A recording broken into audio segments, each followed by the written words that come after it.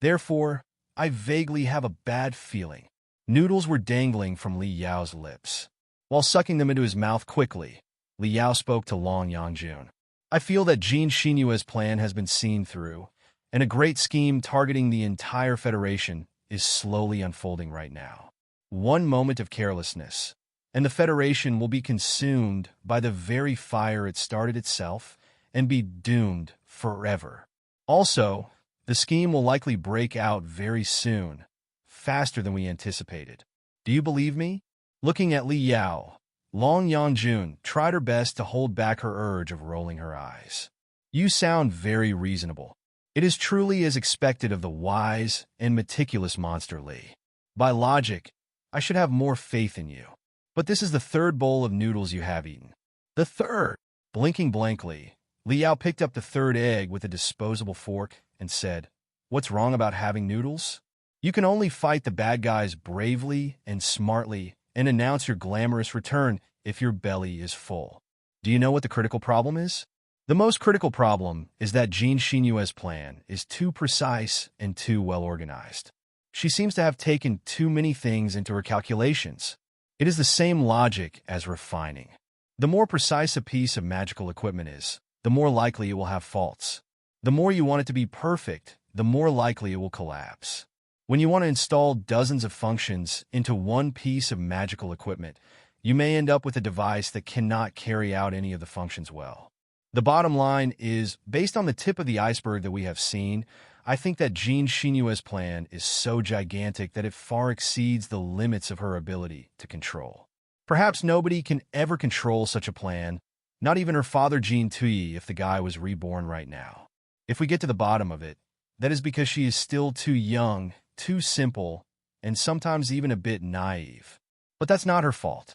The situation that the Federation is faced with right now is much more perilous than the situation her father was in.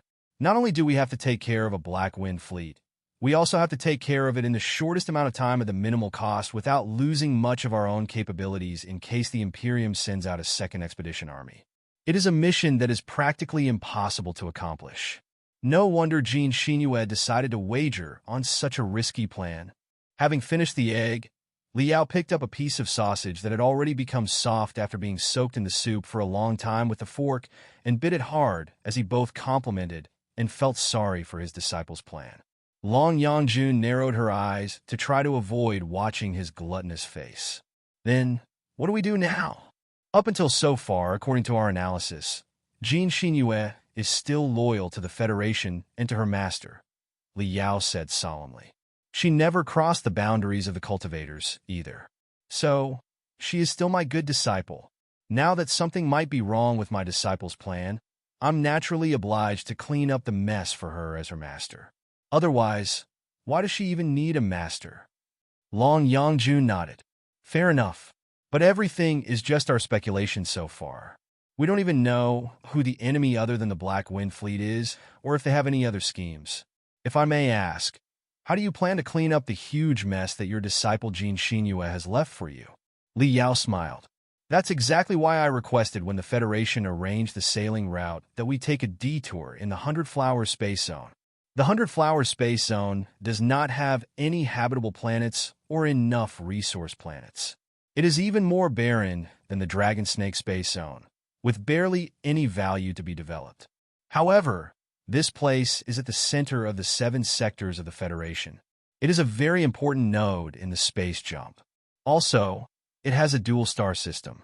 The spiritual waves that the 2 stars release during their interaction can be condensed into an excellent gravity slingshot, which can save a lot of spiritual energy for the starships being teleported. Space jumps cannot be performed randomly, especially now that the Federation has so many sectors and starships. Tens of thousands of starships are jumping on a daily basis, creating temporary wormholes one after another. If the routes and jump points are not well planned, it is very possible that the starships will affect each other and cause a great accident. Traffic accidents in space are rare, but when they do happen, it will be a tragedy where thousands of people may get killed. Therefore, after the Water Crystal Sector and the Forest Ocean Sector were discovered, the Federation began to develop the 100 Flowers space zone on a large scale and established the superspace metropolis, 100 Flowers City, as a transportation hub. Around 100 Flowers City, more than 100 space gates and 10,000 star beacons have been set up for navigation purposes.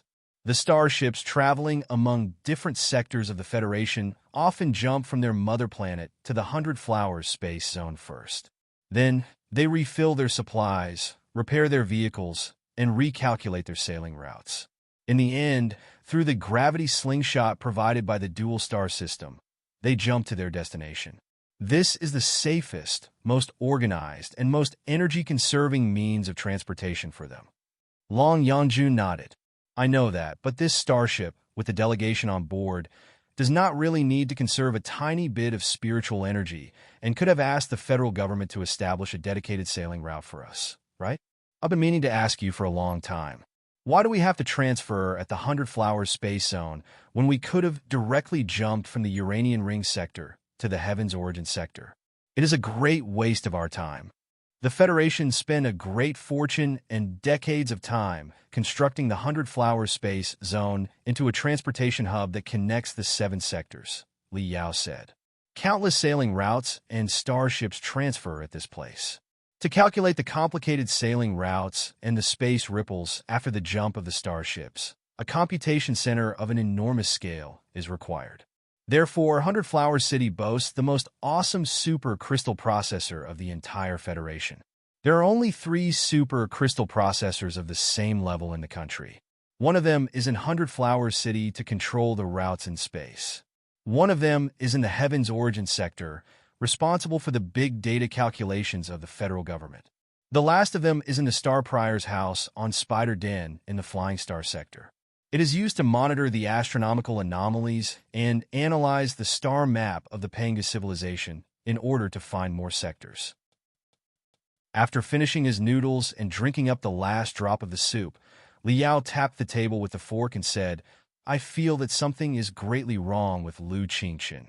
His whole theory about Immortal Cultivator 2.0 makes me stunned and creeped out. I met him when he was still a teenager.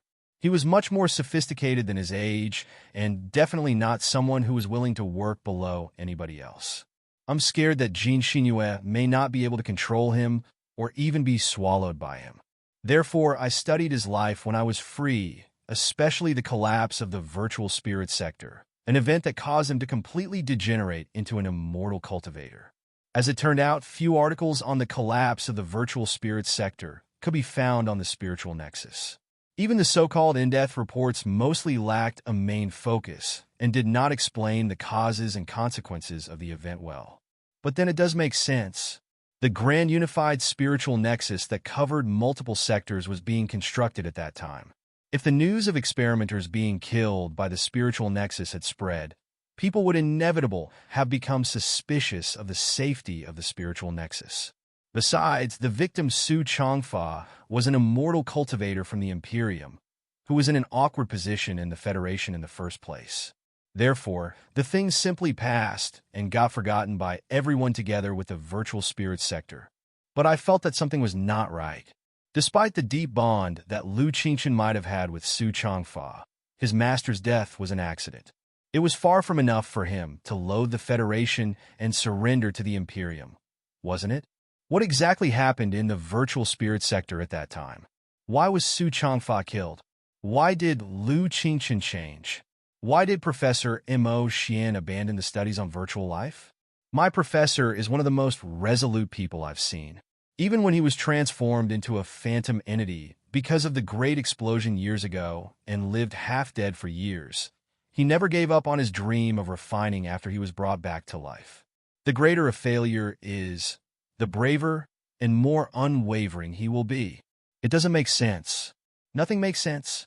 After further investigation, I discovered that the experiments on the virtual spirits sector were conducted in the 100 Flowers space zone years ago. At that time, 100 Flowers City had just begun construction.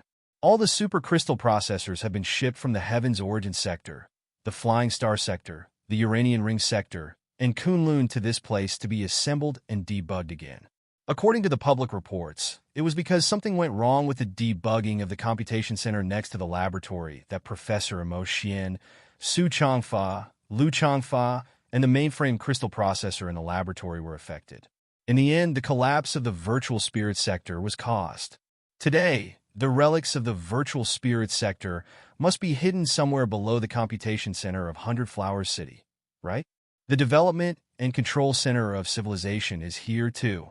As for my professor, although he has left the research team of civilization and abandoned the virtual spirit sector, he is still currently living in Hundred Flowers City supervising other research projects.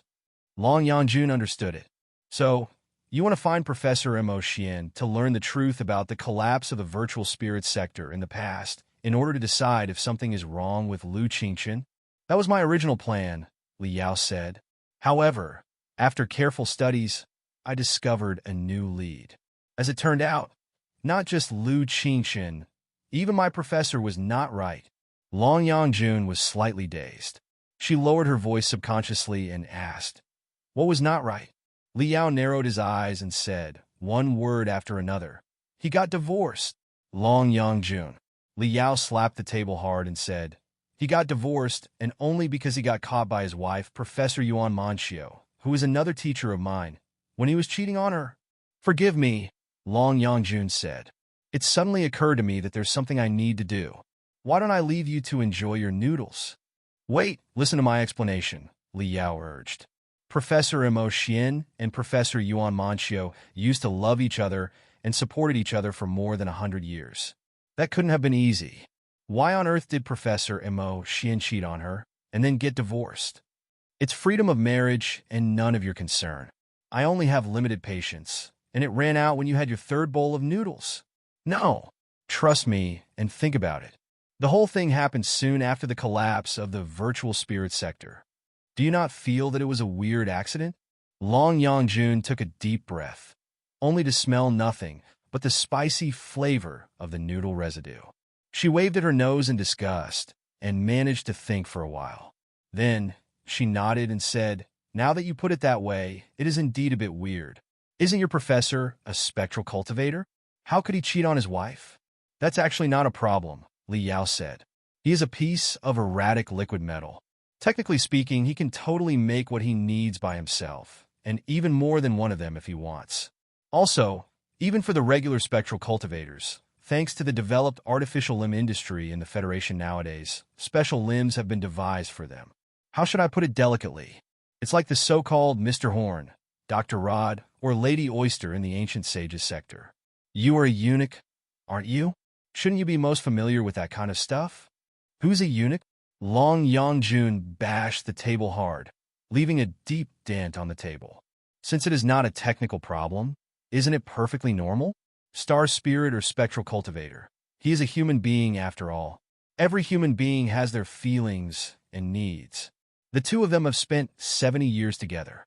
It is only natural that they grew tired of each other. Think about it.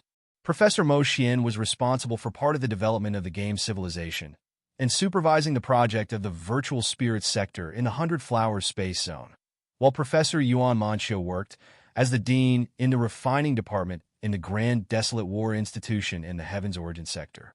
The two of them must have been more often separated than united. In the past, they were both focused on the studies of crystal suits, and they could support each other and communicate better.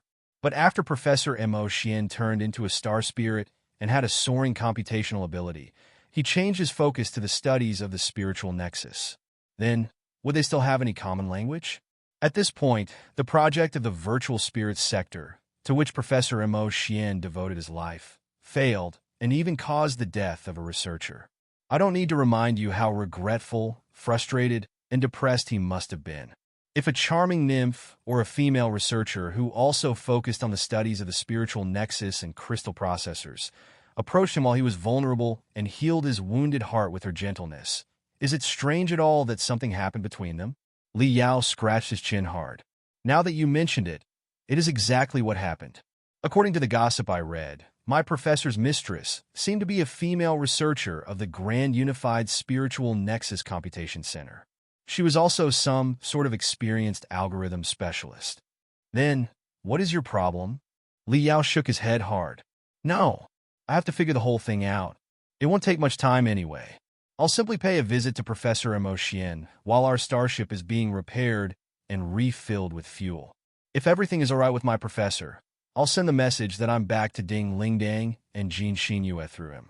I don't trust anybody else right now. Long Yangjun pondered for a moment and said, That's very reasonable. It's true that we should contact Ding Lingdang and Jin Xinyue, the two giants, now, in case of any misunderstanding in the future. Then, what is the project that your professor is responsible for in the 100 Flowers Space Zone? Where can we find him? Li Yao opened a light beam. Here. The Tinder plan originated from the monument plan proposed by Gue Suisho, the oldest demon emperor of the Blood Demon sector, 100 years ago for the purpose of passing on our civilization. After that, the Glorious Sunlight Group, the Double Dragons Union, and some other sects in the Federation all invested in the project to put it into practice. Because Monument sounded too ominous, it was renamed as the Tinder Plan. After the collapse of the Virtual Spirit sector, Professor Mo Xian was frustrated and abandoned most of his previous work. He dedicated himself to the Tinder Plan and became its supervisor. With his help, the progress of the Tinder Plan was greatly accelerated. Right now, the first batch of Tinder has already been produced and is ready to be launched into space. In fact, because the Black Wind Fleet is drawing near, and nobody can tell when they will suddenly lunge out, the very first piece of Tinder will be launched tomorrow. I learned of the arrangement from the news. That's why I specifically requested for our starship to arrive at the 100 Flowers Space Zone and visit the project team of the Tinder Plan so that we could communicate more with Professor Mo Xian on the succession of civilization. It has been approved by authorities. The trip will only take half a day. Our itinerary will not be affected. Long Yangjun narrowed her eyes and read the news fast. The first deep sky exploration starship that carries the Tinder of the Star Glory Federation will be led by Wei Qingqing, a famous novelist and educator in the Federation. Miss Wei is highly likely to be the first person in the history of the Federation to hibernate for tens of thousands of years and to pass on our civilization in the distant future. Miss Wei, Wei Qingqing. Oh, I get it now. Li Yao blinked hard. What did you get? Long Yangjun looked at him thoughtfully and said with a fake smile, So, after all your garbage talk, it is not Professor Mo Xian that you want to meet but your old lover. Li Yao's face immediately turned pale. What old lover? We are in my wife's turf right now.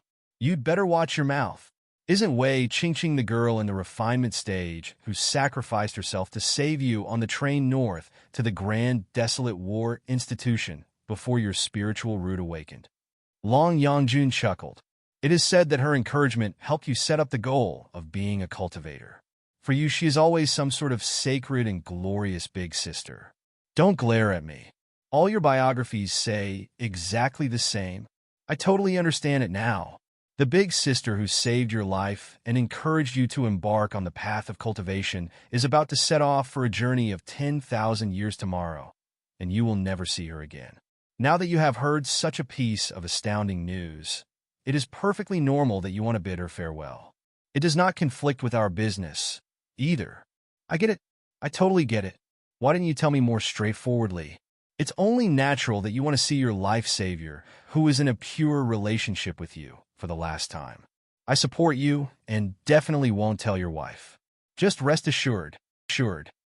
After we reach the Tinder base and get to know the Tinder Plan, we will certainly speak to Professor Mo Xian. I will take the chance to ask him why he left the production team of Civilization and why he and Professor Yuan Manchio got divorced. After everything is sorted out, I'll contact my wife through Professor Mo Xian's communication route. As one of the most influential celebrities in the Federation, Professor Mo Xian must have his private routes that connect to the capital city or the Grand Desolate War Institution. Also, Ding Lingdang is from the Grand Desolate War Institution and was in a good relationship with Professor Mo Xian. Even if Professor Mo Xian cannot reach out to Jin Xinyue, he can certainly speak to my wife. All right. After I contact my wife through Professor and tell her the good news that I'm back, we will be able to communicate with the Federal Army through my wife and gain part of the control permissions of the 100 Flowers Space Zone. At the very least, We can summon a batch of troops or soldiers of the Patriots Front. After my wife learns everything, and with the support of the Patriots Front and the Federal Army, we will return and tell the truth to the other 10 experts of the Ancient Sages sector. We will tell them that I am, in fact, monsterly. When they are flabbergasted and soaked in sweat, I will talk sense into them and allure them with benefits. In their astonishment and gratitude, can they do anything but join the Federation? Even if something goes wrong, I will have arranged a lot of experts from the Federation. We'll have everything covered. In such a case, before the enemy knows it, the Federation will have gained 10 experts at the peak of the nascent soul stage, and even 2 in the divinity transformation stage. I don't care about the tricks and schemes of the enemy. This time, I'm going to beat them with overwhelming strength. When the enemy plays all their moves and thinks that they are sure to win, the 12 ancient cultivators will slap them in their face. Tell me, how can we lose the battle? This is my plan. Simple, straightforward, and absolutely effective. Do you feel that it is secure? Long Yangjun frowned and pondered for a moment. Probably, I guess. That will do. Li Yao clapped his hands. Of course, if time allows, and if we happen to run into each other, it is perfectly understandable to bid farewell to Sister Qingqing, catch up with her, and ask her to bring bliss to the people in billions of years' time. All right, enough talking. Ling Xiaolo is here. Let's go to the Tinder base to meet Professor Mo Xian. 100 Flowers City, at the center of the vast 100 Flowers space, zone near the overlapping gravity sphere of the 2 stars, was made of an array of hundreds of round space stations. Not counting the workers and their family on the hundreds of space gates nearby, the main district alone already had a population of 150 million. Although it was not the largest space metropolis in the Star Glory Federation, it was definitely a future city with the highest education on average and the most cutting-edge techniques and arts. Because it was at the center of the sailing routes of the Federation, it was naturally suitable to be a center of transportation and data interaction, which also attracted the talents of the 7 sectors and countless sects, groups, research teams, and academic institutions related to crystal processors and the spiritual nexus to migrate to this place. After decades of development, especially after the core database and supercomputation center of the Grand Unified Spiritual Nexus, the control and interaction center of civilization, and future University of the Star Glory Federation were established there one after another, the city became the well-deserved think tank of the Federation. According to the statistics of the Guy-level supercrystal processors in the Federation, which had the highest computational ability nationwide, 100 Flower City had won, and of the Jing-level supercrystal processors secondary to the Guy level, the city had 69, which was more than 1/3 of the total. The city was an out-and-out city of crystal processors. It was thanks to the computation, analysis, interaction, and transmission of the supercrystal processors that the smoothness of the sailing routes and the stability of the Grand Unified Spiritual Nexus were ensured. After Li Yao and Long Yangjun boarded the shuttle that was the shape of a silver water drop under the lead of Ling Xiaola, the half-fox demon, and traveled inside 100 Flowers City without a sound, they truly felt the extraordinariness and profoundness of the city that far exceeded Fish Dragon City, Firefly, or the Orbit City in the Uranian Ring sector. From the outside, 100 Flower City was a perfect cube made of hundreds of balls that were dozens of kilometers in diameter and had absolutely no flaws on the surface. Such a shape that was in complete violation of natural law and the universe's regular form was the best symbol of mankind's ambition to challenge nature. However, when the shuttle traveled inside 100 Flower City, it seemed to be traveling in a splendid natural landscape. They were traveling on a boundless prairie and appreciating the cows and goats through the transparent floor below their feet, then seeing lakes in the middle of raging deserts and the green oases next to them, and then passing through deep, dark canyons reaching primitive forests. They witnessed the exotic views on many resource planets. It was truly dazzlingly beautiful. Such natural views were all the illusions constructed by super large-scale 3D light beams. Such facilities were almost installed in every space city, with limited space as a virtual comfort for human beings who originated from a planet. The illusions in 100 Flowers City were particularly vivid and almost felt real. One might even say that they were an enormous grand illusionary land that covered the entire city. Normal people would inevitably feel that they were on a certain planet, as the scenes changed several times. Future University lies in the mountains up ahead. It is a supreme university founded together with a new federation. The most excellent talents in the 7 sectors have been gathered there. The silver, egg-shaped buildings in the deserts are the data interaction and control center of the game civilization. Also, the production center for new plots and new DLCs is here too. For the needs of the supercrystal processors, the climate here has been set to be very dry. In front of us is the Tinder base. Ling Xiaola, Li Yao's tour guide, wagged her foxtail and introduced the city to them enthusiastically. While talking, the little girl stuck her tongue out. I must thank you for bringing me here. Many research centers and bases in Hundred Flower City are not open to outsiders. Even I did not have a chance to visit them, even though I am a distinguished employee of the Secret Sword Bureau. Wow! After the shuttle moved into the Tinder base, the picture in front of their eyes changed drastically into a dirty undersea world, as if they had passed through a non-existent gate or pierced through a bubble. No, it was not a dark, blue ocean as seen today, but one from the time when the planet was just born. Volcanoes were erupting at the bottom everywhere, turning the ocean into a pot of boiling soup. Black pillars of smoke were rising from the highly unstable prehistoric ocean, like the hands of fiends that were extending from the cracks at the bottom of the ocean. However, it was exactly because of the amazing reactions between the precious metals and minerals brought by such fiend hands from the depths of the crust and the materials in the seawater and the raw air that the first batch of monads was born. Although they knew that it was just an illusion, Li Yao and Long Yangjun were still greatly astounded by such a magnificent picture of a prehistoric undersea world. The Tinder base seemed to have a deeper meaning by setting up such illusions at its edge. The shuttle kept pushing forward. As if they were traveling through a channel of time, the illusions around them were changing non-stop, too. The undersea volcanoes gradually fell dormant. The seawater turned shallower. Thick ancient fungi grew out of the craters around the ancient volcanoes and extended to the end of the ocean like a white carpet. The prehistoric ocean creatures who fed upon the ancient fungi gradually showed up, too. Red algae, green algae, trilobite, anomalocaridids, not Devonian fish. Aya! The shuttle moved forward from the prehistoric ocean to the medieval ocean. Suddenly, it leapt out of the ocean and barged into a paradise of gymnosperm and fern. All kinds of reptiles and enormous insects were growing blatantly inside the woods. A monster that looked like a tyrannosaur crawled out of the dense forest and opened its bloody mouth at them, as if it was about to swallow the shuttle whole. Naturally, the shuttle was safe and sound, but Ling Xiaola did utter a half-true, half-fake exclamation. After a brief period of darkness, mammals and primates gradually replaced the reptiles and governed the world. Very soon, a few apes with black hair all over their body, whose eyebrows were high and cheeks hollow, became the focus of the picture. They were dancing around a campfire. An enormous starship of the Pangu clan seemed to be observing them coldly from the sky. Starting from that scene, time began to flow much faster. The twigs in the hands of the apes turned into sticks, the sticks transformed into stone axes, and the stone axes evolved into bronze spears.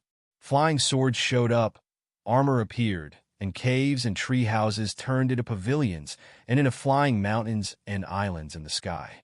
It was the first brilliant and glorious outbreak of the civilization of mankind, the age of the ancient cultivators. After that, it was 30,000 years of the Great Dark Age that was dominated by demons, followed by the Star Ocean Imperium. Then, the second collapse caused by the Armageddon Rebellion and the second Renaissance that came right next. In the end, 7 broken worlds at the edge of the cosmos were condensed into the Star Glory Federation. From the birth of ancient creatures, to the enlightenment of the Pangu civilization, to the 100,000 years of development of the civilization of mankind, the whole civilization's history was reflected in the time channel that was not very long.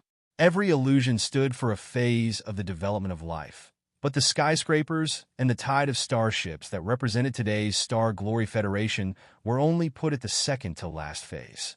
The last phase, which should have represented the future of the civilization of mankind, was actually a picture of many silver metal balls that were floating in midair like balloons.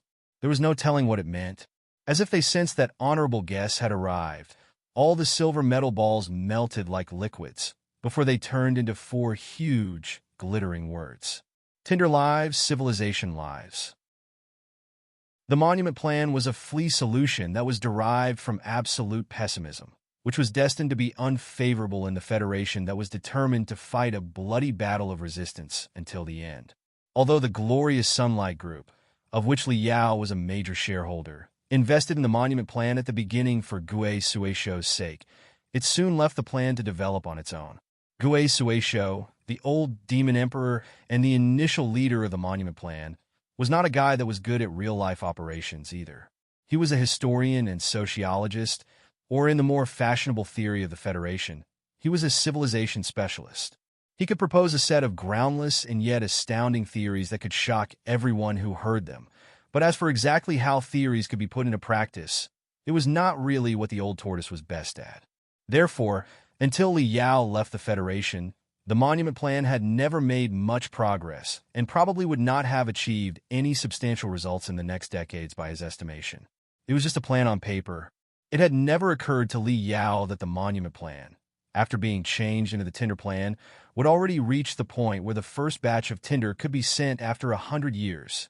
The time channel constructed by the 3D light beams alone was enough for the visitors to see the ambitions hidden deep inside the Tinder. The researchers were truly trying to condense the origins, development, peak, and future of mankind into one short moment and pass it on to the brand new species that would appear in billions of years. Moreover, in the time channel, the ancient fungi were replaced by red algae, the green algae were replaced by trilobites, and then Devonian fish, dinosaurs, apes, and human beings. They replaced, or rather eliminated, their predecessors. In the last scene, human beings were replaced and eliminated by silver balls. What did it mean exactly? Li Yao was deep in thought. He had a vague, uncomfortable feeling. Then he was amused, wondering if he was being too sensitive. If there was really some clandestine arrangement off the table, it would not be displayed openly just like that. Right then, Long Yangjun spoke to Ling Xiaolo with a smile.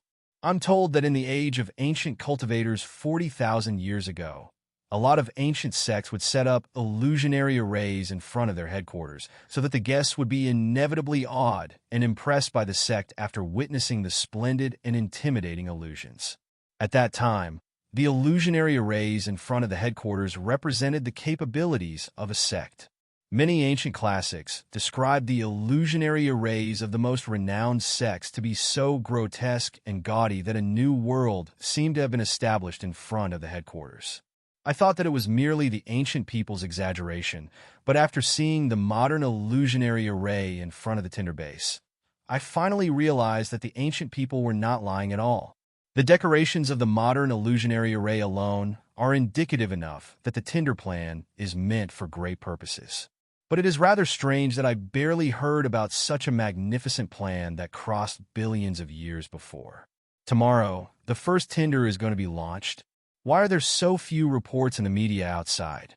This is too low-key, isn't it? The Tinder plan is indeed very low-key and mysterious, Ling Xiaolo said. Even I don't know the inside information about the project. Honestly speaking, if it weren't for you, a secret sword agent of my level wouldn't be qualified to enter the base at all.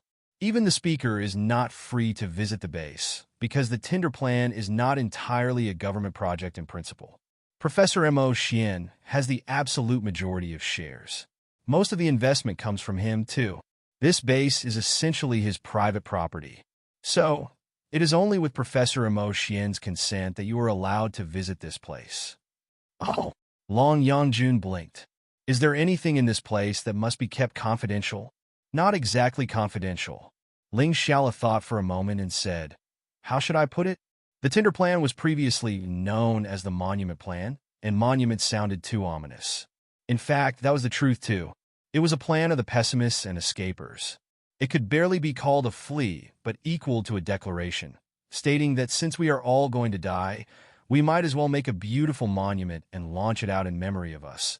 Then we can all rest in peace. Think about it.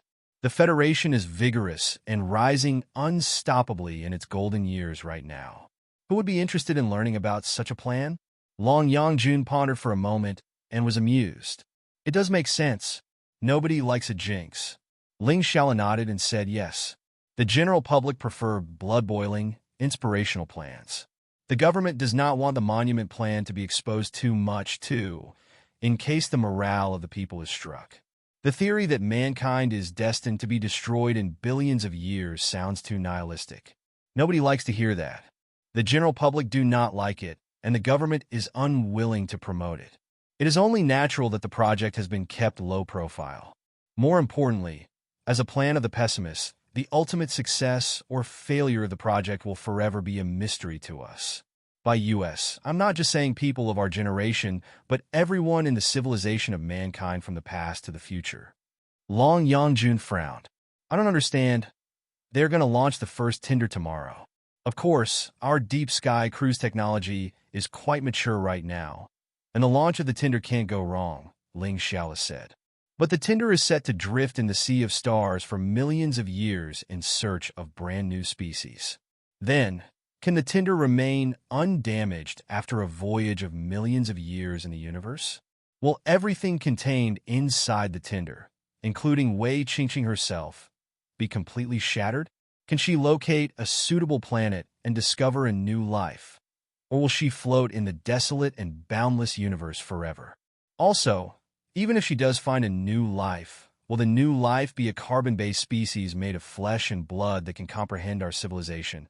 Or will it be something terribly bizarre? Assuming that a certain life is born in the metal lakes on a planet with a diurnal temperature variation of more than 500 degrees, I find it hard to believe that such a life will be able to understand and accept the legacy of the civilization of mankind. All the questions that we are faced with right now cannot be answered immediately. They probably won't be found out for 1,000,000 years, 1,000,000,000 years, or even 1,000,000,000,000 years. Now, do you think that the Tinder plan, which is utterly meaningless to here and now, can attract the interest of the general public and the media? Also, Professor Mo Xian is an unsocial man who prefers to keep a low profile. He never promoted the project on a large scale or invited any media to introduce it. In fact, the requests for interviews and visits from a few major media outlets were all declined by him. Only the Federal Army, the Parliament, and the Secret Sword Bureau sent a few guests to attend the ceremony. To be honest, I was quite surprised that he agreed to your request to visit the base. Long Yangjun smiled. Is there anything special about us? According to Professor Mo Xian, the Tinder plan is a plan of the escapers, and the rightful government of the Star Ocean Republic has fled for 1,000 years, Ling Xiao said. Since you and he are all refugees in a certain sense, he thinks that you will perhaps appreciate the Tinder plan and understand him better than other people. Therefore, he is willing to meet the honorable guests from Firefly and have a good conversation with you. Looking at Li Yao, Long Yangjun said, Then, we will be greatly honored. Professor Mo Xian sounds like a weird guy. I once watched a debate between him and Professor Xiao Wufeng on the Grand Unified Spiritual Nexus and the virtual life. It left quite a deep impression on me. How come Professor Mo Xian gave up the more promising projects such as the Grand Unified Spiritual Nexus and the studies on virtual life and chose to manage the Tinder plan instead? Ling Xiao shook her head and replied, I don't know about the details. It seems that Professor Mo Xian simply transferred all his passion and his lifelong efforts into the Tinder plan for some reason after the major frustration he suffered in the project of the spiritual nexus and virtual life. In fact, before Professor Mo Xian participated, the previous monument plan was in a half-paralyzed state. The initial capital invested by the Glorious Sunlight Group had already been spent. The project manager Gui Suisho was a pure theorist who was not good at pushing forward such an enormous, complicated project of many different levels either. Also, because his connections among humans were not very extensive, and because of the ominous nature of the project, few experts were willing to join him.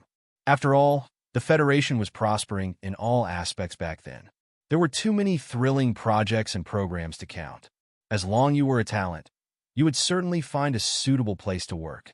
Why would you dedicate your entire life to such a pessimistic, unpromising plan? When the monument plan was about to die of natural course, Professor Mo Xian joined the game aggressively and acquired the project from Xuan. He also renamed it the Tinder Plan. In the past 100 years, Professor Mo Xian has worked as the president of the Grand Desolate War Institution, the Refiners Association, the Association of Spectral Cultivators, and many other organizations. He has put dozens of major projects into practice and pushed them forward. His experience and his connections in the circle are incomparable to Xuan's. Besides, Professor Mo Xian also invested his lifelong savings into the project. He even raised a large sum of funds by selling his shares in the Glorious Sunlight Group and the authorization of all the magical equipment that he designed and produced in his entire life, including the Mystic Skeleton Battlesuit. The funds were all invested into the Tinder project. With the participation of such a powerful leader and the investment of incessant capital, a team of experienced specialists was soon gathered. The base was constructed later, too. The Tinder plan was revived and rushed forward at an astonishing speed. After only decades, there are already products. Yes, more than 100 years ago, when Li Yao joined the Grand Desolate War Institution as a freshman student, Professor Mo Xian, who was the dean of the refining department at that time, had invested all his belongings into the Mystic Skeleton Battlesuit project. He had been so destitute that he had been borrowing money from everyone he knew. However, as the Mystic Skeleton Battlesuit became the first mass-produced crystal processor designated by the military of the Federation and was equipped by more than 10 legions, Professor Mo Xian's poverty was changed for good. The Mystic Skeleton Battlesuit project did not belong to the Grand Desolate War Institution, but was essentially managed by Professor Mo Xian and Professor Yuan Manchu themselves. Not only was the earliest framework of the Mystic Skeleton Battlesuit devised by the two of them based on the remnants of the crystal suits from the Star Ocean Imperium, even most of the research funds were raised by them, too. Therefore, they were the greatest profiters of the project. Li Yao was merely a researcher and a test pilot who had joined the project at the last phase, so he had only gained a tiny slice of shares in it. But the tiny slice of shares brought Li Yao endless wealth every year incessantly, which was then exchanged for countless resources. It was the solidest support for his soar in cultivation. When Li Yao returned from the Flying Star sector for the first time, the earnings generated by the authorization of the Mystic Skeleton Battlesuit were already astronomical. Today, the family of the Mystic Skeleton Battlesuit were the best-selling crystal suits in the Star Glory Federation in the past 100 years. Their cheap cost, sturdiness, and easy maintenance were made best use of in complicated environments in the 7 sectors and the terribly harsh resource planets. They were extremely popular among people of all social classes, especially ordinary people. One might say that in any place where the rising dragon of the 9 stars emblem of the Federation could be seen, the Mystic Skeleton Battlesuits that were rusted and riddled with holes but still functioned well could be found. They made great contributions to the golden development of the Federation. Leaving the pirate producers aside, for the crystal suit manufacturers who were officially authorized, they had to pay the original designer a certain fee for every Mystic Skeleton Battlesuit they built. After 100 years, as the best-selling crystal suit series, the Mystic Skeleton Battlesuit had already given Li Yao an astronomical income, although he only had a slice of shares. It was unimaginable how much Professor Mo Xian had earned as the major shareholder. That, on the other hand, was only one part of Professor Mo Xian's wealth. Years ago, when the Glorious Sunlight Group was founded in the Flying Star sector, it was mainly for the purpose of covering up the Glorious Sunlight Magical Equipment Laboratory under its banner. The owner of the particular laboratory was Professor Mo Xian, who had already turned into a star spirit back then. Therefore, Professor Mo Xian had quite a lot of shares in the Glorious Sunlight Group too, almost as many as Li Yao's. Li Yao had always respected his professor. Neither himself nor his professor were ever greedy about money. Naturally, they never cared about such insignificant issues. Right now, the Glorious Sunlight Group was developing quite well as one of the top 20 corporations in the Federation. Professor Mo Xian's shares, boosted by the rise of the group, were worth an astounding fortune. Furthermore, Professor Mo Xian had absorbed a lot of computational ability from the Star Child in the battle against Xuan and saved the Flying Star sector at the most critical moment together with Li Yao, which indirectly changed the course of the Heaven's Origin sector, the Blood Demon sector, and the entire new Federation later. His personal computational ability soared crazily after the battle and could be called the best in the country in terms of many parameters. With his amazing computational ability, he was essentially a super crystal processor with the soul of a human. That was why he had become one of the earliest developers of the game Civilization. The initial development of the game was basically as such. Li Yao and Su Changfa would raise many creative ideas after their discussion and debate. Lu Qingqing would note them down, and Professor Mo Xian would find a way to put them into practice. Naturally, Professor Mo Xian had a lot of shares in the Civilization project. Today, Civilization had already developed into a behemothric creature of national influence. Did anyone need to question Professor Mo Xian's wealth? And now, he had spent all his savings, which should have been enough to buy a whole planet, on the seemingly unattractive Tinder plan that could only affect the future species that would be born in billions of years. How immeasurable this mysterious Tinder plan must have become after being developed by him for so many years with such funding. The more Li Yao thought about it, the more he felt that something was not right. Professor Mo Xian is one of the most notable celebrities in the Federation, Long Yangjun noted in surprise. I believe his personal wealth must be abundant. But he's putting all of his money into an unsubstantial plan of the pessimists? What a devoted man. I couldn't agree with you more. Ling Xiaola opened her hands. It is said that he had a big fight with Yuan Manxiu, his former wife, who was another famous master of refining in the Federation. They even got divorced because of that. He has indeed dedicated his efforts, his savings, and his entire soul to the Tinder project. Li Yao and Long Yangjun looked at each other, both amazed. So, it was not just because of an affair. The whole thing was getting more and more weird. Li Yao was there mainly to meet Professor Mo Xian.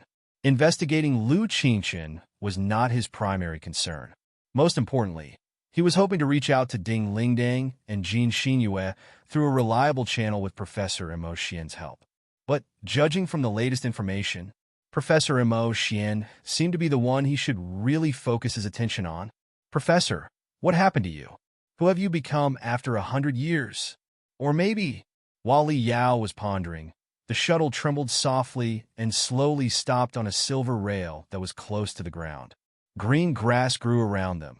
A refreshing breeze was embracing them, and a blue sky, white clouds, and warm sunlight were overhead. Although they knew that everything was illusionary, they could not help but feel reinvigorated.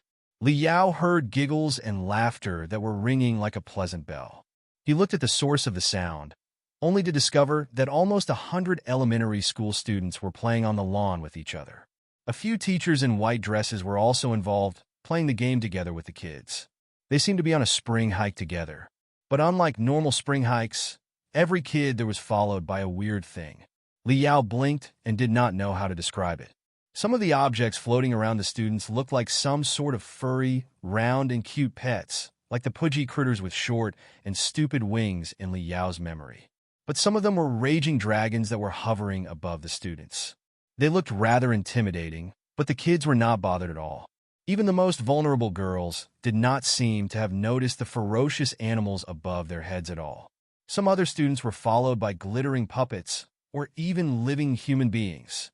Those human beings were in different attires. Some were wearing robes or sword suits in a vintage style, as if they had traveled through time from 40,000 years ago. Some were wearing a mustard seed combat suit, with the demon beast detector that Li Yao was quite familiar with on their faces. Some of them even had sacredly white wings in their back and glamorous horns above their head, like kings among the demons.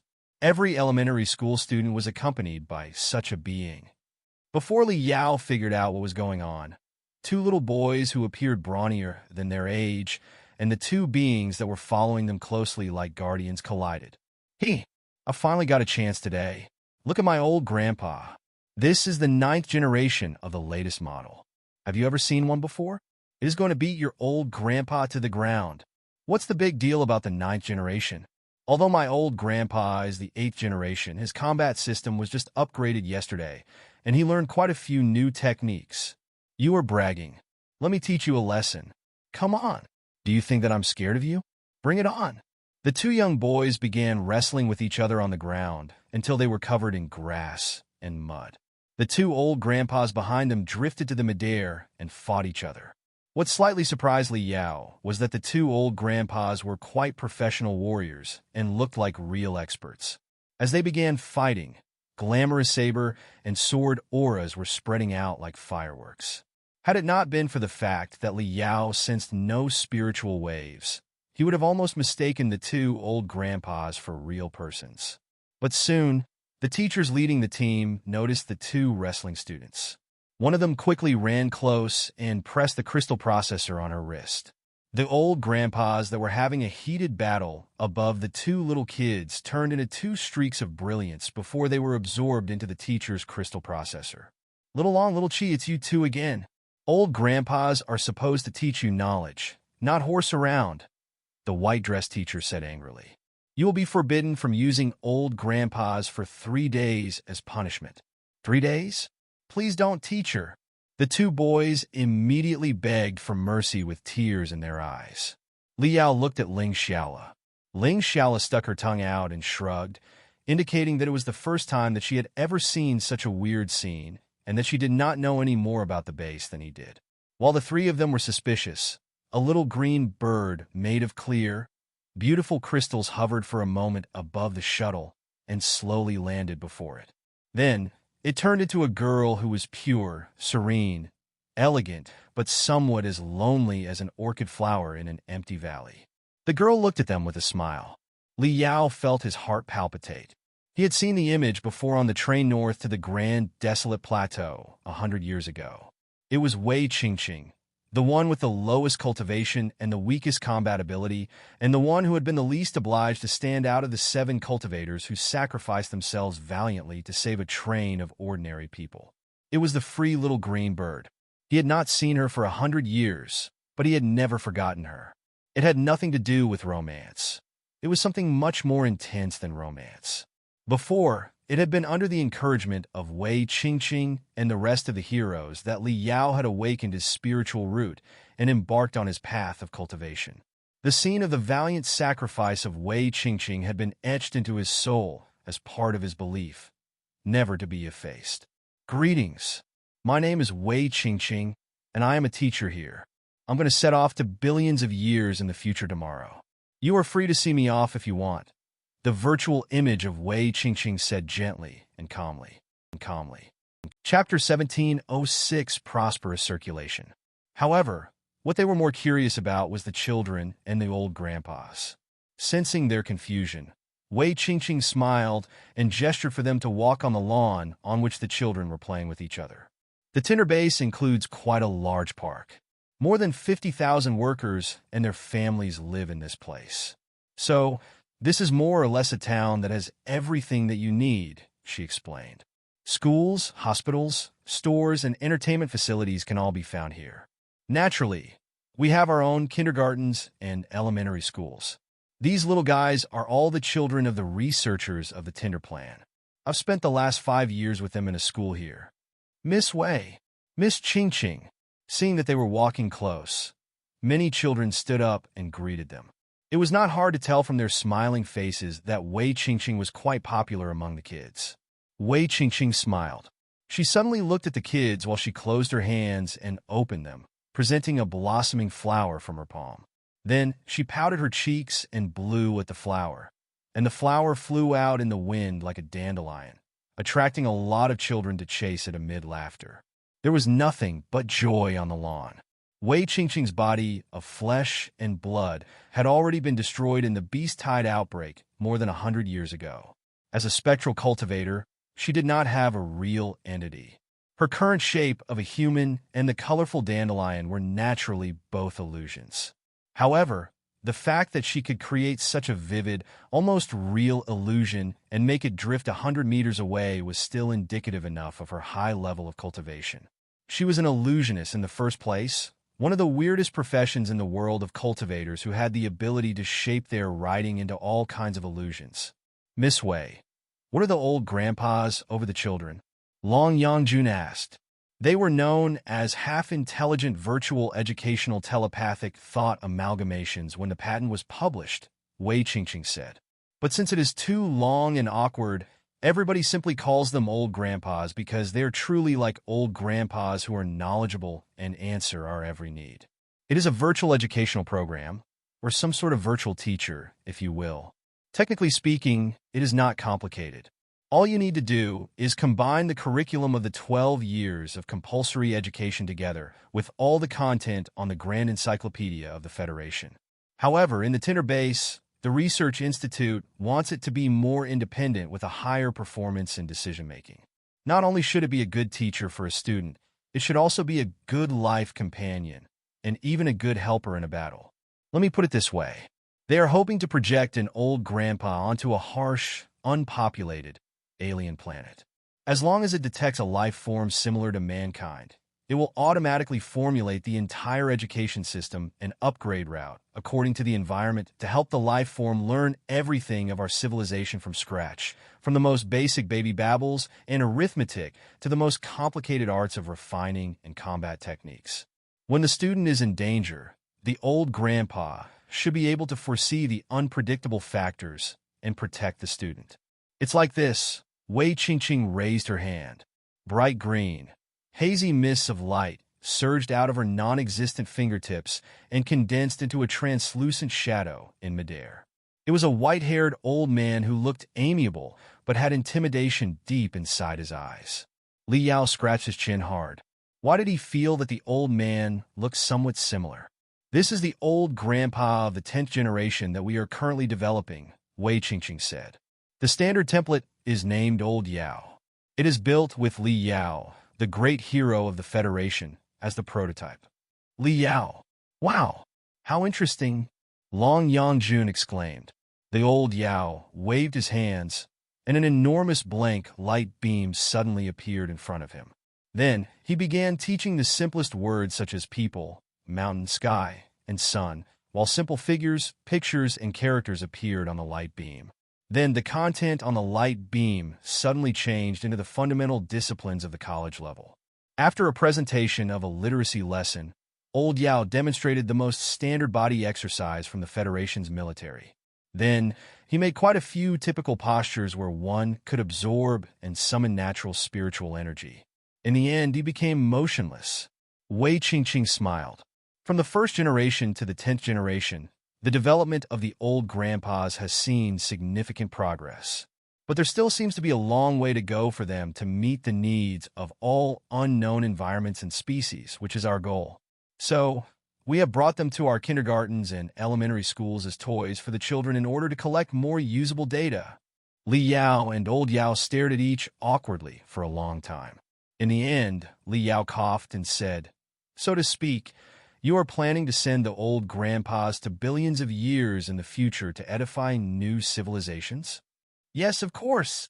Wei Qingqing opened her virtual arms and bathed in the virtual sunlight comfortably. "I've spent my whole life teaching children. I've seen so many young and naive children gradually grow up. In fact, from the perspective of a higher level, isn't the so-called Monument Plan or the Tinder Plan a compulsory education program on a universal level? Many civilizations that are in an ignorant state may exist in the universe in billions of years' time, like the naive children.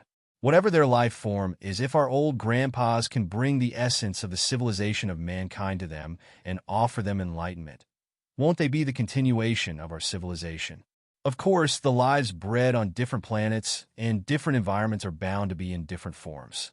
Perhaps it will be difficult for them to understand the entirety of the civilization of mankind, but one tiny bit will be enough. Think about it. On a bizarre planet in billions of years, an intelligent life form that looks like a metal octopus is born in a boiling swamp. Such a life form and their social structure will definitely be vastly different from mankind.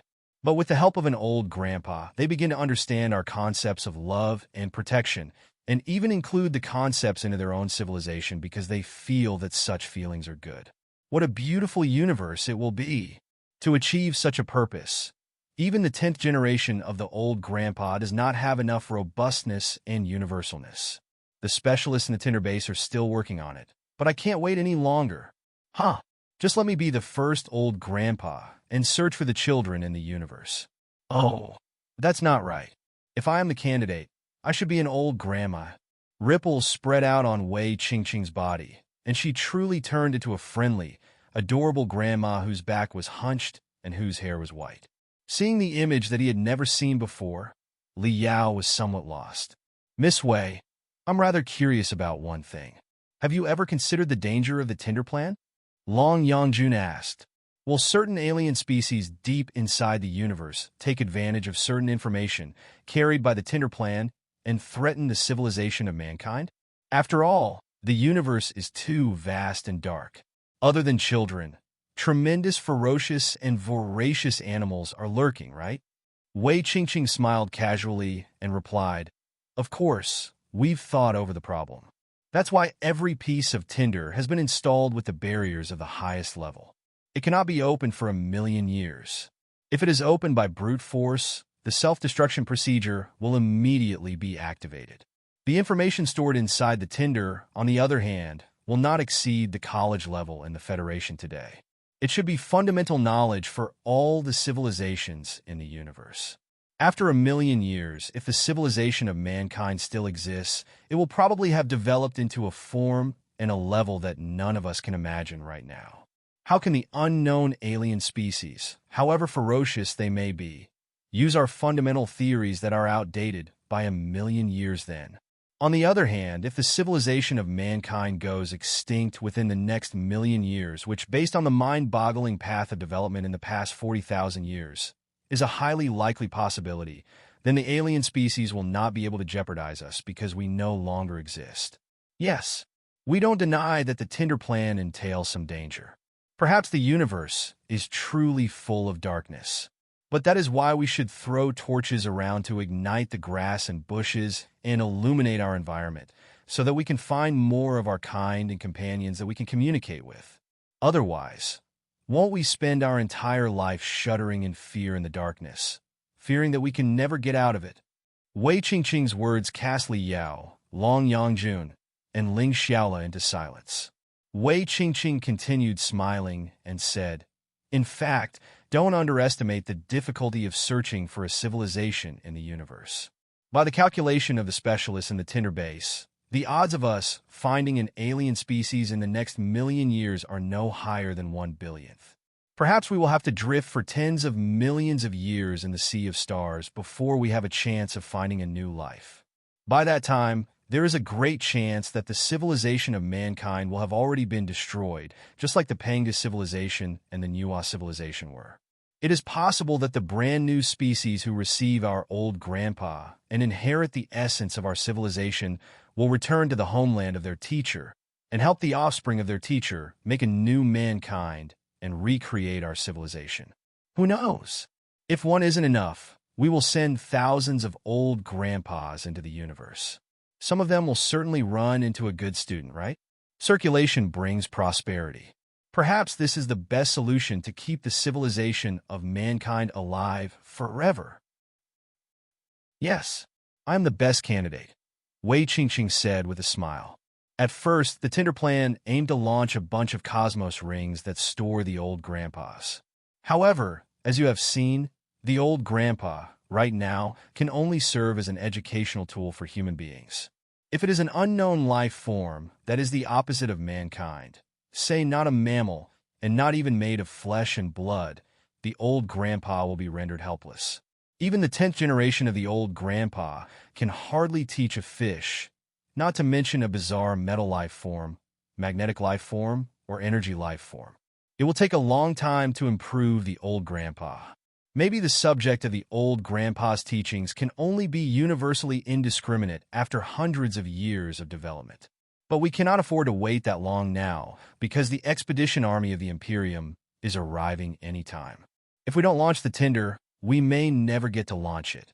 Later, we also thought of launching a hibernating person, but the hibernation technology of the Federation was our bottleneck too. We are not talking about a hibernation of decades or hundreds of years, but millions of years, or even longer. Even the Panga clan and the Nuwa clan might not have had such hibernation technology, considering that our parent civilizations have only been gone for less than 1 million years so far. A hibernation of less than 1 million years greatly impinged on the hibernating individual, to the point that a member of the Panga clan was even killed by our hero, Li Yao, after it woke up from hibernation.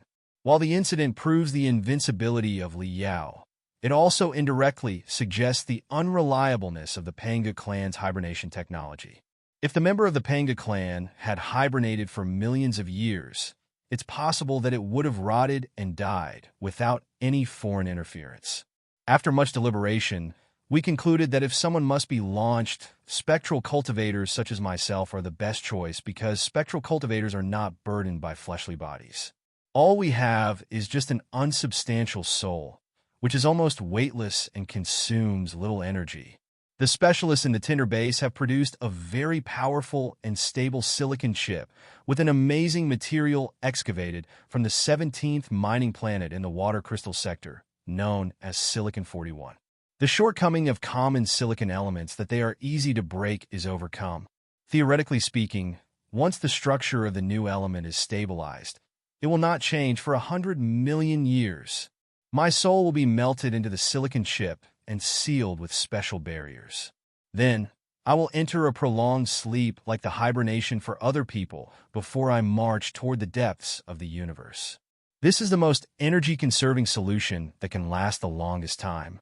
Due to the limited time, this is the best we can do for the first batch of Tinder now. If we can defeat the expedition army of the Imperium, we can take our time to develop more advanced Tinder.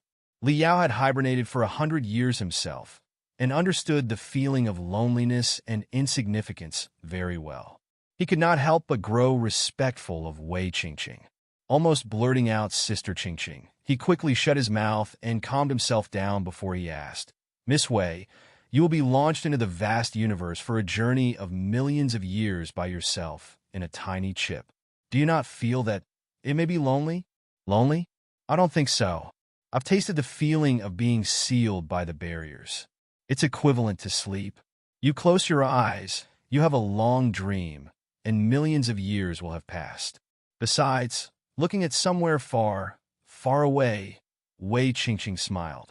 I grew up in a mountain village in the Heaven's Origin sector. For the people living in the information age with a highly developed, grand unified spiritual nexus, it might be hard for them to imagine that there was once such a secluded place in the universe. You couldn't find a second village within dozens of kilometers of my hometown. Many people never left the mountains in their entire life. Even light beam projectors were rare. Had it not been for my teacher, who was a cultivator from a major city and volunteered to teach in the village, I might never have been able to leave the place or know that so many people outside were living such a wonderful life. After I witnessed the great world out there that is full of wonders and possibilities, when I recalled my childhood in the small mountain village, I realized how lonely I had been before. So, after I graduated from the Sky Fantasia Academy, I became a village teacher like my teacher in the past. I worked in the Heaven's Origin sector first, and then went to the Blood Demon sector after the new Federation was founded. Later, I went to the Water Crystal sector, the Forest Ocean sector, the Netherworld sector, and the Mines in the Uranium Ring sector, to all the places that were as remote and secluded as my hometown.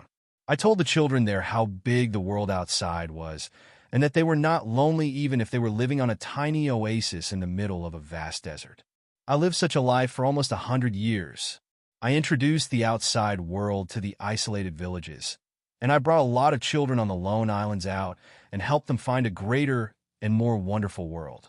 But then, I gradually grew dissatisfied.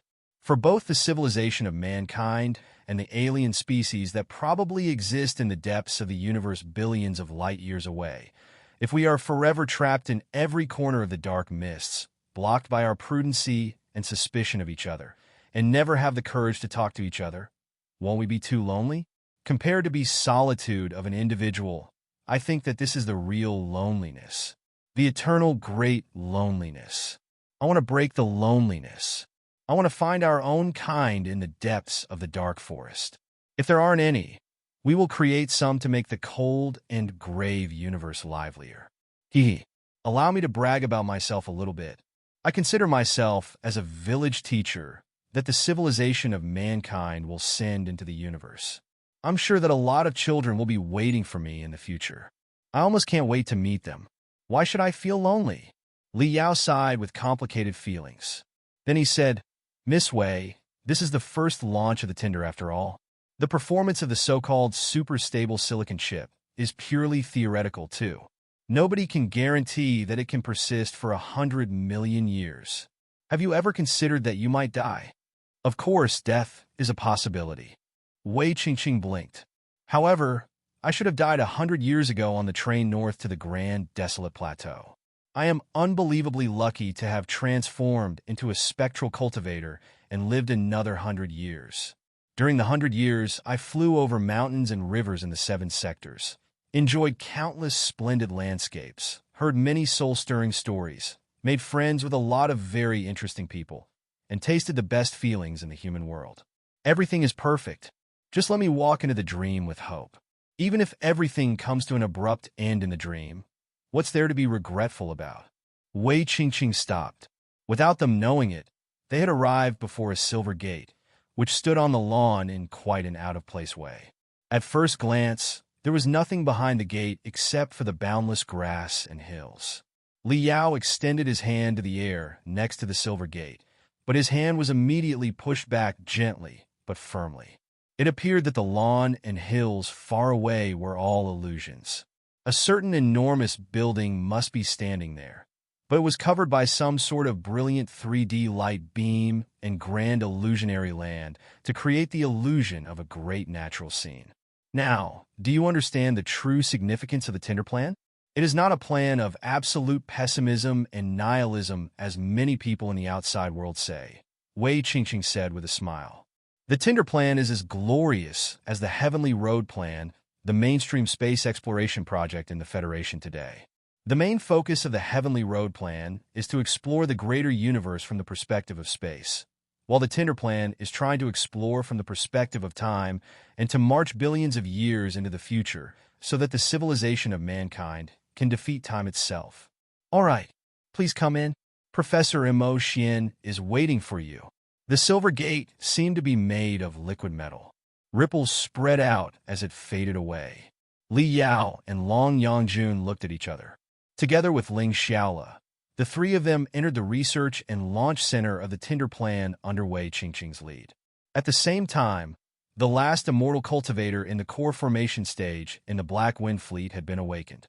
He was absorbing spiritual energy crazily, nurturing his veins and nerves that had withered from decades of hibernation. The final war preparations were finished.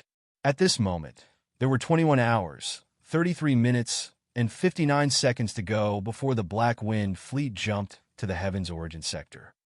The Silver Hall of the R&D Center of the Tinder Plan was similar to the lobby of the Game Center of Civilization. Ball-shaped light beams were flashing in midair, in which a myriad of small worlds were blossoming like illusionary lotus flowers. The content of the small worlds were the episodes on the history of evolution as they had witnessed when they passed the time channel a moment ago. Ancient fungi were struggling in the boiling ocean. Trilobites and knotlai dominated the ocean. The first batch of fish crawled on the muddy seashore. Dinosaurs, tigers, wolves, and monkeys claimed the continent in turn. Ancestors of human beings were picked and enlightened by the Panga clan, eventually growing into a vigorous, glorious civilization that occupied the 3,000 sectors. The billions of years of development of life were highly summarized by the hundreds of small worlds. They were not games that required real-time computation, but mere videos. Therefore, they did not take much space. The hundreds of video clips could be stored in a tiny chip and launched together with Wei Qingqing.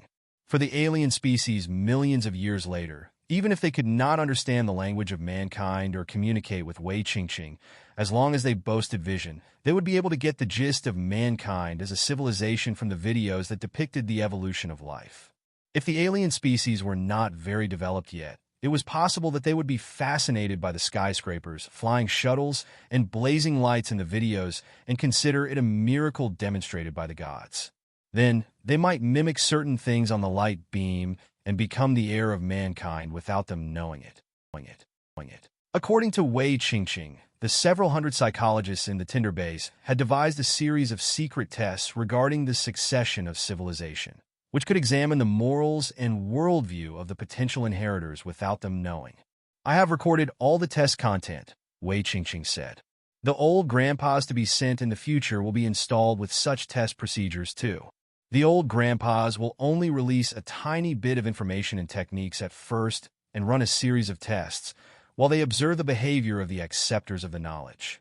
Only after they ensure that the morals and worldview of the acceptors are similar to ours will they release all the remaining information, including the star maps. For example, after our old grandpa locates an alien world that has a not-so-developed civilization, he will perhaps find an ordinary, if not underprivileged, specimen in the alien world first and fall to the side of the specimen as a cosmos ring. Then, he will release part of the information and techniques and fabricate an origin for himself, according to the myths of the alien world, by claiming he is a prehistoric god, a sealed demon, or a lost artifact. Later, he will arrange a series of fortuitous events and adventures and secretly observe what the acceptors will do with the old grandpa's techniques. If the specimen is interested in nothing but murder and entertaining himself, then we'll have to say sorry. Such an alien race is probably not suitable to pass on all the information from the civilization of mankind. It is also too dangerous to let them know it.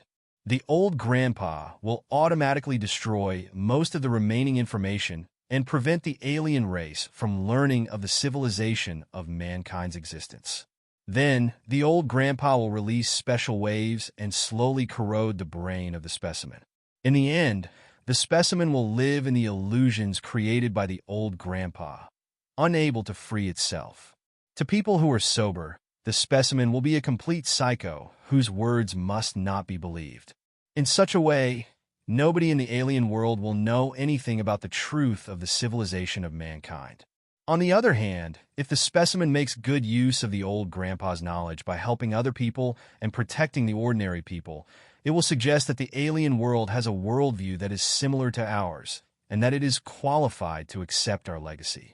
In the meantime, the old grandpa will arrange a series of tests for the specimen. With every test passed, more common morals and worldviews will be confirmed, and the old grandpa will release more techniques and information accordingly to make the specimen grow stronger to reform and lead their world in our way. In the end, after all the tests are passed, the old grandpa will reveal all the truth and inform the specimen of the existence of mankind. He will also give our star map to the kind and upright specimen so that they and their offspring may be able to return to the home of their teacher one day. We believe that an alien race that can pass all the tests will definitely share a similar worldview to ours. It will be possible for us to understand and communicate with each other. We will also be able to give each other a hand and pass on each other's knowledge. Qingqing paused and smiled brilliantly. Now, do you understand? We never underestimated the ambitions and lust of the alien species that are possibly lurking in space, and we will certainly look for a suitable inheritor according to the highest standard. In fact, the slow progress of the old grandpa's development is mostly because we need to devise the test procedures. It is also for this reason that I have been selected as a member of the first batch of Tinder. Li Yao was rather curious. I don't quite understand. Because I am an illusionist. Qingqing smiled. Because of our unique skills, the illusionists are able to affect other people's brains through words and language and construct vivid illusions for them. Therefore, if we can really locate a rather underdeveloped alien civilization, I will be able to find an individual in the civilization and fabricate a series of bizarre, intriguing adventures for them, allowing them to achieve anything they want in the world of illusions, in order to test their morals and see if they are suitable to accept the great legacy of the civilization of mankind. Tilting his head and thinking for a moment, Li Yao was amused. If the specimen does have evil thoughts, they will be quite pitiful. It can't be helped. I believe in the brightness of the universe, but I can't turn a blind eye to darkness and evil, Qingqing said. We have to be responsible for the future of mankind. All village teachers have a whip in their hands to discipline their students. For the success of the Tinder plan, I've spent the last few years in deep meditation. With the help of hundreds of other illusionists, I have constructed many wonderful virtual worlds for test to ensure that our legacy will not fall into the wrong hands.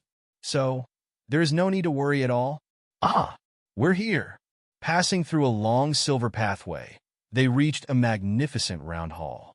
The wall of the hall was embedded with countless light beams and mystic ray launchers that projected tremendous holograms. Together, they built a vivid half-step grand illusionary land. All the light and shadow interweaved with each other into an unworldly paradise. They seemed to be placed in the most perfect scenic spot. Quiet lakes that were as smooth as a mirror were nearby, and mountains covered in snow were far away. At the foot of the mountain was a town in an ancient style. Laughter and songs faintly drifted over from the town. Li Yao was getting used to the style of the Tinder base where reality and illusions were mixed. He was aware that most of the views were false illusions created by the mystic rays that were projected to his retina. He blinked and covered his crystalline lens with feeble spiritual energy. Then he immediately saw the staff and the group of enormous crystal processors hiding behind the illusions. There was also a black cube that was 2 meters tall, 1 meter long, and half a meter wide at the center of the hall. The surface of the cube was as smooth as a mirror without the slightest flaw. This is the super strong silicon chip that can be stable for 100 million years. It is going to be my new home, Wei Qingqing said with a smile. After pausing for a moment, she added, our new home. Li Yao pondered the deeper meaning behind the world. So to speak, Wei Qingqing was not going to be the only spectral cultivator sent in the Tinder. While he was thinking, a man of liquid metal who was glittering in silver strode toward them with a confident smile. Representative Lin, Representative Long, and Miss Ling, greetings. I am Mo Xian, supervisor of the Tinder plan. Welcome to the Tinder base. It was his professor. Observing Professor Mo Xian, whom he had not seen for 100 years, Li Yao immediately felt that something was wrong. He could not describe it precisely, but Professor Mo Xian 100 years ago always gave a feeling that he was a dutiful researcher who did not like causing unnecessary attention. However, in the video where Mo Xian and Xie Wufeng debated on the spiritual nexus and virtual life, the professor already looked a bit aggressive and radical. Professor Mo Xian appeared to be glowing even more than in the video. The moment he showed up, everybody was unable to move their eyes away from him. The 3D projection technology in the Federation was quite advanced. If Professor Mo Xian wanted to, he could have covered himself in illusionary clothes and made himself look like a vivid human being, as Wei Qingqing did. But he kept his liquid metal body nonetheless, not disguising the difference between him and a living person at all. There was no telling whether it was because he did not care about such details, or for some deeper reason. Li Yao vaguely felt that it was no longer the professor that he was familiar with. Then he realized that it made perfect sense. Professor Mo Xian had not hibernated in the past 100 years. He had been through many things, and even an affair. Of course, he had changed. Despite that, looking at Professor Mo Xian, who appeared both familiar and strange, Li Yao was suddenly reluctant to expose his identity or contact Ding Lingdang and Jin Xinyue through him. Professor Mo Xian glanced at Li Yao and Long Yangjun and smiled. Representative Lin, Representative Long. Firefly can be compared to a piece of tiny tinder launched to the edge of the cosmos by the Star Ocean Republic 1,000 years ago. I believe that it's easier for you to understand the significance of the Tinder plan with your background, right? Exactly. Long Yangjun hurried to reply. Miss Wei has explained a lot to us on our way here. The Tinder plan is truly inspiring. We were moved by Miss Wei's ambitions to march into the future and pass on the Tinder of mankind. However, Miss Wei just mentioned our home. Also, can such a giant, black cube called a chip? So to speak, you are not going to send one soul, but a virtual world with countless spectral cultivators. Yes, Professor Mo Xian replied sharply and thoughtfully. But I'm afraid it's a poor choice of words. What do you mean by virtual world? For those who live in it for a long time, The world constructed by the spiritual nexus and the crystal processors is as real as the world outside. It is neither virtual nor simulated. Also, you may not know this, but I worked as the president of the Association of Spectral Cultivators in the Federation for a long time. Now, ghosts are an important part of the Federation, too. However, we are not very satisfied about the name ghost. Ghosts are human beings after they die, but we are not dead yet. Our life is changed into some sort of virtual form, but we are still alive. Why are we called ghosts? Ghost is an unpleasant and inaccurate name. So, the Association of Spectral Cultivators is now preparing a motion to change our name. Oh. Long Yangjun rolled her eyes and looked at Li Yao. Excuse us, we don't mean to be rude. Then, according to you, what should we call you if ghosts and virtual world are inappropriate? The Spiriters. Professor Mo Xian condensed another arm from his body of metal liquid, which pointed at the black cube at the center of the hall, before he said, "We are not ghosts. We are the Spiriters, the third evolution form of mankind after humans and demons, who can live in crystal processors with just our soul. The virtual worlds created by the spiritual nexus and the crystal processors are the best home for the Spiriters. So, we have named them the Spiriters Realms. Welcome to the Spiriters Realms, honorable guests from afar." Yes, the Tinder plan is finally having its first launch after decades of hard work, but it is not one Spiriter that we will send but a small Spiriters realm. Is everything all right, Representative Lin? Professor Mo Xian asked. Yes, of course, Li Yao said. Is the federal government aware of the Spiriters thing? Professor Mo Xian was slightly dazed and amused. Of course. Like I said just now, we are trying to raise a motion in Parliament to regulate our legal name. How can the government be unaware of the issue? In fact, not only does the government know it, many people in the leadership are also incredibly supportive. 100 years ago, in the Star Glory Federation, the birth rate of ghosts was quite low. They took up only 1,000th of the whole population. It was not a big deal that they were addressed as ghosts, the conventional name. However, as the technology on souls developed, more and more people have become able to survive for a while longer in the form of souls after their physical bodies perish. The participation of the netherworld sector has brought us countless ghosts too. The population of ghosts is now over 1 billion and has long surpassed 1% of the whole population. Naturally, we have our own living environment, social form, and customs. Besides, a lot of Spiriters are war heroes who made great contributions to the Federation and sacrificed themselves. They spent their entire life serving the country, and yet they are called ghosts after they unfortunately lost their bodies. Do you think that's fair? Li Yao thought carefully for a moment and replied, It does seem inappropriate. Yes. There are also the young and innocent children who unfortunately passed away early, Professor Mo Xian said solemnly.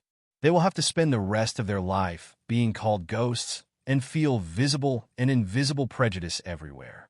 It is highly unsuitable, too. That's why we are legalizing our life form. We are not ghosts but Spiriters.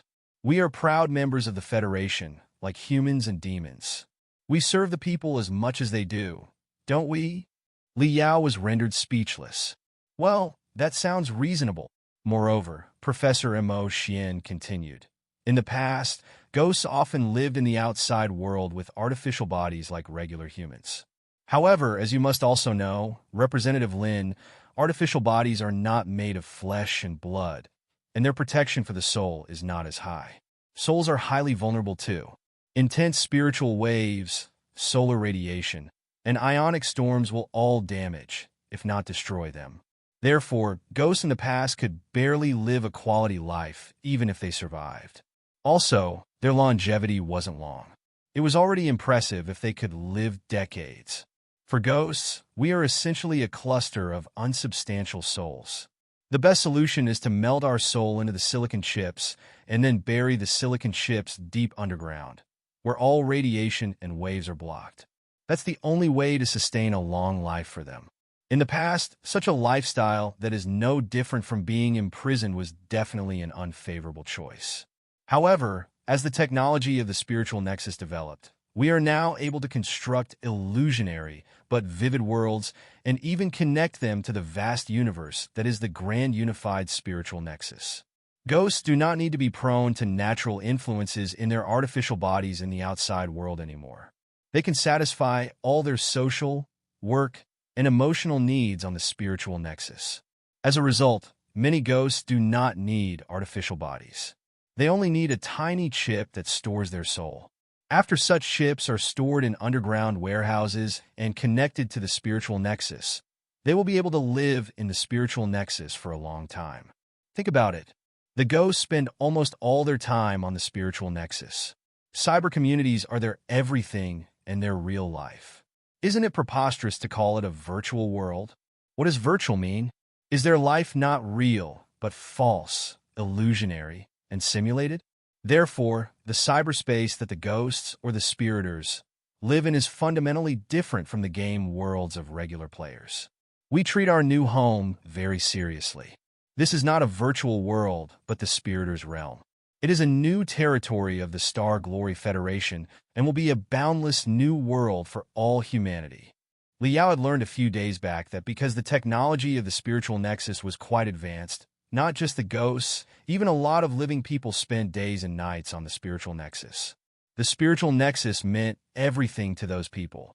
Therefore, the spiriters' realm might truly become a vast world itself. Professor Mo Xian went on. The trickiest problem during our implementation of the Tinder plan is how to lower the size and weight of the super strong silicon chip. Please take a look, Representative Lin. This time, we have adopted a brand new element named Silicon-41. Although all the shortcomings of regular silicon elements have been overcome, and it can keep stable for more than 100 million years theoretically, we find it difficult to continue compressing the crystalloid structure. This is the minimal size we can get. Wouldn't it be too wasteful to store the soul of one spiritor in such a large block of a rare element? One individual alone, however smart they are, will be unable to pass on the knowledge of the entire civilization. Therefore, we recruited within the Association of Spectral Cultivators and vetted almost 10,000 volunteers. In the end, we picked out 122 spiriters who covered all aspects of our society. Some of them are war heroes with incredible accomplishments. Some are famous mathematicians, psychologists, sociologists, and specialists of other disciplines in the academic world. Some are government officials who once ran big cities of millions of people. Some are romantic, liberal artists. Of course, some of them are just ordinary people who worked in ordinary posts. The 122 spiriters have established a town in the tiny spiriters realm here. They will enter the seal state, which is a more stable way to preserve life than regular hibernation, together with Miss Wei Qingqing at the same time. Then, the Black Cube will be launched by the most advanced tiny deep sky exploration starship of the Federation and embark on a journey of millions of years in search for a new life. Millions of years later, after new life is detected, the Black Cube will automatically be activated, and the town in the Spiriters' realm will be brought back to life and create a new tomorrow for mankind. Liao took a long breath. He did not know that the seemingly unattractive Tinder plan had such a grandiose background. Ever since I joined the Tinder plan, Professor Mo Xian said, the project has always been entirely open to the government. Many officials in the government who are spiriters have given us a lot of support too. After all, for the prolonged exploration in space, the spiriters are much more suitable candidates than regular humans. Right now, of the project team of the Tinder plan, people from the federal government make up 15%, specialists from the military take up another 15%, and many scholars from the Secret Sword Bureau and several major universities in the Federation are involved in the project too. So, the progress and content of the project are purely open and upright. Did you notice the troops stationed outside and the grave-looking security here? Tomorrow, the Tinder plan will have its very first launch. It is quite a big event of a very high level.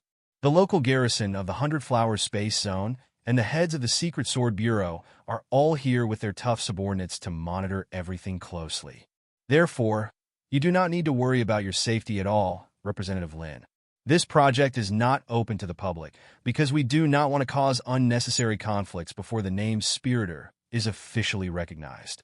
After all, too many spies from the Imperium are out there nowadays. It will be no good if they instigate trouble. After we defeat the expedition army of the Imperium, We will certainly release everything to the public exactly as it is. But right now, in case anything goes wrong, let's just buy insurance for the Federation with the first Tinder. Professor Mo Xian burst into laughter. Li Yao, however, felt as if his heart had been pierced by a needle. It felt weird. Professor Mo Xian in the old days had certainly not been as humorous as that. Li Yao would not call him the one who was most familiar with Professor Mo Xian. But if Professor Mo Xian's character had been slowly altered in a time span of 100 years, even those closest to him might not be able to notice the slight change every day and accept the new Professor Mo Xian without them knowing it. After all, everybody could change. It was perfectly normal. But for Li Yao, although he had hibernated for 100 years, less than 3 years had really passed in his mind. He felt quite uncomfortable seeing such drastic changes in his professor, who was like a totally different person. His professor was sharper, more radical, more passionate, and more aggressive.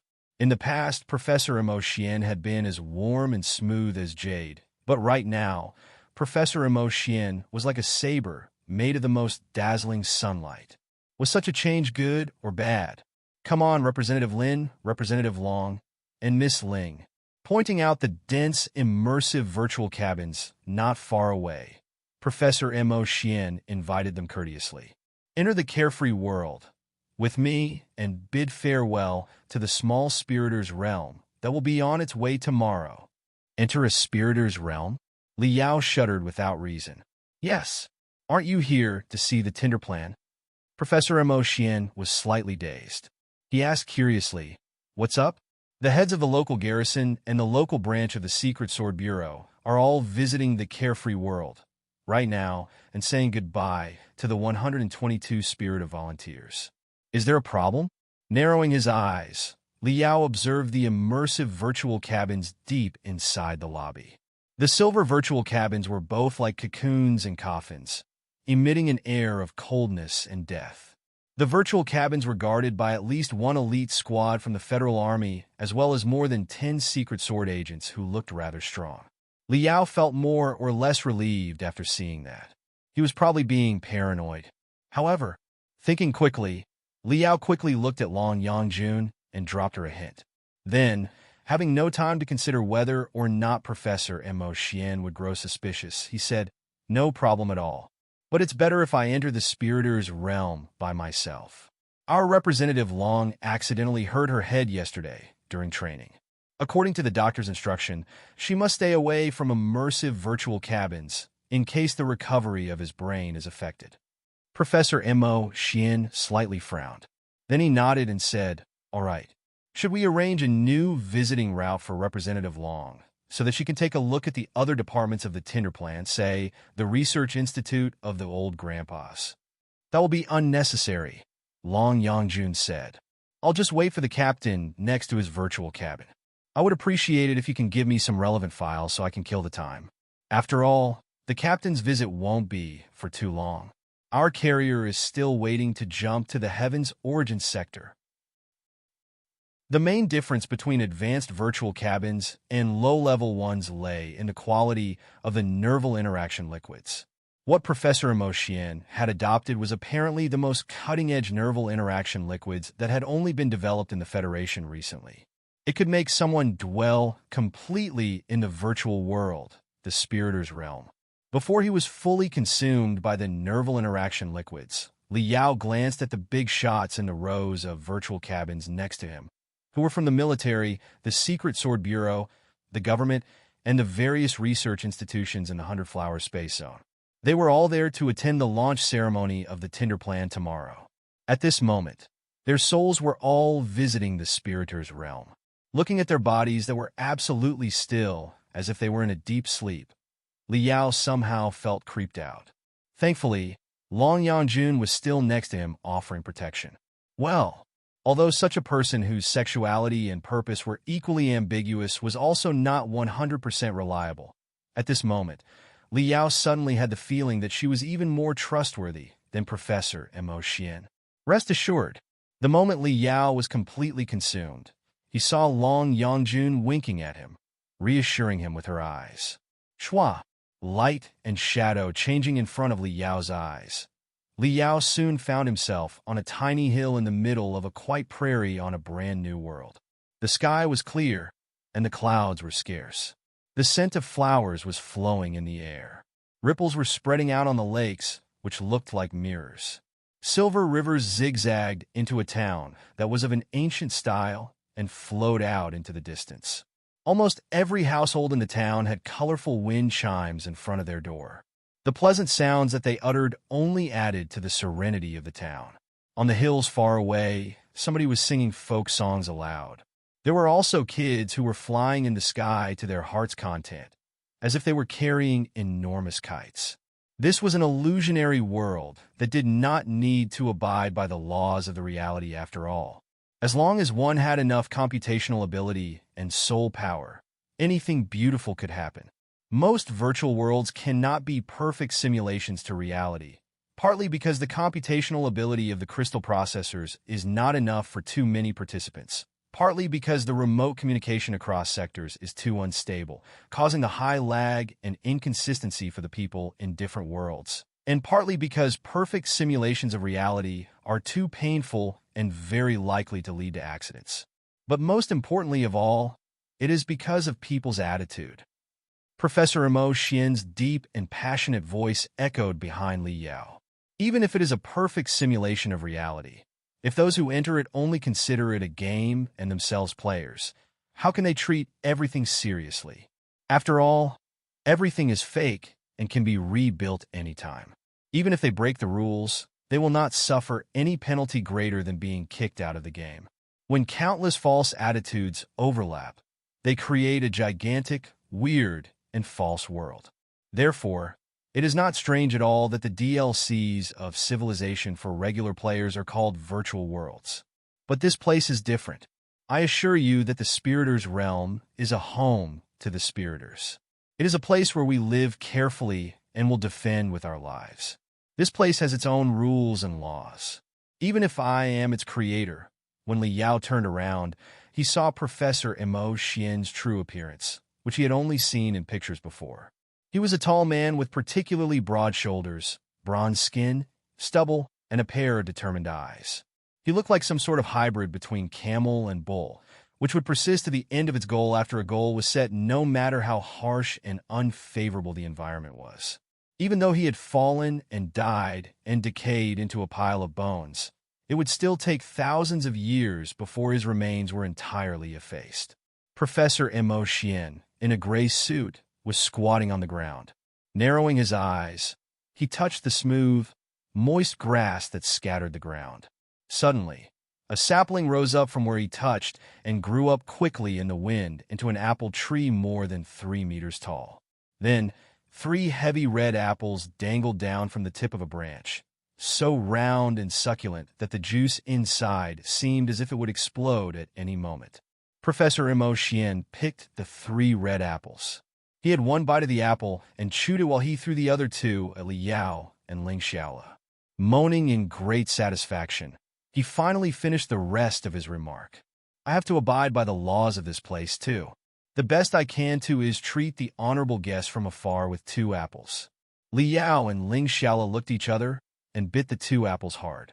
With cracking sounds, the juice rolled into their virtual throat, esophagus, and stomach like sugar that was mixed with a tempting sour flavor. Li Yao's and Ling Xiaola's nerve endings all sent signals of joy to their brains. Do you feel, observing them without an expression, Professor Mo Xian asked, was it real or virtual when you enjoyed the bite of apple just now? Li Yao pondered for a moment and replied, You seem to be implying something, don't you, Professor? Professor Mo Xian smiled and shook his head. No, nothing. Look, the town at the foot of the mountain is the home of 122 Spiriters and will very possibly be the last home of humanity in millions of years. The heads of the local garrison, a branch of the Secret Sword Bureau, government departments, and research institutes are right there. Do you want to go down and join them? That will be unnecessary. Li Yao thought of something and said, I am actually more interested in you, Professor Mo Xian. Why don't we take a walk here and have a chit-chat? I can vouch for him. Holding the giant apple, Ling Xiaola grimaced and said, Special Representative Lin is indeed quite interested in you, Professor Xian, especially your virtual life project. He asked me for a lot of files about the project. That's right. Opening his arms and enjoying the breeze that was embracing his face. Liao distinguished the fragrances of 17 different flowers in the wind, which were identical to the fragrances in reality and did not have the tiniest flaws. Before, I didn't understand why you abandoned the studies on the virtual life project, but I found out the reason after visiting such a tiny spiritor's realm. With such a delicate and enjoyable little world, who cares about the virtual life? Professor Xian took another bite of the apple. Wiping the juice on the corner of his lips, he smiled. Who says that I abandoned the virtual life project? In fact, the project is very close to success now. Liao was dazed. He felt that his body was rigid when he asked, "What? Professor, you have truly created virtual life? Where is it?" Liao's mind was in an utter mess. Countless strange thoughts were occurring to him instantly, but Professor Xian simply pointed at the town before the mountain up ahead and said, "It's right over there. Isn't the town full of them?" After that, he pointed at himself, Liao, and Ling Xiaola. "There's also the three of us. Aren't we virtual life?" Ling Xiaola was confused too. "Professor Xian, what are you talking about? I don't understand." Professor Xian finished the apple after another few bites. He dug a hole on the prairie and buried the virtual apple core. Then he covered the hole carefully and patted his hands. In the end, he looked at Liao solemnly and said, "Are you really interested in virtual life? Have you read a lot of my theories and documents?" Liao nodded quickly. "Then you should know that with the level of the crystal processors and the spiritual nexus that the Federation has today, it is absolutely impossible to create a brand new life form from scratch in the next 1,000 years," Professor Xian said solemnly. "I've mentioned on many occasions that our people must not be misled by the third-rate tales and entertainment products that are designed for fun. With the development level of our crystal processors nowadays, to create a virtual life that is highly developed with intelligence and self-awareness and poses a threat to the civilization of mankind in the next 100 years is as difficult as giving you a handful of ancient fungi and a primitive planet and asking you to make the fungi evolve into dinosaurs in 1,000 years. Is it even possible at all?" Liao had given it a lot of thought previously. Therefore, he simply shook his head and said, "No, Professor, I don't think that your metaphor is correct. Ancient fungi are far too unevolved compared to dinosaurs in every respect. But it is not the relationship between crystal processors and human beings. Many crystal processors boast a computational ability hundreds, if not thousands of times higher than that of a regular human being. How do you know for sure that a brand new life will be born during the collision of data that is as vast as an ocean? It is even possible that such a life will boast tremendous destructive power the moment it is created. Think about it. If an ancient fungus evolves to 1,000 meters in diameter and has an absorption ability and movement speed that are even more terrifying than dinosaurs, it will be natural for the dinosaurs to be frightened by them because of natural intuition, right?" Professor Xian was slightly dazed. He looked at Liao thoughtfully and smiled from the bottom of his heart. "Very good. As expected of an expert from the Star Ocean Republic. You are smart enough to have thought so far. What you have in mind right now was exactly my motivation when I started the Virtual Spirit Sector project decades ago. At that time, I thought exactly the same, although I always said that virtual life could not be born overnight, and that the odds of success were probably 1 billionth after thousands of years if we were unbelievably lucky.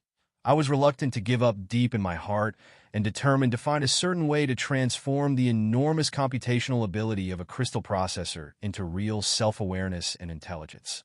I believe that virtual life will inevitably be born. With that in mind, we must control it in our hands and not allow the Imperium and the Covenant Alliance to do so. Even if we must destroy it, we must learn of its origins, development, and means of evolution first. For such a purpose, together with a few other researchers, I established a small virtual world with 12 Jing-level supercrystal processors, the most advanced models in the Federation at that time. The world, logically, was named the Virtual Spirit Sector. I regret to say that we were too naive and hasty back then. We completely underestimated the difficulty of creating life and overestimated our computational ability that we could output. Or rather, it would have been useless even if we had infinite computational ability, because computational ability was not proportionate to the soul. I don't understand, Li Yao said. Can you explain? Let me use a metaphor. If you have a metal puppet that weighs 1 ton and has strength 100 times bigger than a human being's, what will you do if you want to turn it into a real human? By increasing its weight and force? Can the puppet be endowed with wisdom and will when it grows from 1 ton to 100 tons and has 1,000,000 times a human being's strength instead of 100? Deep in thought, Li Yao shook his head. Of course, nobody is silly enough to do that because weight and strength have nothing to do with consciousness whatsoever. In fact, computational ability is the same. Increasing computational ability crazily is equivalent to turning the weight of the metal puppet from 1 ton into 100 tons. No life will be created at all. The only consequence will be collapse. It's a shame that we did not understand the logic back then. Or rather, we were unwilling to believe the logic. When there was the earliest sign of primitive life in the virtual spirit sector, we gathered the 12 supercrystal processors and poured their computational ability into the virtual spirits sector crazily. Eventually, it crashed. I do not want to talk much about the crash. You must have read about it in the news anyway. Despite all the exaggerations, the result is not wrong. Su Changfao was killed in the virtual spirit sector. My soul and Lu Qingqing's were heavily wounded. In the end, I aborted the virtual spirits sector project, and Lu Qingqing even betrayed the Federation and joined the Imperium's side. However, let me tell you a secret. I aborted the project not because I was too frustrated, but because I suddenly thought everything through when I was about to be torn apart in the turbulence and storms of the virtual spirits sector caused by the infinite computational ability. Too stupid. I had been too stupid and inflexible before. It is both impossible and unnecessary to create a virtual life from scratch in only several hundred years, because we obviously already have a virtual life, one that is perfect and will absolutely not be against mankind. It is ourselves. The more he spoke, the more excited Professor Mo Xian became. He pointed Li Yao and Ling Xiaola. Li Yao and Ling Xiaola were confused. Wait, taking a deep breath, Ling Xiaola bit her finger and asked, Professor, can we be counted as virtual life? Why not? Professor Mo Xian opened his arms, as if he were embracing the entire world. Look at our status right now. Is it any different from the virtual life you imagined before? But we have a body, Ling Xiaola said in a hurry. This is a virtual world. Our body is still in the real world. Watch your words. This is the Spiriters' realm, not a virtual world. Professor Mo Xian's tone turned rarely rigorous.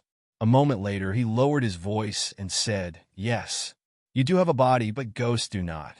Ghosts are just a clip of complicated, mysterious waves that can be stored in a tiny chip. Therefore, can you agree that ghosts without shells are a virtual life? Ling Xiaola tilted her head and thought for a long time. I think so. If you must put it that way, ghosts are indeed sort of a virtual life. They are the Spiriters. They're more than that, Professor Mo Xian said. From the perspective of both law and ethics, ghosts are a member of mankind. Do you agree? Of course. Li Yao and Ling Xiaola did not hesitate at all. It was a simple question. Since the affirmative action for ghosts had been enacted 200 years ago, ghosts, or rather, the Spiriters, were already equal to regular humans in terms of legal statutes.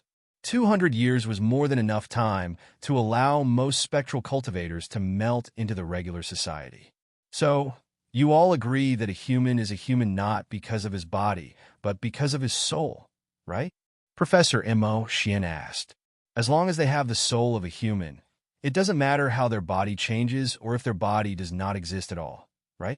For example, Representative Lin, if you unfortunately sacrifice yourself in the battle to defend humanity one day in the future and lose your body, only to be reborn as a spectral cultivator, will you still be a human being?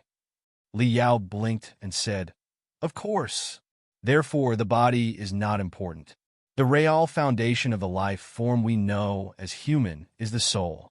We are essentially a unique virtual life, Professor Mo Xian concluded. The so-called body of flesh and blood is nothing but a shell that helps us arrive in the material world for activities. It is similar to a crystal suit, except that the crystal suit of flesh and blood is gear that we are born in, like the eggshell for ovipara. Because the body is just a shell, it doesn't matter if the body exists or what it looks like. It doesn't matter if the body has horns. It doesn't matter whether the body can lift a weight of 50 kilograms or 5,000. There are just the differences among different models, but they are fundamentally the same, correct? Do you agree? Li Yao and Ling Xiaola both opened their mouths. Professor Mo Xian's theory sounded ridiculous at first, but as they thought about it more carefully, they somehow found that it was absolutely flawless. If they admitted that ghosts and demons were a member of mankind, then the only conclusion would be that the appearance of the body of a human did not matter at all, and that it was the soul that really counted. Therefore, the body of flesh and body was just a shell, and human beings were a virtual life form in the first place. You understand my stupidity in the beginning now, don't you? Professor Mo Xian mumbled in self-mockery. Mankind is a virtual life. Yet, I turned a blind eye to such an obvious fact and dedicated myself to the creation of a brand new virtual life instead of reaching my hands for what was right next to me. My attempt even led to a catastrophic accident. It was truly stupid of me. Wrong. Wrong. Our previous studies were fundamentally wrong. As the technology on crystal processors and the spiritual nexus developed explosively, the key point that we should focus on is not to create a brand new virtual life, but to make human beings take a leap in the path of evolution and enter a new form where they are completely virtualized. Liao suddenly raised his hand. What's your question, Representative Lin? Professor Mo Xian. I wonder if the laws of this world permit, could you make a giant rainbow lollipop first and introduce the rest of the information while licking it? Why would I do that? Because I feel that you truly look like one of the ambitious supervillains in the fictions, games, and movies right now. I'm getting quite nervous. Therefore, I was wondering if the atmosphere would be more comfortable if you talked while licking a lollipop. Well, Professor, I second Special Representative Lin's proposal, Ling Xiaola said. Your theory is indeed a bit creepy. Absolutely. He snapped his fingers and then delved into his pocket. Then he truly picked out a big, round rainbow lollipop. Ripping the package, he licked the lollipop carefully and said, if you are still nervous, would you feel better if I tell you that all those theories have been written into books and delivered to the leadership of the federal government and the major academic institutions, and that every corner in the entire carefree world, including the conversation we are having right now, is being closely monitored by the Secret Sword Bureau? I can even ask the Secret Sword agents who are monitoring this place to join us.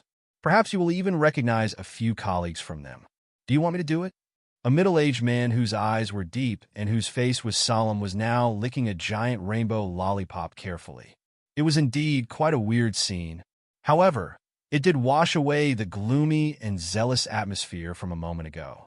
Li Yao and Ling Xiaola both blinked. It did make sense. As the special representative of the Speaker of the Star Ocean Republic, Li Yao was there to visit such a highly confidential project as the Tinder plan.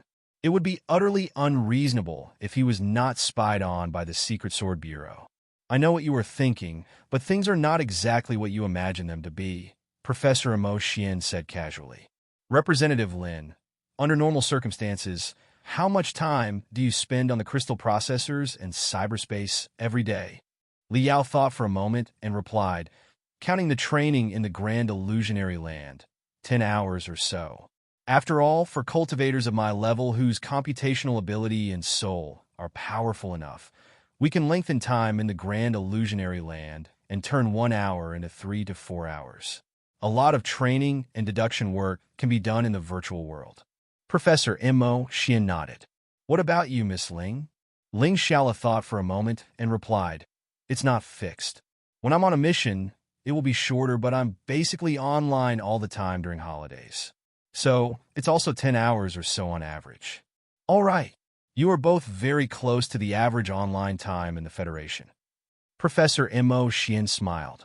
According to the latest statistics, after exchanging all the time lengths in different planets and starships into 24 hours a day, the average time that a person in the Federation spends on the spiritual nexus every day is 9 hours and 22 minutes.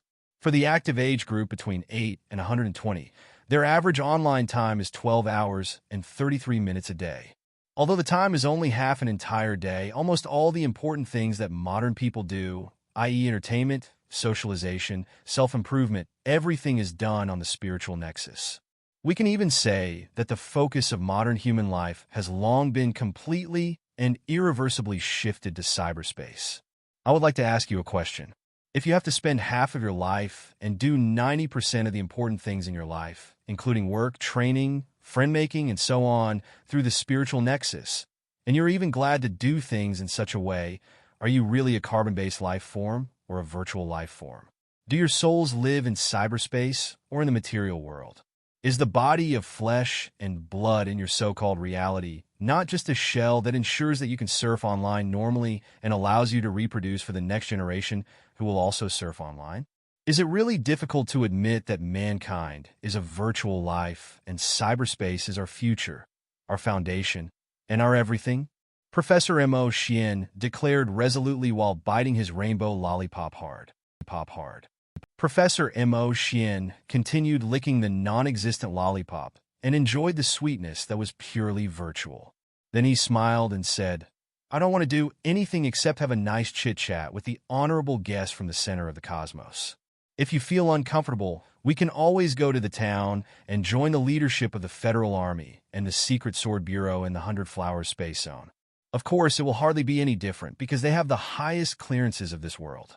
Although they are not here on the surface, they can hear what I said just now loud and clear.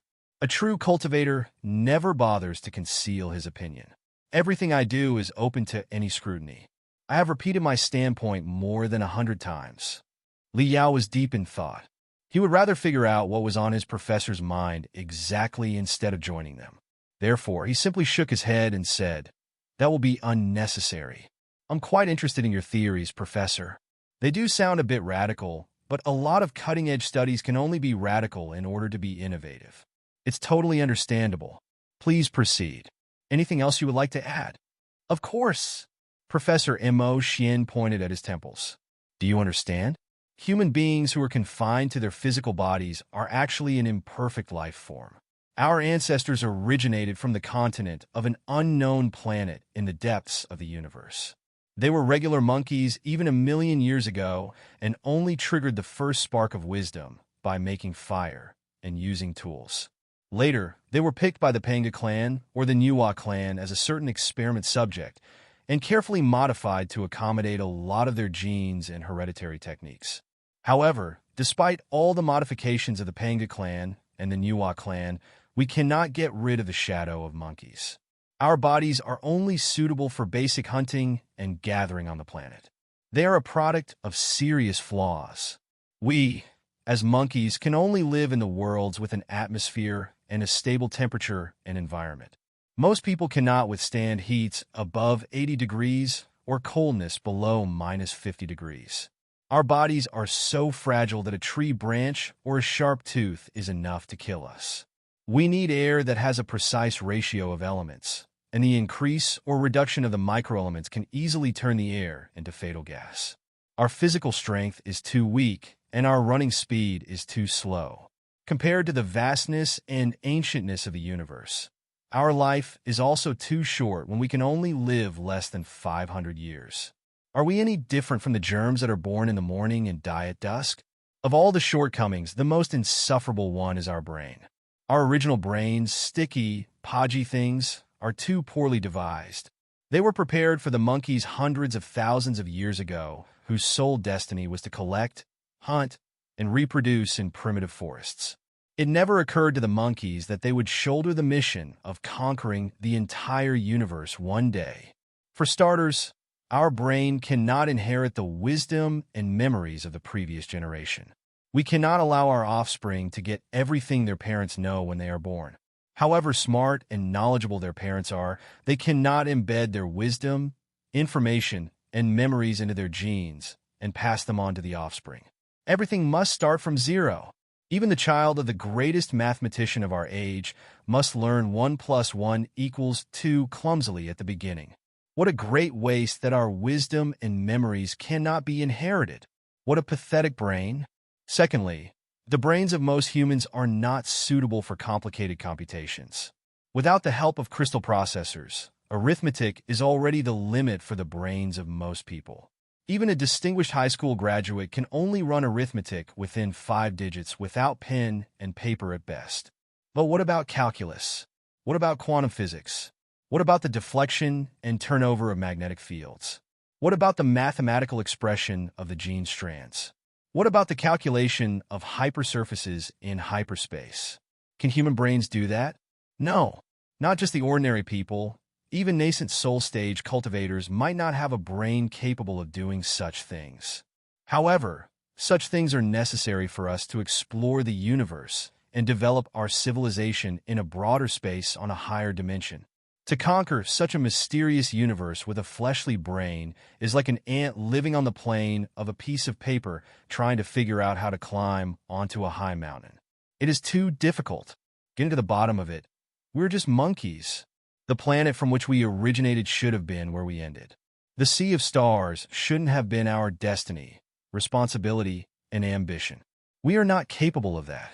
But the Panga civilization and the Nuwa civilization picked us and enlightened us. They inserted too many things into our poor, fleshly bodies and gene strands. Such things triggered our wisdom and also raised our ambitions to conquer the universe. Ambitions that are in fact too enormous for us. It is exactly because of such ambitions that the brilliant and glorious civilization of mankind today has been created. However, it is already our limit to walk this far while dragging our heavy, feeble, fleshly bodies. We need a leap, a new leap of evolution. Just like how our ancestors waved a burning branch or whetted a sharp stone for the first time hundreds of thousands of years ago. The spiriters are my answer. Do you not feel that compared to regular humans, the spiriters have a lot of advantages? We can use artificial bodies, which are far stronger than our original bodies. Our energy consumption and the space we occupy is far less. We are less sensitive to temperature and air. Even desolate planets without an atmosphere and air can be paradises for the spiriters. Most importantly of all, we can build a lot of crystal processors for ourselves and install computation and cooling add-ons to the crystal processors. In such a way, our learning abilities, computational abilities, and communication efficiency will be far higher than regular humans whose bodies are made of flesh and blood. Therefore, my opinion is that the fleshly body is merely a product of the planetary civilization. Now that human beings have developed an interstellar civilization that includes 3,000 sectors and can travel thousands of light years instantly through four-dimensional space, it is only natural that we should get rid of the burden and boundary of our bodies, at least partly, in order to upgrade into a whole new form. Li Yao took a deep breath and calmed himself down. Professor, your theory may be quite unacceptable for those new to it. For other people, yes, but how can the two of you find it unacceptable? Professor Mo Xian asked. Haven't you been long tired of your fleshly body and made your attempt to change and get rid of it? Ling Xiaolo was dumbfounded. Professor, what are you talking about? Professor Mo Xian smiled and unhurriedly said, Miss Ling, if my eyes are as functional as I think, you have a certain bloodline of the demons. You are a half-demon, correct? Instead of waiting for Ling Xiaolo to reply, he simply went on. Demons? What are demons? Wasn't it because the human beings a long time ago felt that regular fleshly bodies no longer suited their needs to march into the universe, and that modifications on the genetic level were mandatory? We should say that your ancestors succeeded. At least in terms of strength and adaptability to the environment, most demons are indeed more advanced than ordinary people. But no matter how the genes are modified, and no matter how strong the fleshly body is trained to be, there are always limits. Both humans and demons are carbon-based life, after all, bound by the laws of the material world. Even the strongest demon emperor or the demon god cannot live inside a burning star. Can they? Ling Xiaolo was unconvinced. Can the spiritus? Not yet, but they have the potential to, Professor Mo Xian said. The direction of their development is obvious in theory, but even if you walk down to the end of the demon's path, you will still essentially be a carbon-based life of a larger size, like the Pangu civilization and the Nuwa civilization used to be. Even Pangu and Nuwa, kings of carbon-based life, have been destroyed. As their successors, if we keep walking on their old path, is there any other possibility for us except repeating their doom? Ling Xiaola bulged her eyes and said, "But humans are carbon-based life." "Little girl," Professor Mo Xian observed, "you must let go of your restrictions and count on your imagination. We will make a theoretical assumption. Assume that the civilization of mankind still exists in 100 million years after much development. Do you believe that humans can only have fleshly bodies instead of any other forms?" Ling Xiaola pouted and thought for a long time. Then she lowered her head and mumbled, "Who knows what might or might not happen 100 million years later?" Professor Mo Xian smiled. "In fact, there's no need to wait 100 million years. A long, long time ago, that is far earlier than today, somebody embarked on a path of evolution that is different from the path of demons. Theirs is the path of the spiriters, or the pure energy life. I'm referring to the path of cultivation that Representative Lin here has been walking on." Not foreseeing that his professor would be pointing at him, Li Yao blinked and pointed at his own nose. "Me? A cultivator?" "Yes. Haven't the cultivators from ancient times to today all been aiming to ascend to the heavens and become deities, to get rid themselves of the boundary and restrictions of the fleshly body and evolve into a life form of pure energy?" Professor Mo Xian smiled casually. "There are many levels for the cultivators. After every level you advance into, you will move further to the life form of pure energy. In the refinement stage, you can perceive the natural spiritual with your soul. It is the first experience of the mysteries of the energy world for all the cultivators. In the building foundation stage, the spiritual energy is preliminary stabilized inside the fleshly body, connecting all the internal organs, nerves, and veins inside the human body. The spiritual energy partly cleanses and builds up the flesh and the veins, and partly constructs a network of spiritual veins that are similar to the real veins and nerves in the body. It means that a new body of spiritual energy is constructed inside your fleshly body, except that the two bodies overlap for now. In the core formation stage, a new organ, the second brain, gradually takes shape.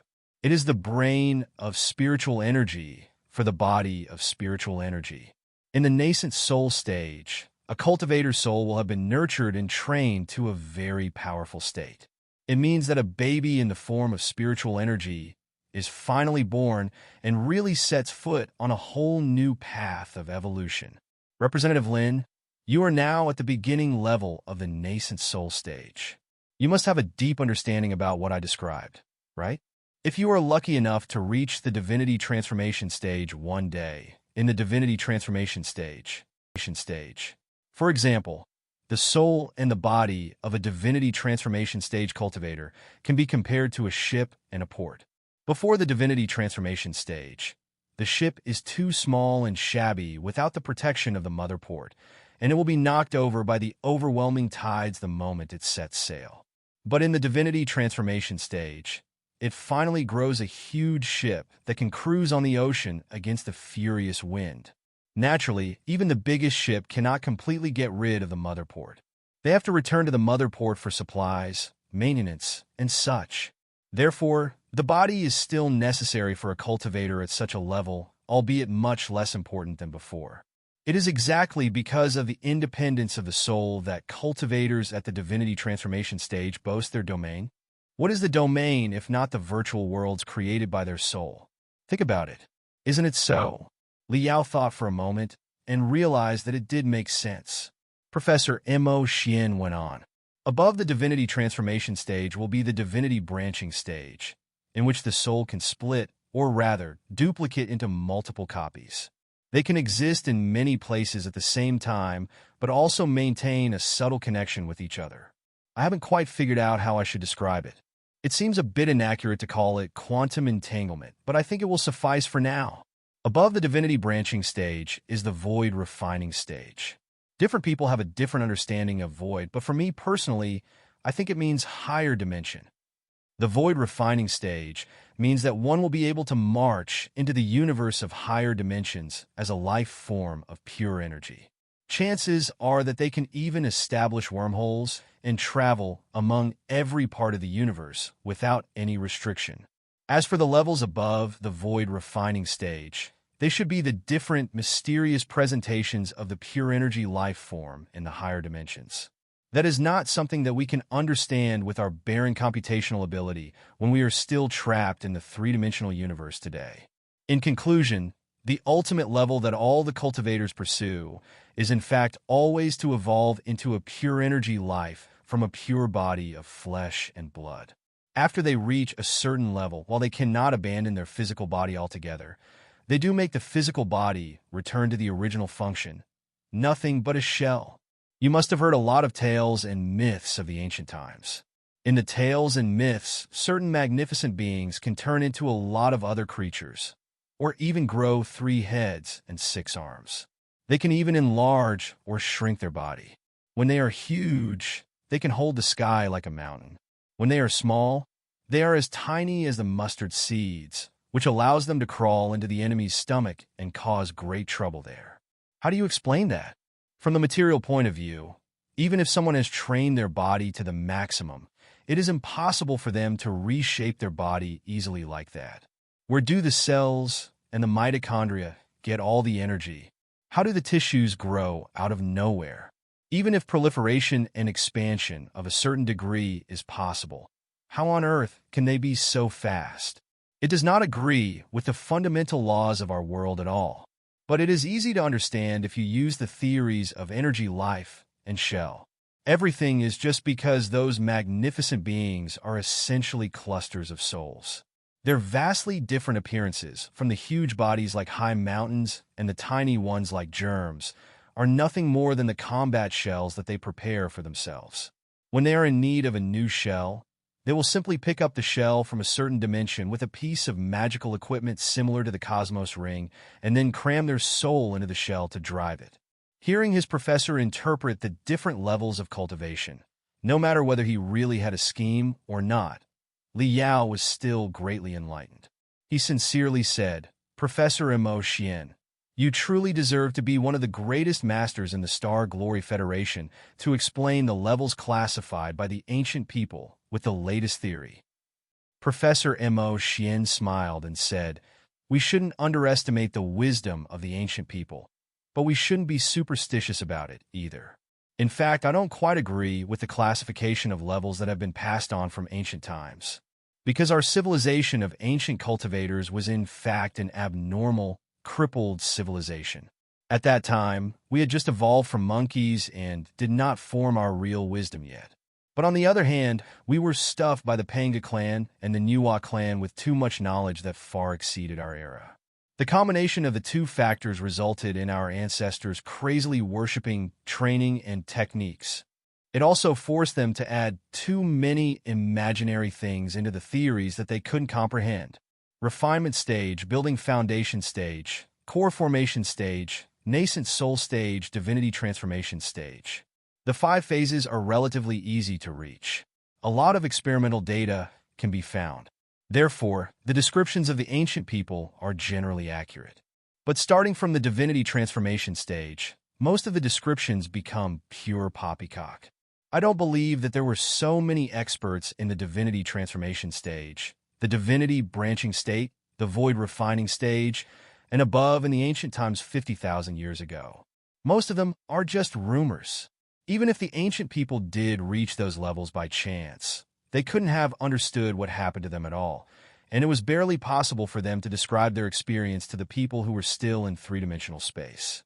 So, they could only resort to bullsh*t. But we don't have to follow their bullsh*t now that we have better explanations, do we? In my opinion, it is very simple. In fact, there are only 3 major levels in total. Below the divinity transformation stage, it is the level where the fleshly body still plays the dominating role. Between the divinity transformation stage and the void refining stage, it is the level where the fleshly body and the soul are equally important.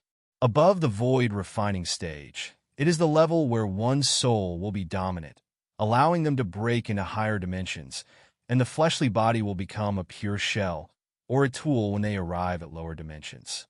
Representative Lin, you are now in the nascent soul stage, and your soul is already quite solid. It is possible for you to release your powerful telepathic thoughts and interfere with the material world. If you keep on training and make a huge leap forward, you will be your soul instead of your body. Do you think that it is inappropriate? Liao cackled and could not help but scratch his cheeks. He replied, "The divinity transformation stage is too far away from me. I haven't given it any thought." No, not far away at all. Professor Mo Xian widened his eyes and said, "Do not let your mind be restricted by the ancient people's concepts of training. Training today is absolutely different from training in ancient times. What did the ancient people know?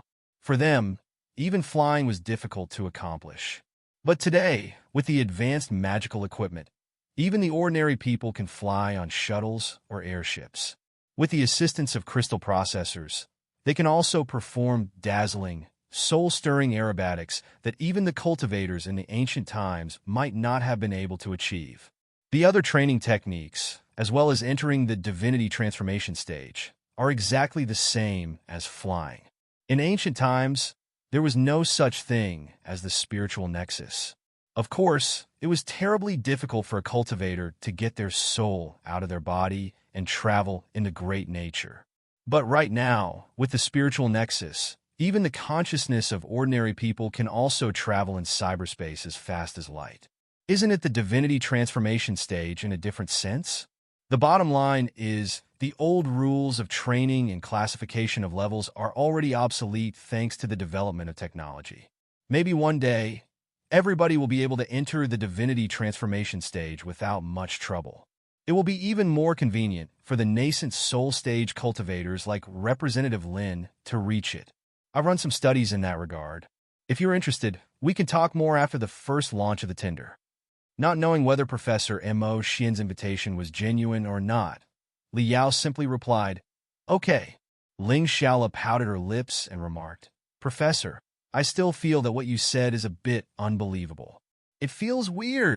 Professor Mo Xian continued smiling. "It's perfectly normal to feel weird because we are talking about the future. A future far, far away.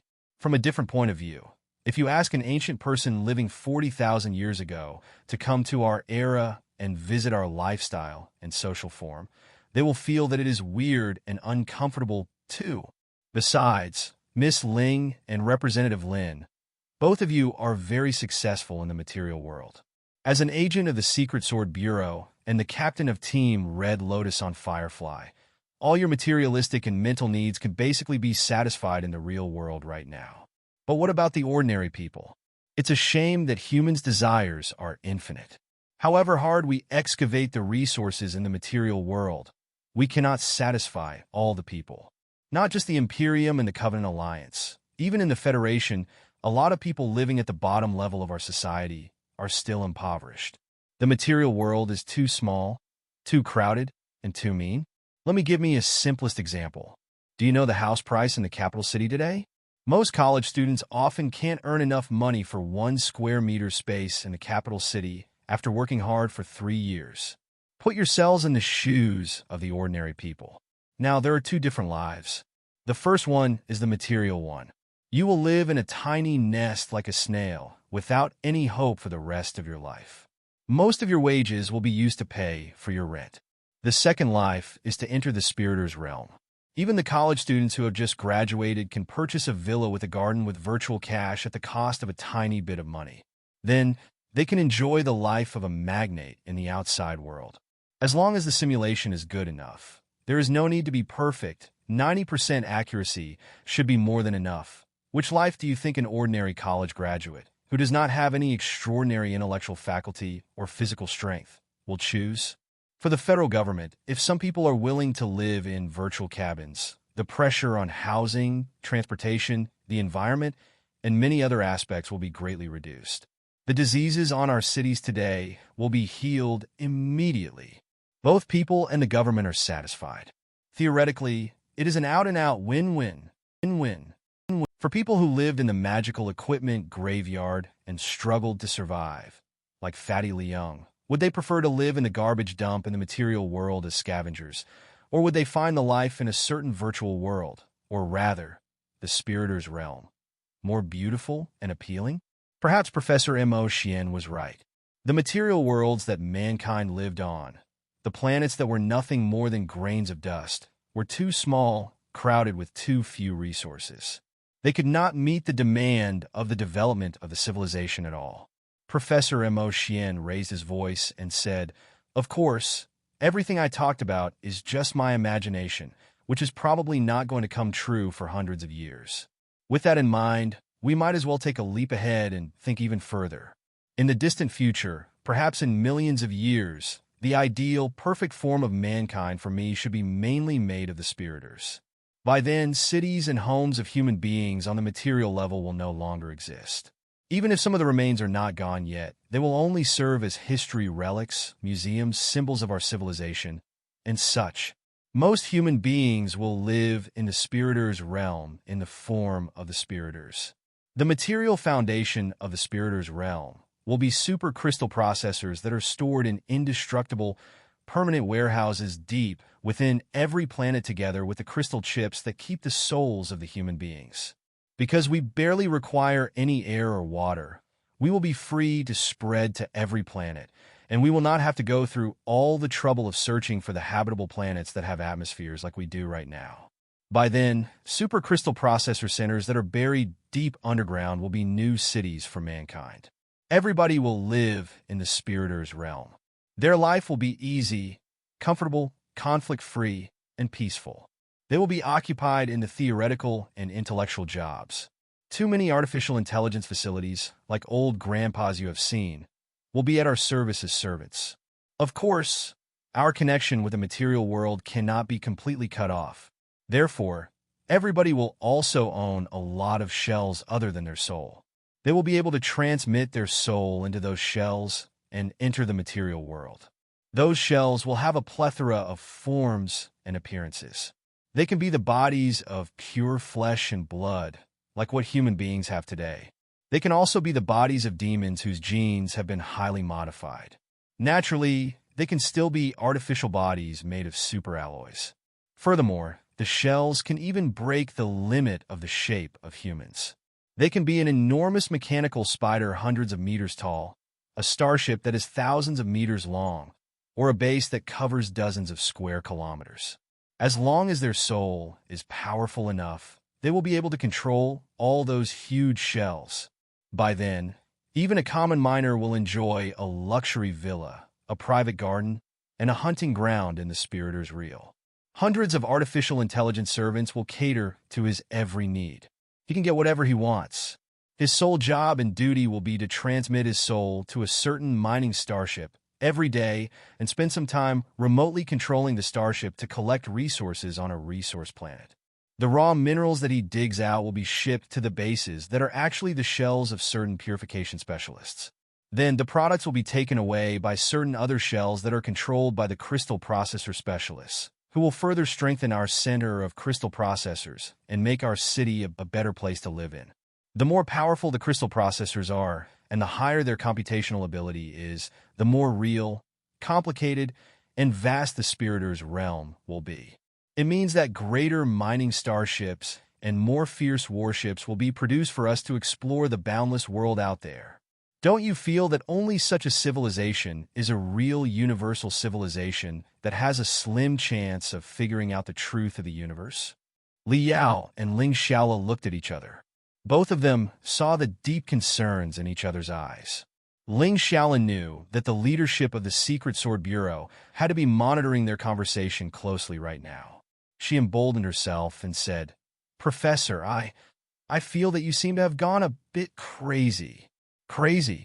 Professor Mo Xian put on a weird smile. A few different pictures suddenly popped up behind him. The first picture was the boiling, bubbling mud on a primitive planet, where a few fish were struggling to crawl to the shore with their fins. There was another picture, in which some hideous monkeys were yelling and screaming at the furious fire that is burning on a tree because of a lightning strike. When life evolved from the ocean to the continent, the fish that crawled to the shore might have been considered by their companions as extremely crazy, Professor Mo Xian said.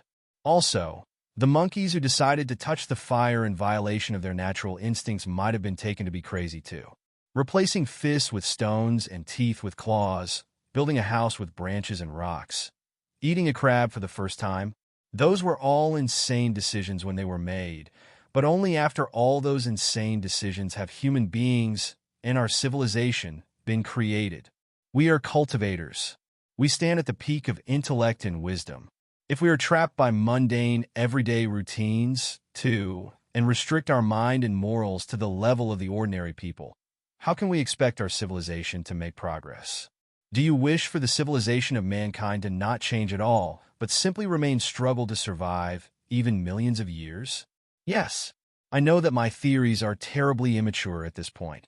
There's a good chance that they are even wrong. However, if a theory is only qualified to be raised when it is guaranteed to be perfectly correct, no theory would ever be born at all. This is why I am willing to share the theories with the fellow cultivators here. If you find it unacceptable, then please think about it carefully and kindly point out my mistakes. That way, you can help me improve my theories or even completely veto my previous thoughts. We have no intention of completely vetoing your thoughts at all, Professor Mo Xian, Li Yao said. As a cutting-edge theory and a vision of the distant future, any bizarre and unbelievable thoughts are understandable. What I'm more curious about are your actions after such passionate ideas occurred to you. Did you put your theory into practice? Of course, I put it into practice. As a refiner, I am much more enthusiastic about real-life operations than theoretical work on paper.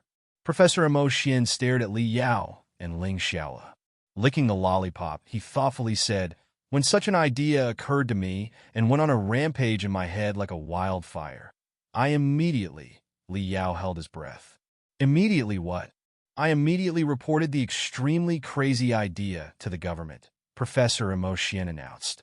"Ew." Ling Xiaola. Professor Mo Xian found it odd.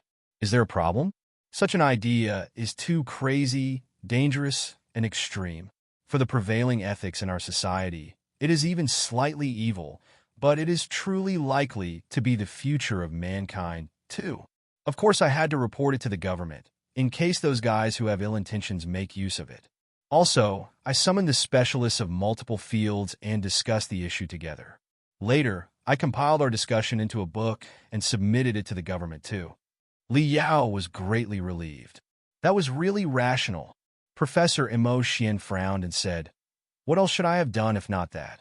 Should I immediately recruit a bunch of insane bandits after I had the crazy idea and establish an enormous underground base in secret, where I planned all kinds of surreptitious schemes and jumped out from the dark corner at a certain critical moment, trying to turn the world upside down and realize my evil and mad ambitions?" Li Yao and Ling Xiaola looked at each other. Then, they both nodded quickly. Professor Montag Xuan Zeit, Zomavat helplessly. That's why I always say that groundless fiction novels and third-rate entertainment products are the greatest enemy for the researchers on the cutting-edge theories. Or in other words, the horror of human beings on the unknown issues is perhaps the greatest obstacle for us to move forward. Of course, it is quite understandable that you have such ridiculous thoughts. In only the 100 years of history in the Federation, too many such insane, ambitious schemers have indeed shown up and brought devastating catastrophes to their compatriots, home, and civilization despite all the righteous and seemingly justified banners they were holding. Weren't people like Yin Shibei, Xiao Xuanzi, Elder Nether Spring, and Lu Zhe all as such? The rebellion of the immortal cultivators raised by Xiao Xuanzi years ago was even resolved by Li Yao and me together. I can recall his crazy, ugly face clearly even today. Why on earth would I repeat his mistake? Rest assured, all the spiriters are patriots. We are all proud of our identity as human beings. Many of them are war heroes. Some of them are firefighters who sacrificed themselves when rescuing the victims in a fire, or people who lost their body when they jumped into the river to save drowning children. We will certainly not do anything that would jeopardize the interests of people or our national security. Besides, if we get to the bottom of it, what are our motivations to start a plot? It must be noted that we have no fundamental conflict of interest with humans or demons at all, because the resources we need are absolutely different from theirs. The Federation and the Imperium have good reasons to start a war. Both of them are made of humans, who need the same resources: air, sunlight, water sources, soil, and such. By the same logic, humans and demons also have good reasons for a fight, because they are all carbon-based lives. All the things I mentioned before are necessary for them too. However, the spiriters do not need any of those. No air, no water, and no land. All we need is a highly developed, grand unified spiritual nexus, a center of crystal processors that is buried deep underground, and some shells that allow us to be active in the material world. It is very convenient for us to get those things by contributing our wisdom and strength.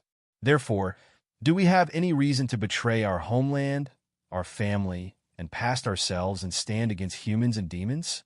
At least for me personally, I can't see any reason at all. If you have time, you can help me think about it carefully too, and see how the spiriters can benefit from a so-called scheme, given the restrictions of the crystal processors and the spiritual nexus today for their development. Besides, the spiriters were all transformed from humans in the first place. A lot of them had actually been elites when they were still alive. Would he turn against the civilization of mankind after he perished one day and was transformed into a spiriter? It was impossible. His thoughts would still be his thoughts, and his will would still be his will. He would be exactly the same person as before, although his body would no longer be there. Why on earth would he suddenly stand against mankind?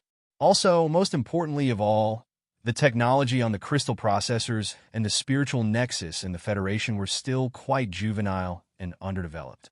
It was barely possible for the 100 billion people of the whole country to log into the same DLC of civilization without causing the crashes of countless servers and data exchange centers. How could such crystal processors and spiritual nexus accommodate an enormous, boundless spiriters realm? Therefore, even if the spiriters realm did exist for real, it would only be one of a limited scale like the town that he was looking at right now with a small population, so that the computation, simulation, and rendering would not be too difficult. Even if Professor Mo Xian really had any ambitions, and even if he was a star spirit or a walking crystal processor, it would still be impossible for him to develop the crystal processor technology that surpassed the present day by thousands of years in only 100 years without anybody knowing it. The spiriters realm that he saw was still founded on the material existences in the real world, such as the crystal processors, no matter how illusionary it seemed to be. The Federation could destroy the center of the crystal processors easily. After that, what would the spiriters realm count on? Therefore, his professor did not have the motivation, methods, or enough fellow spiriters who shared a common aim with him to perform any kind of scheme. Li Yao began to suspect that he was being paranoid again. Although his professor's theories were indeed groundbreaking and breathtaking, they were just theories and a prophecy after all. Perhaps they would become reality millions of years later, but who could say for sure what would happen millions of years later? And was it necessary at all to interfere with it? Narrowing his eyes, Professor Mo Xian looked at the children who were riding kites to fly under the blue sky and playing with each other amid cheerful laughter. He solemnly said, "Trust me. I understand the craziness, dangerousness, and evilness of my theory much better than you do. Therefore, decades ago, after I constructed my preliminary theory and made clear what I was going to do, I immediately reported it to the government. But the problem was that I did not know which department in the government was responsible for this bizarre thing at all at that time. Thankfully, I had quite a good relationship with some leadership of the parliament and the heads of a few major sections. There's no need to mention Ding Lingdang, the leader of the Patriots Front. Guo Chunfeng, Jin Xinyue, Fiend Blade Penghai, and some other people knew me too. There were also some other experts whom I helped to craft their crystal suits. Therefore, I told Ding Lingdang, Jin Xinyue, Guo Chunfeng, and some other friends first. Then, through them, I have a few speeches to Parliament and the Secret Sword Bureau. I also informed the specialists in the major universities in the Federation and invited them to join the great cause. Right. I also looked for a dozen meditation healers, psychiatrists, and experts in mental diseases. Li Yao was slightly dazed. Why did you want them? I asked them to run a deep analysis on me to see if I had any mental disease, Professor Mo Xian said solemnly. That was a bit redundant, wasn't it? Li Yao asked. Professor Mo Xian shook his head. Not redundant at all. no matter how people tried to disguise it on the surface. The truth was that I had not been a normal person since I was transformed into liquid metal more than 100 years ago. After 100 years in liquid metal, I could not guarantee that my mind was perfectly normal and completely fit for the current law and ethics in the Federation. 100 years ago, I was the principal of the Grand Desolate War Institution, the president of the Refiners Association, and the president of Association of Spectral Cultivators. There were some other important duties on my shoulders, too. I was a rather important member of the leadership of the Federation. Therefore, I had to be responsible for the Federation and my patriots, and I needed to be certain of my mental status. Li Yao was rendered speechless, wondering if he should salute his professor with respect right now. After a long days, he asked, "What was the result?" Professor Montag Xuan smiled. Those experts all said that I was perfectly normal. I showed them my theory and hoped that they could figure out something from it. But they replied that I could turn it into an excellent novel if I edited it a little. Li Yao squeezed his eyebrow hard. Well, what did Parliament and the Secret Sword Bureau say? I didn't do anything illegal. I was just doing pure theoretical research. What could they say? Professor Mo Xian said, "Is it against the law if I, as the president of the Association of Spectral Cultivators, summon the spectral cultivators in the Federation, trying to push forward a motion in the Parliament to change the legal name of ghosts into spiriters?" Li Yao thought for a moment and replied, "No, then, is it against the law if I invite a bunch of novelists to write novels, make movies, and even produce games based on the world setting that I give them? No. Is it against the law to encourage young people to spend more time on the spiritual nexus and less time outdoors to reduce traffic, air pollution, and resource waste?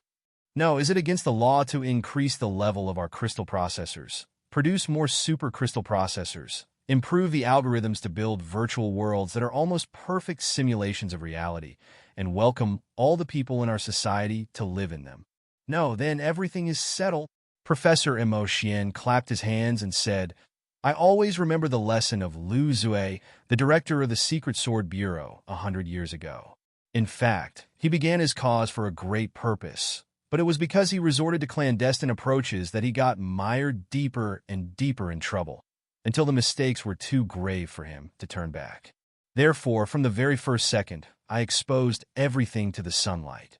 All my approaches are absolutely legal. Although not everybody in our society knows about the matter, the leadership of Parliament, the intelligence agencies such as the Secret Sword Bureau and the Dim Moon Fund, and many research institutions in the major universities all know what I've been doing. They are involved in all the procedures, too, to help me with supervision, control, and guidance. As you can see, the guests who will attend the first launch of the Tinder plan tomorrow are from the Secret Sword Bureau, the Federal Army, and Parliament. Some of them are the most famous sociologists, futurists, and ethicists in the Federation. Everything is open to the public." Thinking quickly, Li Yao suddenly realized something. The Tinder plan isn't just about passing on the knowledge of mankind, is it?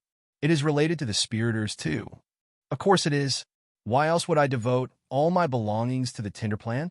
Professor Mo Xian, indeed, did not seem to be hiding anything at all. He generously explained, from the beginning to the end, from the monument plan to the Tinder plan, it has always been an escape plan. Other than passing on our civilization and exploring the future, the main purpose of the project is to bring a batch of spiriters for them to run away from you. Li Yao was confused. Run away from us? Why? Because we are scared of you, or rather, we are scared of getting into conflicts with you. Staring at Li Yao, Professor Mo Xian thoughtfully said, "I'm well aware that I've walked too far. In the history of mankind, people who walked as far as me mostly did not end well. Did you know? At the early years of the age of the ancient cultivators, when the 3,000 sectors were not connected to each other yet, and the truth of the universe was still unknown, many worlds believed in geocentric theory. They thought that their world was unique and that all the stars in the universe rotated around it. The first cultivators who raised the heliocentric theory were almost all killed as heretics. At that time, in a lot of sectors, the cultivators who insisted on geocentric theory and those who believed in heliocentric theory had a lot of similar wars. The blood of countless innocent people was shed just for their ridiculous arguments. Perhaps this is the nature of human beings. When they discover an unknown object or theory, their very first thought is horror, and their second thought is to destroy it. The spiriters are not interested in going against humans. As you heard just now, the resources we need are not the same. There is absolutely no reason for us to have any conflict. We can live in harmony and help each other. However, if I must find a reason of conflict, it will be horror. Humans' horror. Tell me, Representative Lin and Miss Ling, what was your first thought after you heard my theory? Spiriters? That's too terrible. They are definitely going to destroy the civilization of mankind and conquer all humans, turning us into slaves. Xian is mad. It is not a human being at all. It is a piece of liquid metal, a different life form. Those who are not my own kind must think differently from me. It must be up to something. Only the beings with flesh, blood, and a brain such as us can be called human beings. The spiriters cannot be regarded as human beings at all. Destroy them. Although there seems to be no reason for humans and the spiriters to fight, we might as well suffocate all potential threats to mankind while they are still in the cradle.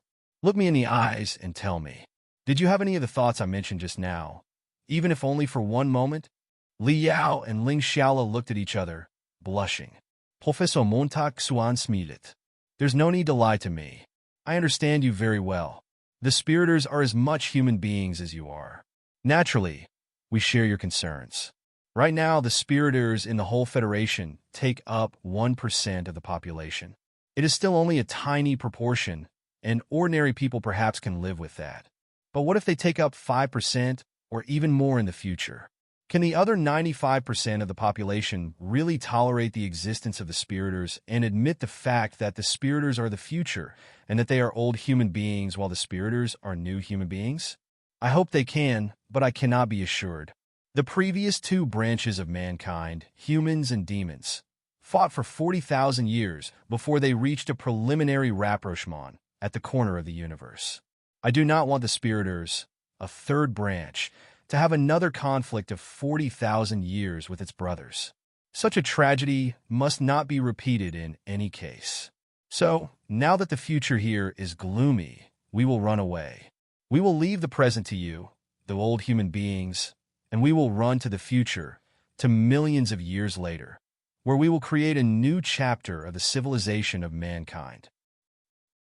In the illusion behind Professor Xian, the small fish were still struggling in the dirty river where mud was rolling. They crawled from water to the shore, failing and trying time and time again. They grew new, feeble limbs during their attempts. But Professor Xian suddenly raised his hands and picked up one of the fish from the illusion, putting it on a dry rock next to the river. The small fish struggled hard, bubbling, only to be stiffened a moment later. Look at the fish, Professor Xian said. I believe that the spiriters are the future of the civilization of mankind, that they are more perfect new human beings. But it does not mean that the time of the spiriters will arrive anytime soon. Evolution has its own pattern. Even the tiniest change must be adapted to and stabilized after hundreds of thousands of years, or even longer. I cannot just tell the fish that mammals are the future of your evolution. Go now to the shore and then throw it to the shore without considering the law of evolution. The fish will certainly die. Such an overenthusiastic way is a complete distortion of the true meaning of evolution. Only idiotic schemers would try to deceive people with such folly. As for me personally, however optimistic I am, I don't think that the prosperity of the spiriters will come in the next 10,000 years.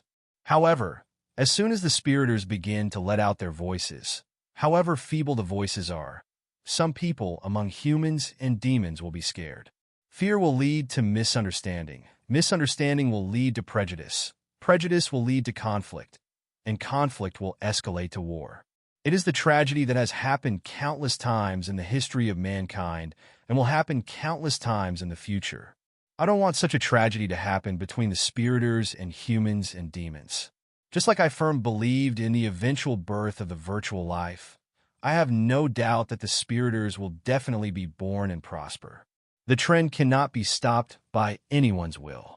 It is not going to help even if they destroy a spiriter pioneer such as myself. As long as human beings do not abandon the crystal processors and the spiritual nexus, the spiriters will eventually be born. We should not turn a blind eye to the new life form like ostriches, nor should we try to suffocate it in fear and wariness stupidly and futilely.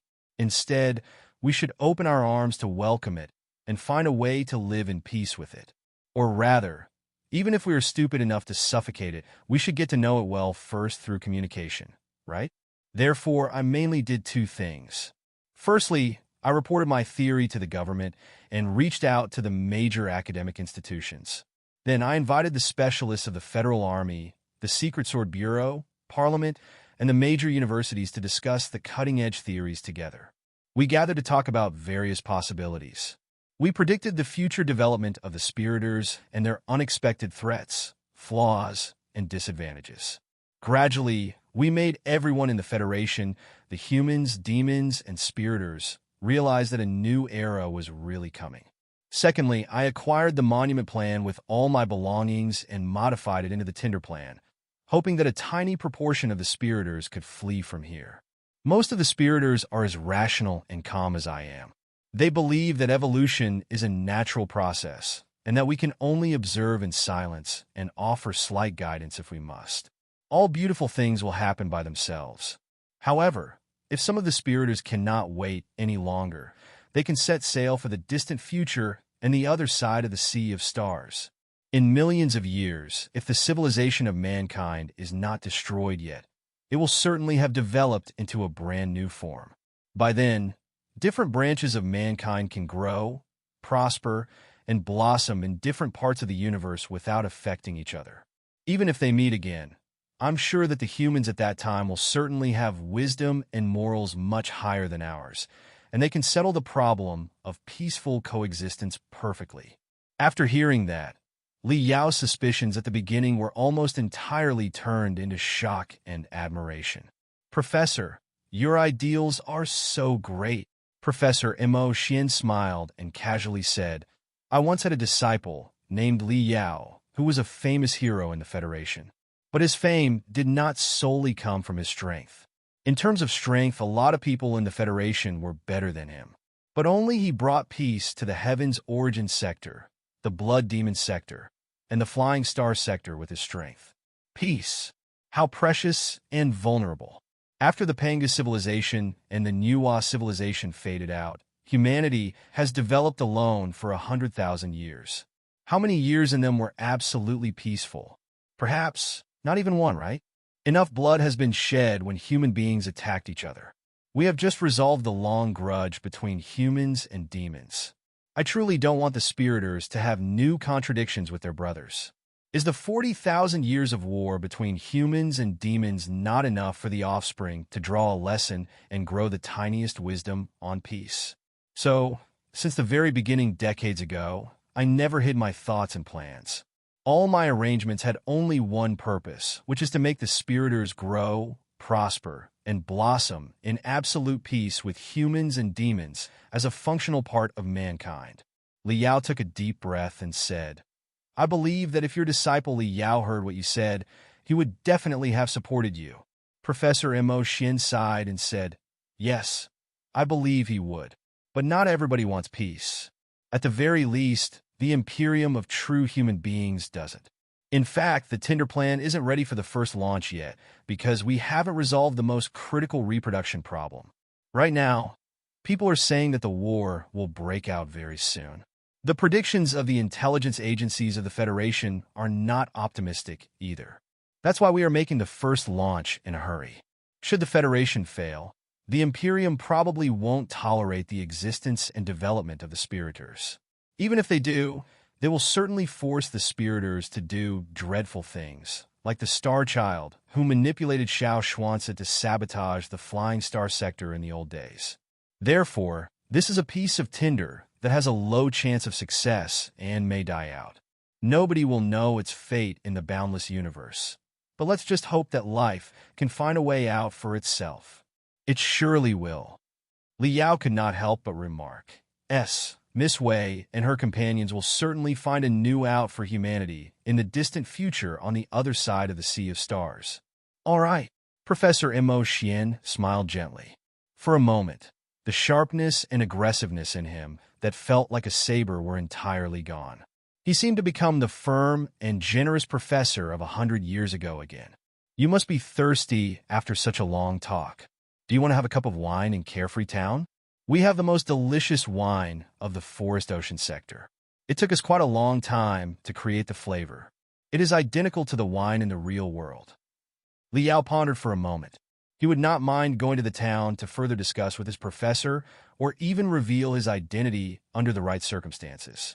However, since Long Yangjun was still around, he might as well consult the heir of the Niwa clan first. No, I'm afraid I can't, Li Yao said. There's some business in our delegation that I must attend to since we must jump to the Heavens Origin sector this afternoon. We'll further discuss this with you after we return from the Heavens Origin sector. Right, I'll definitely ask you the way to enter the Divinity transformation stage, without much trouble. Ha, it's a deal. Professor Mo Xian laughed sunnily. He did not insist that Li Yao must stay, but simply waved his hands at Li Yao and Ling Xiaola. I'll have to greet the guests who have come to attend the ceremony. You must excuse me. See you next time. Li Yao was pushed out by a gentle force and sat up from the scarlet nerval interaction liquids. Wei Qingqing and Long Yangjun were still waiting nearby. Ling Xiaola sat up from the virtual cabin next to him, too. The two of them looked at each other in confusion and shock. Miss Wei, Li Yao felt different when he looked at Wei Qingqing. I didn't know that the Tinder plan had such deep significance.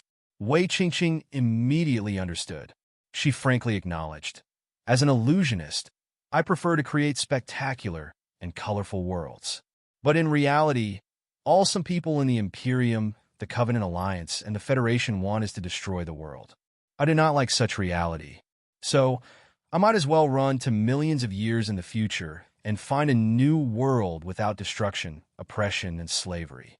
If I can't find one, I will create one myself. Would it be marvelous? Li Yao felt that his throat was choked by two nuts. Taking a long breath, he sincerely said, "Safe journey." Wei Qingqing smiled. "Thank you. See you. It will be difficult for you to see me again. But who knows? Life is so wonderful that any amazing thing can happen. See you." Wei Qingqing waved at Li Yao, exactly in the same posture when she said goodbye on the anonymous train station deep inside the Grand Desolate Plateau. When Li Yao, Long Yangjun, and Ling Xiaola returned through the time channel again in the silver shuttle, the vulnerable and yet resolute shadow was still flashing before Li Yao's eyes and glittering like an orchid flower. "I must thank you for such an amazing trip," Ling Xiaola said from the cockpit. "The journey to the Spiritor's realm was truly incredible." "Captain," Long Yangjun said, "what does the Spiritor's realm look like? What did Professor Mo Xian say to you? I should have joined you on the trip in the beginning." "You will have your chance to do so, Vice Captain Long." Li Yao was more or less relieved now. He picked some of his experiences just now and his professor's theories and explained them to Long Yangjun, complimenting them in great amazement. Then he began talking about the things that he would rather Ling Xiaola did not know. Through the private talking technique, Li Yao said in a low voice, "Long Yangjun, I need your advice." Long Yangjun looked at the time channel outside. Because it was a return journey, the whole world seemed to be retrograding from modern times to prehistoric era. "What's up, Captain?" she replied in private talk. "Do you think?" Li Yao said. He suddenly shuddered, as if a cold wind was blowing at him, and felt that something was wrong. The mental devil was shrieking in his head. "Wait, don't ask her. She is not Long Yangjun." Li Yao realized what had happened, too. When Ling Xiaola was present, it was not a problem that Long Yangjun addressed him as captain. But when they were alone or talking in private, she always called him Li Yao, or monsterly mockingly. Something was wrong. It was not Long Yangjun style in private conversations. She was not Long Yangjun. However, it was impossible. Long Yangjun would definitely not leave his virtual cabin. She was an expert at the peak of the nascent soul stage, supported by a colossus and countless secrets from the age of Niwa. Who could have replaced her with a counterfeit? Li Yao thought quickly and soon realized what was going on. The woman sitting next to him was indeed not Long Yangjun. It was not even a real person. This place was not the real world either. They were still in the virtual world. He was not worried about how to recognize or break the illusionary world. He was simply confused by one thing. If it was Professor Mo Xian who constructed this second illusionary, what was his goal? The virtual world, or in the terminology of the cultivators, the grand illusionary land, could easily be seen through even if it was theoretically a perfect simulation of reality. It was because the virtual world could not simulate the things that it did not know, even if its real-time computational and rendering abilities were powerful enough to depict everything and everyone as vividly as real life. Everything in the grand illusionary land had been set in advance. Even the real-time computations and rendering that seemed random had to abide by certain laws. They could only be conducted by retrieving materials from an information database. Even the best cook could not make food without ingredients. If there were no materials, it would be impossible to simulate anything. The simplest example would be the woman sitting next to Li Yao who looked like Long Yangjun. It was quite easy to simulate the appearance of such a person. As long as someone shot her with a crystal camera in secret, the moment Long Yangjun entered the Tinder base and scanned her from multiple perspectives, they would naturally get the materials of her appearance without any trouble. Based on the public relationship between her and Li Yao, and perhaps the conversation that the two of them had in reality, it was also possible for them to grasp Long Yangjuan's speaking habits and the way she addressed Li Yao. However, it was impossible for the people who created the grand illusionary land to learn Long Yangjuan's hidden identity. They could not have learned that Long Yangjun called Li Yao monsterly in private either. Those were secrets that could not be deduced even if the computational abilities of all the crystal processors in the Federation were made use of. In fact, distinguishing the illusion was not so complicated. There was an even easier solution. The appearance, or rather the skin, in which Li Yao showed in the grand illusionary land was his appearance when he entered the Tinder base. But it was only the surface, too. It was impossible for them to scan how many cosmos rings he had on his body or know what exactly was stored in the cosmos rings. If so, how could they simulate the cosmos rings? Therefore, if he was not certain, all he needed to do was to pick up one of his cosmos rings and retrieve a random item as a test. Li Yao had brought a lot of rare materials back from the ancient sages sector, which did not exist in the entire Federation. So, it was even less likely that the database of the Grand Illusionary Land had those entries. Or rather, he did not even need to activate his cosmos ring. He only needed to summon his spiritual energy and trigger a flame with it. It was absolutely impossible for the creator of the Grand Illusionary Land to learn the color, shape, and changes of the fire of spiritual energy that he raised with his special secret arts. In short, the Grand Illusionary Land of the so-called perfect simulation of reality was only immaculate at first glance. It could only run perfectly within the boundary of the rules of the game. Once the boundary was crossed, there would be nothing it could do, and the players would immediately notice the flaws and loopholes that were hidden by the delicate appearance. Unless the creator and controller of the Grand Illusionary Land were powerful enough to invade the brains of the players and read all the information to generate a real-time database. Then, all the computations and deductions would be finished before the neurons in the brain realized what was going on. It meant that as long as Li Yao thought of a certain specific concept in his head, it would immediately be captured by the Grand Illusionary Land, which would then run a series of complicated computations quickly to make sure that the results exactly matched what he had in mind. Or maybe the Grand Illusionary Land could perform very brilliant mental attacks toward the brains of the players so that the players would enter a certain mysterious hypnotization state as if they were dreaming. When people were dreaming, the world in the dream that they perceived was also broken, bizarre, and in violation of common sense and natural laws. In the dream, they could fly, dead people could reappear, animals could talk, different places could be joined to each other perfectly. Any unbelievable thing could happen. If they were awake, they would inevitably feel that such a world was hilarious and ridiculous and that it could not have been faker. However, for the people who were trapped in nightmares, few could realize that they were in a dream. But was it easy to achieve the two purposes at the same time? Li Yao sneered at the bottom of his heart. Both invading the brain to read memories and mind and paralyzing certain parts in the brain for hypnotization would consume a lot of computational abilities. Besides, he was not an ordinary person at all, but a nascent soul stage cultivator with a strong soul, a determined mind, and a profound brain. He was not even a random nascent soul stage cultivator, but one of the best of them. Liao did not want to brag about himself. In terms of absolute combat ability, it was true that he was not the best in the Federation. He had ranked between 3rd and 5th 100 years ago, and after 100 years of sleep, without a crystal suit and a colossus, it might be barely possible for him to defeat Ding Lingdang. However, when it came to brain warfare or mental cultivation, he was probably the most magnificent existence in the entire Federation that surpassed the Divinity transformation stage. For as long as he could remember, he had always been haunted by an uncanny dream. The uncanny dream about Earth that he was born with was definitely not a regular dream, but some sort of grand illusionary land. It polished his brain without him knowing it and prepared him for the crazy and harsh training later. Yezi possessed him. In the Flying Star sector, the Star Child tried to invade and control his brain through the Star Brain. When he left the Flying Star sector, the Bloodstripe virus also intended to occupy his body while he was breaking the void.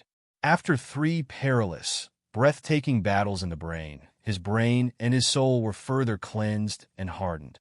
There was even a mental devil, a weird second soul residing inside his brain now.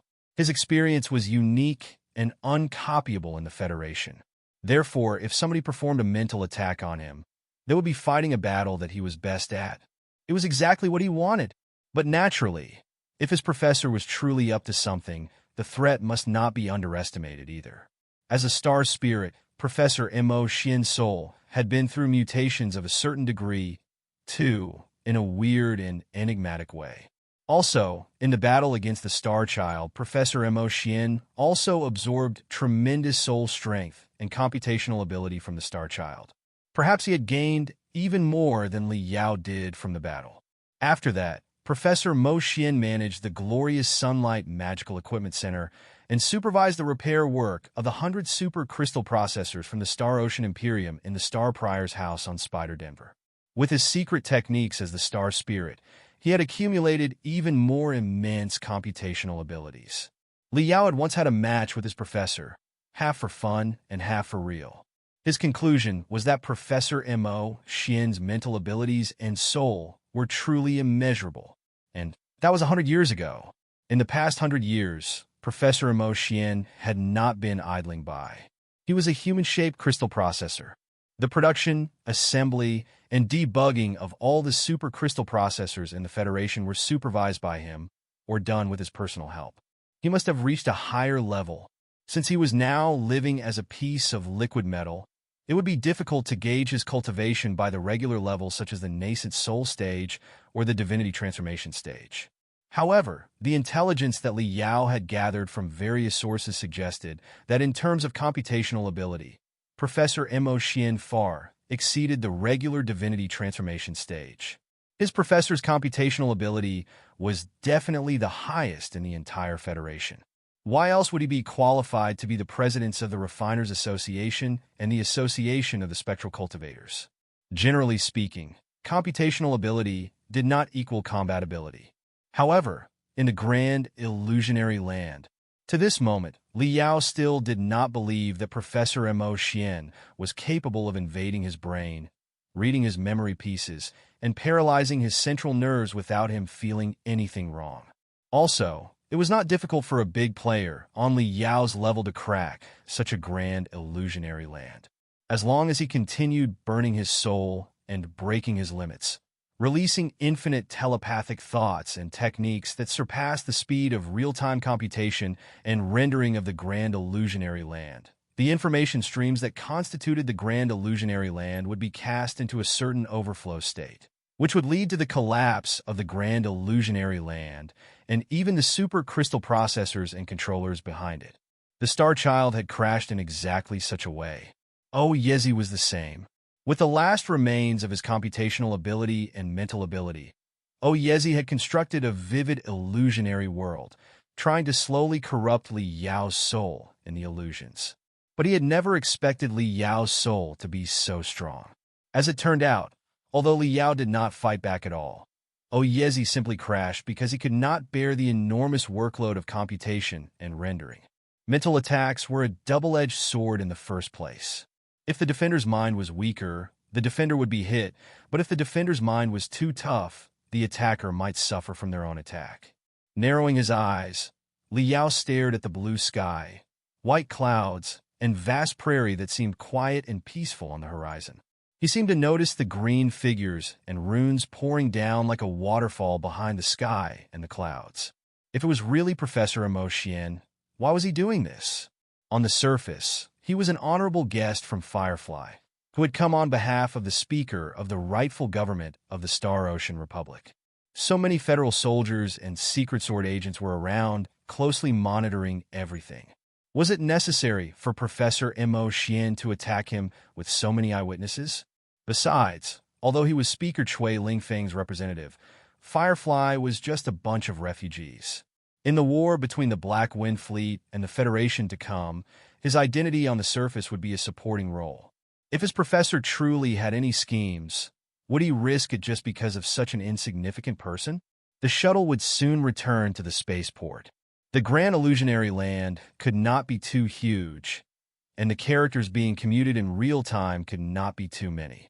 Not every member of Team Red Lotus could be simulated. Therefore, whatever the purpose of the game was, it would be revealed soon. Li Yao's pupils constricted after he had that thought. Perhaps because he had been deep in thought for too long and stopped talking to Long Yangjun. The Long Yangjun before him turned rigid. In the meantime, Li Yao sensed that an overwhelming, destructive killing intent had locked onto him. Their killing intent immediately drowned the tiny shuttle, like the seawater, at 10,000 meters deep. Li Yao's first reaction was to unleash his maximum strength and counterattack. However, his doubts about Professor Emo Xian in the beginning and his new discovery that this place was still a virtual world kept part of Li Yao's soul awake. Why is Professor Emo Xian doing this? What can he possibly get by attacking me here? It's impossible. There's no reason to attack an unimportant person like Lin Jiao, who is nobody but the captain of Team Red Lotus, when so many federal soldiers and agents from the Secret Sword Bureau are monitoring everything from the outside. If the federal government intends to attack, say, because Speaker Chui Lingfeng regretted his decision for some reason and informed the federal government of the truth that we are from the Red Lotus sector, there is still no reason they should attack us in a virtual world. There are too many uncertainties in this place after all. They can totally besiege us in the real world. This is the territory of the Federation after all. It will be even more ridiculous if they take us for spies from the Imperium. The identities that we have fabricated are absolutely not worth their trouble. In the moment before Long Yangjun and Ling Xiaola lunged at him, Li Yao and the mental devil reached the same conclusion. It was a test, designed to find out if he was really in the beginning level of the nascent soul stage as he told everyone. Of course, under the collective attack of 6 super crystal cannons, if he revealed certain magnificent strength that far exceeded the beginning level of the nascent soul stage, or if he performed a certain unknown technique, it would be possible to distinguish his real identity from all the traces. Even if this place was a virtual world, if the intensity of his soul was enlarged 10 times or 100 times in the moment, the sign would still definitely be captured precisely. It was time to take his chances. Li Yao had already lowered his wariness and was preparing to tell Professor Emo Xian his real identity, but he changed his mind at this point. He simply allowed the 2 virtual puppets made of runes and numbers to jump onto his body and turn a blind eye to the spiritual waves coming at him that seemed to contain destructive force. Because he knew that they were just special mental attacks, which were nothing but illusions that some crystal processors sent into his brains. Even if he lost the gamble, the attack of illusions of such a degree were still bearable for him. Therefore, Li Yao simply activated the spiritual shield of the beginning level of the nascent soul stage before he jumped to his feet, pretending to be surprised. You boom! 6 balls of light consumed the shuttle like supernova outbreaks and seemed to be completely melting Li Yao in the next second. Li Yao controlled the activity of his soul precisely within the beginning level of the nascent soul stage. Suddenly, he felt his body turning light. The feelings of being burnt, stung, and torn apart were all gone.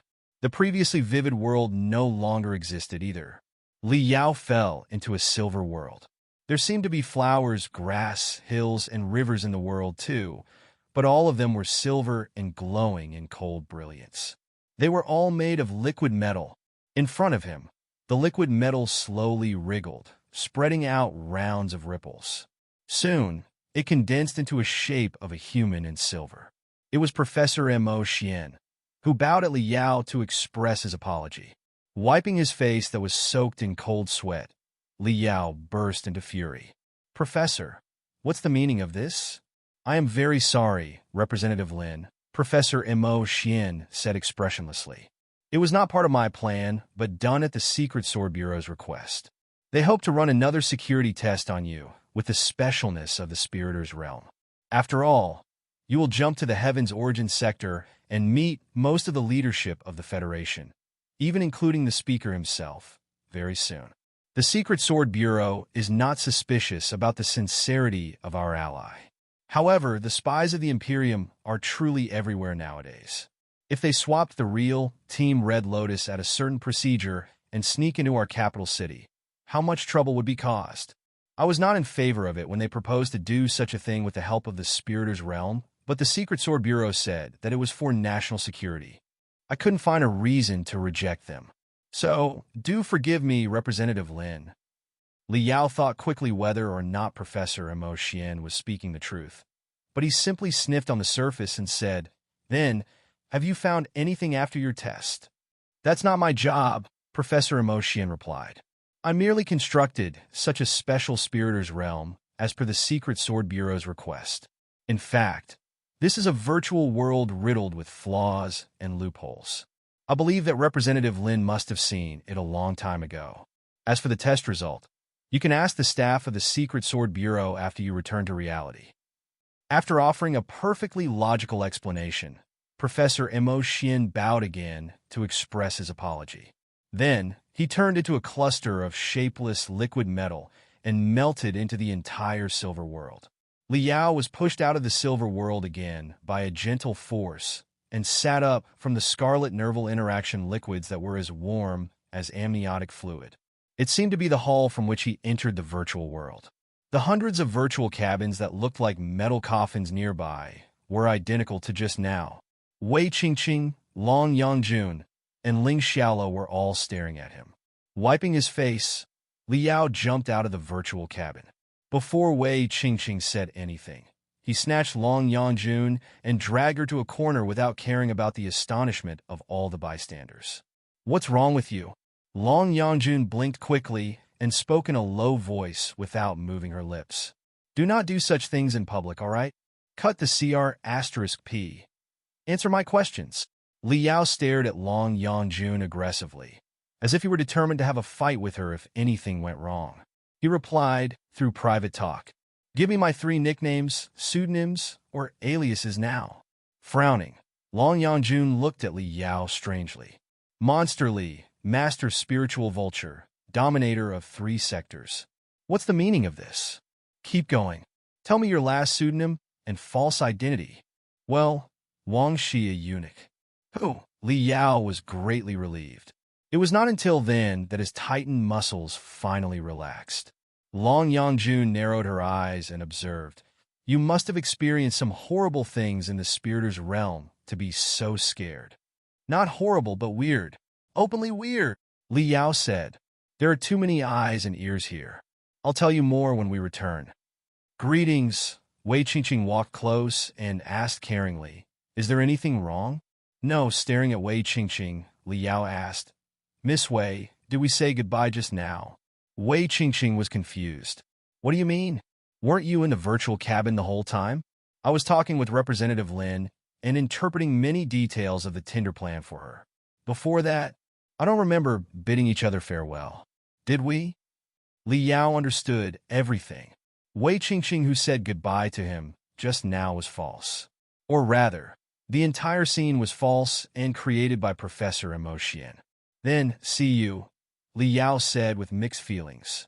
It will be difficult for you to see me again." After all, I'm going to millions of years in the future tomorrow. But it's hard to say. The universe is such a vast place. Life is full of wonders. Perhaps there will be a day when we will meet again, right? Wei Qingqing smiled and waved at Li Yao.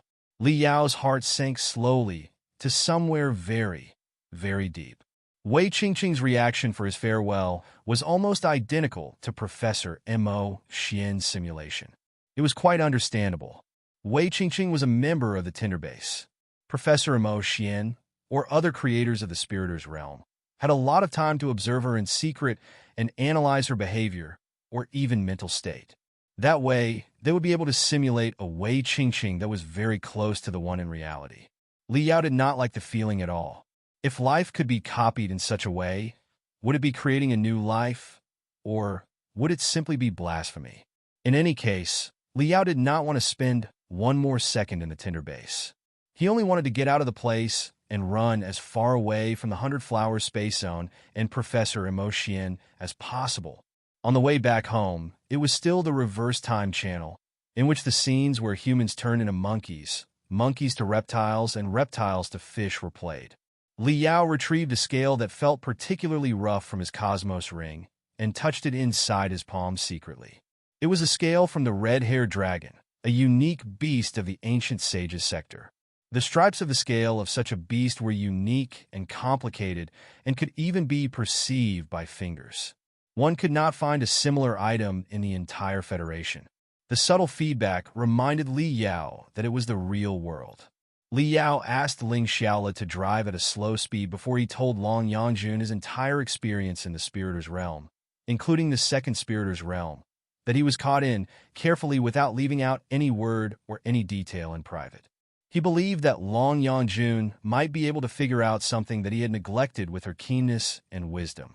I feel that something must be wrong with Professor Mo Xian, but I can't figure out where exactly the problem is, Li Yao said. Now that I think about it more carefully, there is really no place that calls for suspicion at all.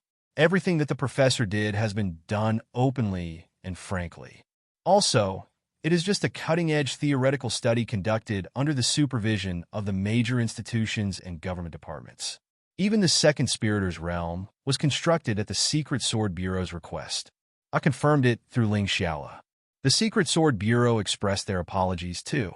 Their explanation is identical to the professor's. But why do I feel so uncomfortable about everything? This is a trend that cannot be stopped. You may feel uncomfortable about it, but there is simply no stopping it, unless you ban the crystal processors and the spiritual nexus from upgrading, or issue harsh laws that dictate a daily quota of online time for every person in the Federation, who will have to receive mandated therapy or even be sentenced to prison if they surpass the limit. But is it possible? Pondering, Li Yao slowly shook his head. That's right. Professor Mo Xian wasn't wrong at all, Long Yangjun said. The birth of a brand new virtual life and the virtualization of human beings are unstoppable. Perhaps not everybody is glad to witness such a change. But if 1% of the people volunteer to live in the virtual world, or if the lack of resources and the harsh environment force people to hide in the virtual world and build a tiny paradise there, is there any reason other people should change and even destroy the lifestyle they have chosen? Professor Mo Xian does not need to play any tricks and ploys at all. The Spiriters will eventually be born. It is only a matter of when and how many. Since the Spiriters will inevitably be born, as an important member of the academic field of the Federation and the human-shaped crystal processor with the highest computational ability nationwide, Professor Mo Xian has begun explorations and studies on the Spiriters with everyone's future in mind. What's wrong with that? Even if you do treat the Spiriters as a certain disease of the civilization of mankind, you cannot just ignore it because you don't like it. All the more reason you should analyze and study it carefully in order to find a cure. Isn't this what Professor Mo Xian is doing right now? Li Yao nodded quickly. I understand all the logic, but I still feel quite weird. Long Yangjun laughed. Are you worried that Professor Mo Xian is actually a supervillain who is pretending to be a good guy and that a great scheme has been hidden below the Tinder plan, say, to make the Spiriters rule over the world and conquer all human beings? But I don't think it is plausible. I don't know much about Professor Mo Xian, so I don't know whether he is good or bad. However, he is the man with the highest computational ability in the Federation after all, which is higher even than what is expected of the Divinity transformation stage. He is known as the superhuman-shaped crystal processor. The thing about the crystal processor is that it is absolutely rational and calm. It will analyze everything carefully and will not consider short-term gains and losses. It is not as emotional as human beings. First of all, virtual life does not need the resources necessary for regular people at all. Professor Xuan was right. There was no reason for them to fight humans and demons. Secondly, even if Professor Xuan is a great supervillain whose ambition is to make the Spiriters to conquer mankind, with his computational ability above the Divinity transformation stage, it should be more than easy to figure out that the crystal processors and the spiritual nexus in the Federation today are still too underdeveloped. Even the reproduction problem of the Spiriters was not resolved yet. They are babies in the cradle right now. It is certainly not a good time to declare war on the old human beings. Even if he does have a scheme, he should develop regularly first for hundreds more years until the technology is advanced enough and the population of the Spiriters soars. That's the only way to get a promising rate of success, right? In short, as long as he bears the fundamental interests of the Spiriters in mind, he definitely won't activate his scheme, if he has one at this point. It is too rash and hasty. Is it Professor Xuan's style? No. I found it quite odd, too. Li Yao frowned. My professor is not such an unwise and reckless man. Even if he has other hopes for the future of the Spiriters, he should know that the rise of the Spiriters will not take place in the next hundreds of years. He said exactly the same things just now. I don't think that he was lying. Besides, I do not feel that Professor was a supervillain either. Even in his most aggressive moment just now, I only felt that he was a bit mad, but I didn't feel any selfishness and evilness from him. How should I put it? I met a few bad guys who pretend to be good guys before, such as Yan Shibei, Xiao Xuanzi, or Lu Zue. But Professor is different from them. Professor is a good guy. I have no doubt in that. Long Yanjun changed the topic and suddenly asked, if we are talking about suspicious points, I'm more curious about one thing. Why did Professor Xuan talk so much with Lin Jiu, the captain of Team Red Lotus? Lin Jiu is not an important big shot, even with war between the Federation and the Black Wind Fleet drawing close. You were just here for a visit. I think a brief small talk would have sufficed. Was it necessary for him to ignore all the celebrities of the Federal Army and the Secret Sword Bureau and talk so much to you? You spent 2 hours in the virtual cabin. He must have been quite eloquent.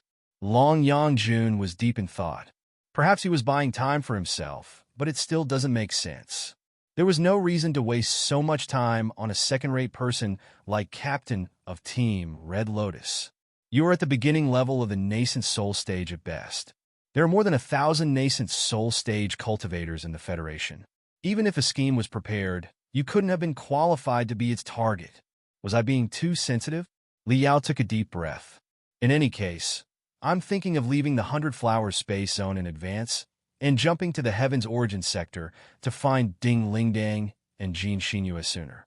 After I find the two of them, I won't worry about the scheme that there may or may not be at all. Soon, the shuttle returned to the spaceport where the carrier was docked. Since they were the special delegation, their starship had the privilege of being maintained and filled with fuel in advance. After a while, preparations for the jump were done. Li Yao had planned to publicize his identity in the 100 Flowers space zone, but he was in a hurry for the space jump. There would certainly be a lot of fuss if Yin Liren heard that he was actually Monster Li. Therefore, he might as well wait until he reached the Heaven's Origin sector. Li Yao only wanted to get away from the 100 Flowers space zone sooner. All passengers, please be prepared. The space jump will be performed in 1 minute. In the launch area of the spaceport, the starship that accommodated the delegation from the Star Ocean Republic was gradually enshrouded in a cluster of gentle brightness. Shivering, it was about to go to the Heaven's Origin sector. At this point, there were 13 hours, 22 minutes, and 35 seconds to go before the Black Wind Fleet arrived at the central space zone of the Heaven's Origin sector. When the cover of Li Yao's cabin was about to close, Long Yanjun, who was lying in the protective cabin next to him, struggled to sit up and grab the cover, hinting for him to sit up too. I suddenly thought of a motivation for a scheme. Long Yangjun frowned. If it can be called a motivation at all. Oh, Li Yao was refreshed. Having no time to think about the space jump that would begin soon, he said, "Do tell me." I gave it a lot of thought just now. The more I pictured your professor being a vicious schemer, the more I believed that our conclusion was right, Long Yangjun said. If he is really a vicious scheme whose purpose is to make the spiriters dominate the universe, there will be absolutely no reason he should do anything right now. He should lurk for another few hundred years for the best opportunity. However, what if you are not wrong? Your professor is not a vicious schemer, but a good one, a noble man, a bright guy who has dedicated himself to the civilization of mankind instead of considering his selfish benefits. Li Yao was confused. So what?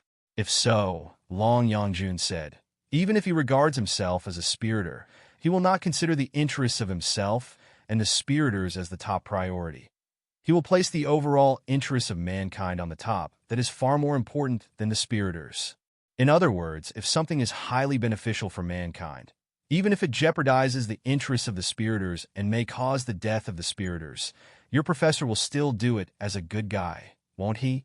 Li Yao blinked and replied, "Maybe, but I don't quite follow you. What do you mean by something highly beneficial for mankind?" "Absolute peace," Long Yangjun said coldly. "I thought about Professor Mo Xian's words that you repeated to me many times and discovered a very unpleasant phrase. Absolute peace. He wants all the races of mankind to support and help each other in absolute peace, to grow, blossom, and prosper together." Li Yao grimaced. "What's wrong with that? I hope for the same." "Peace is not wrong. Absolute peace, on the other hand, is quite intriguing," Long Yangjun said. "Let me ask you, what kind of country or social form can realize absolute peace? Even if the Federation defeats the Black Wind Fleet this time, will it be given absolute peace? Will it no longer need to fight the Imperium and the Covenant Alliance in the future? Even if, one day, Monsterly goes on a rampage and leads the Federation to completely demolish the Imperium and the Covenant Alliance, then what?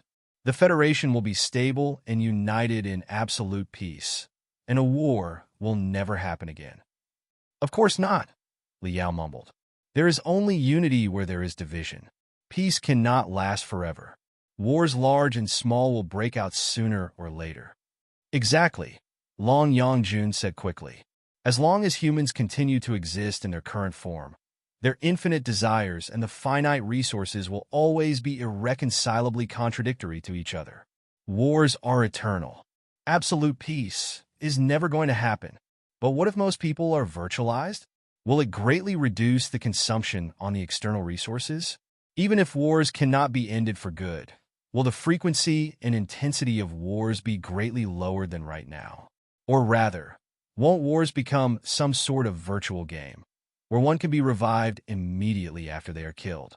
Isn't this some kind of absolute peace? Wars only happen when we are fighting over such planets that are actually terribly rare in the Sea of Stars. For example, the Black Wind Fleet has marched to this place after a tremendous journey from the center of the cosmos. But isn't their purpose to raid the sector here and loot all the resources, including population? However, if everyone, no, that is not necessary. If half of mankind is transformed into virtual life and lives in the spiriters' realm, the pressure on resources will be greatly reduced. Humans have the highest demand on their habitats. Demons are much more adaptable than humans and can live on many barren and harsh planets. The spiriters, on the other hand, are a great deal more adaptive than demons. For them, they can establish tiny centers of supercrystal processors deep below the surface of most of the solid planets, as long as their underground is free of the interferences of radiation. Everything can be created in the virtual world. Money, women, land, heavenly materials, and earthly treasures. All the reasons from ancient times to today that ever caused a war will no longer be a problem in the virtual world. As a result, after the living space of human beings is expanded 100 times over, their internal conflict will be greatly soothed. Wars may not be entirely wiped out, but the odds of wars that are caused by the competition of resources will be greatly reduced. Maybe that is what your professor believes. Even if the spiriters really have conflicts and a war is inevitable, the wars will not be as cruel as what we are having right now. I have come up with 2 new modes when I just give it a thought. Firstly, just like a war DLC of civilization, they can establish a virtual battlefield in the virtual world. It doesn't matter at all even if they burn everything on the battlefield down or kill everybody they see. Secondly, didn't your professor mention shells? If the spiriters must fight a war in the material world, all the warriors can crawl into a certain shell to remote control the army, like the drones or the war puppets that we have today. Even if the shell is utterly damaged, the soul may still be unharmed. Think about it. What an advanced, clean, and peaceful form of war. Nobody will really be killed in such a war. Even if some of them may accidentally crash their soul, the odds of the potential victims will still be significantly lowered than in a war right now. Then, the universe will embrace eternal peace. War will be a solution to resolve disagreement peacefully. It can even be a game of entertainment. War can be a game? Li Yao shuddered coldly. Why are you wearing such an expression of disbelief? Like human beings are just a bunch of innocent children. Long Yangjun sniffed. Humans are war machines created by the Panga clan and the Nuwa clan in the first place. War and violence are an ineffaceable part embedded in the deepest part of everyone's genes. Human children like to play with toy guns and military action figures. Adolescents like action movies and war games. Even at the twilight of their life, aren't old people still fond of power struggles and strategies? And you personally, Vulture Li Yao, do you dare to say that you do not like the feeling of fighting? Li Yao was rendered speechless for a moment. He could only say, no, it's impossible. I don't think that my professor is as crazy as you think. It all depends on whether Professor Mo Xian is a good guy or a bad guy, Long Yangjun said. If Professor Mo Xian is truly a vicious villain, and his ambitions are to make the spiriters rule the world, he will certainly not concoct any scheme at this point because the timing is too inappropriate and the odds of success are too low. Besides, the potential of the spiriters are obvious.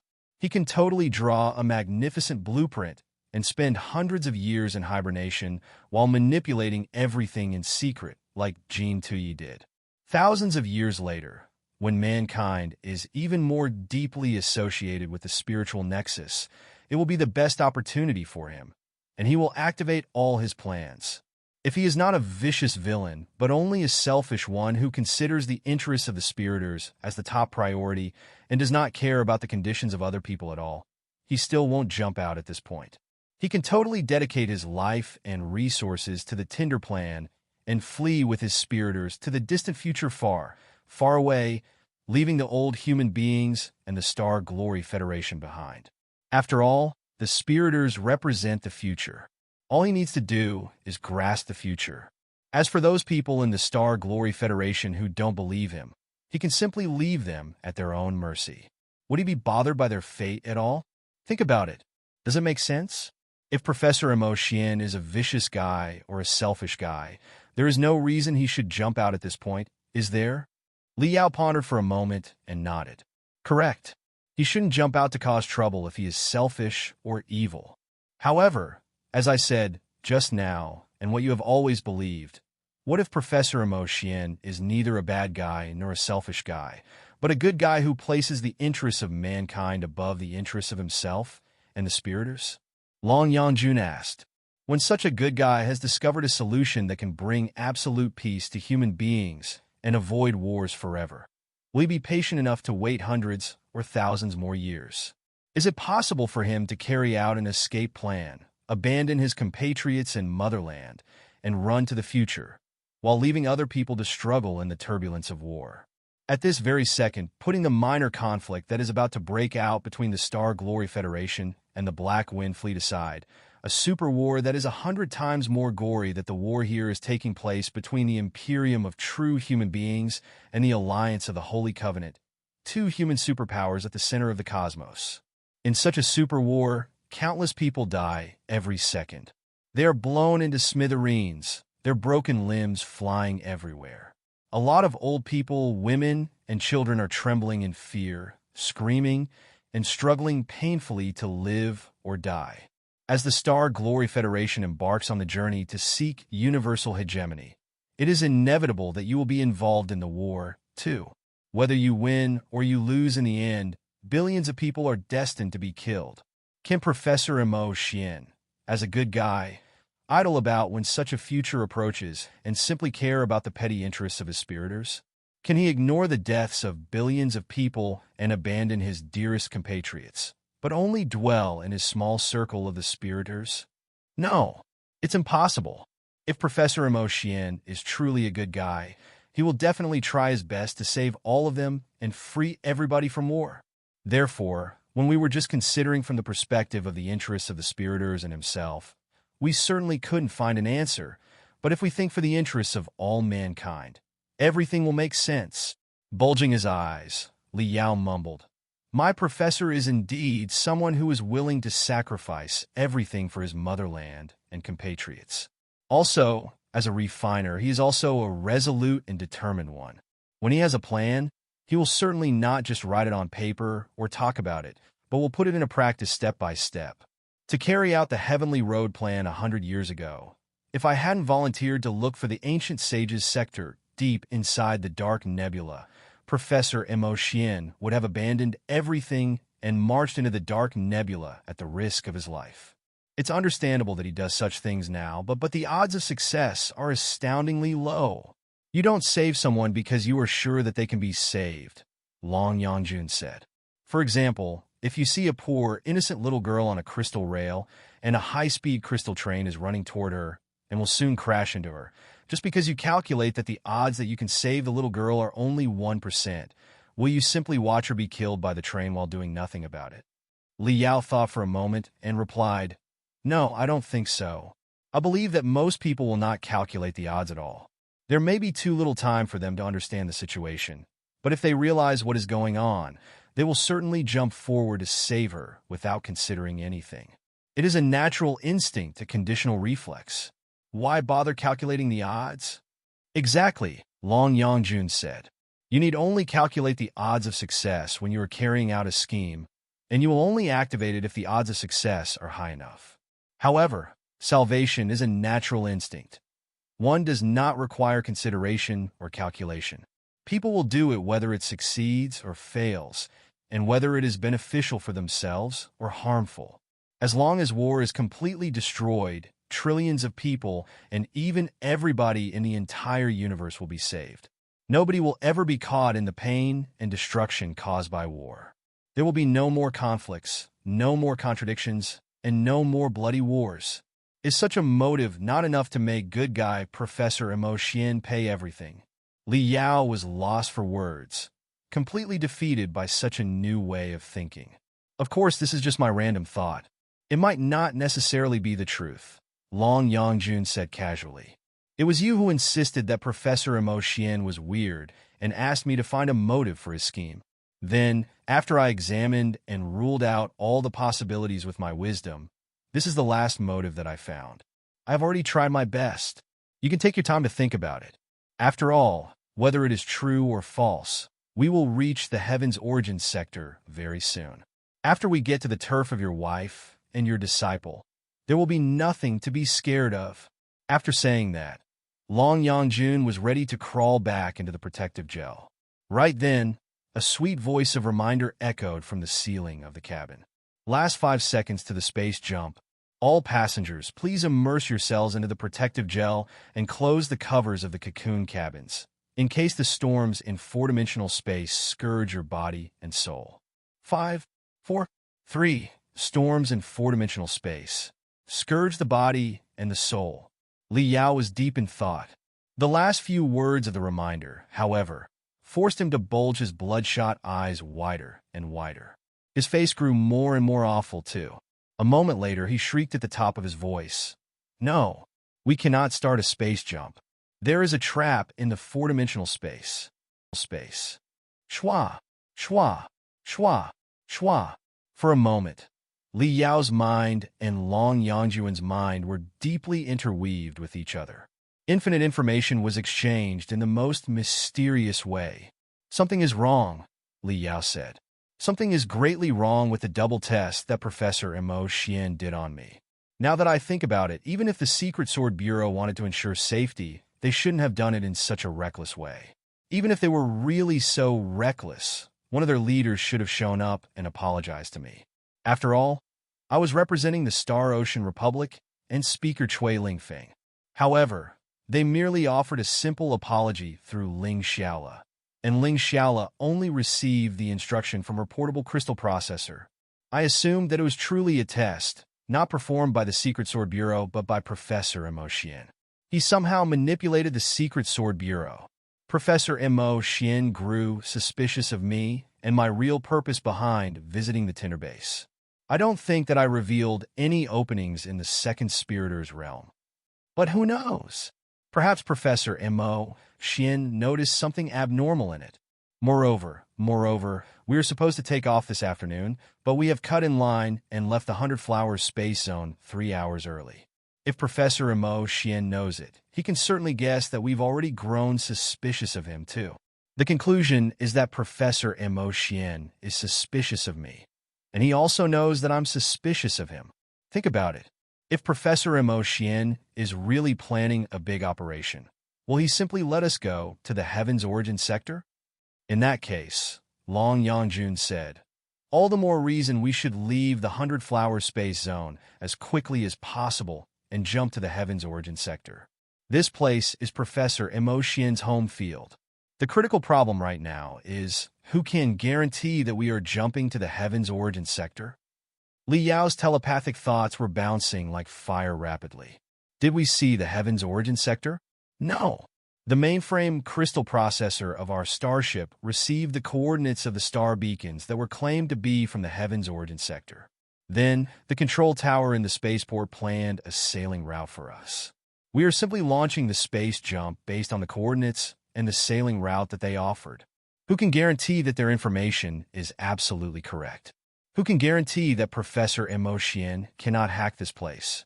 If he is really concocting some big operation, he must have hacked most of the crystal processors in the 100 Flower space zone, or at least controlled the port, the most important place in the space zone.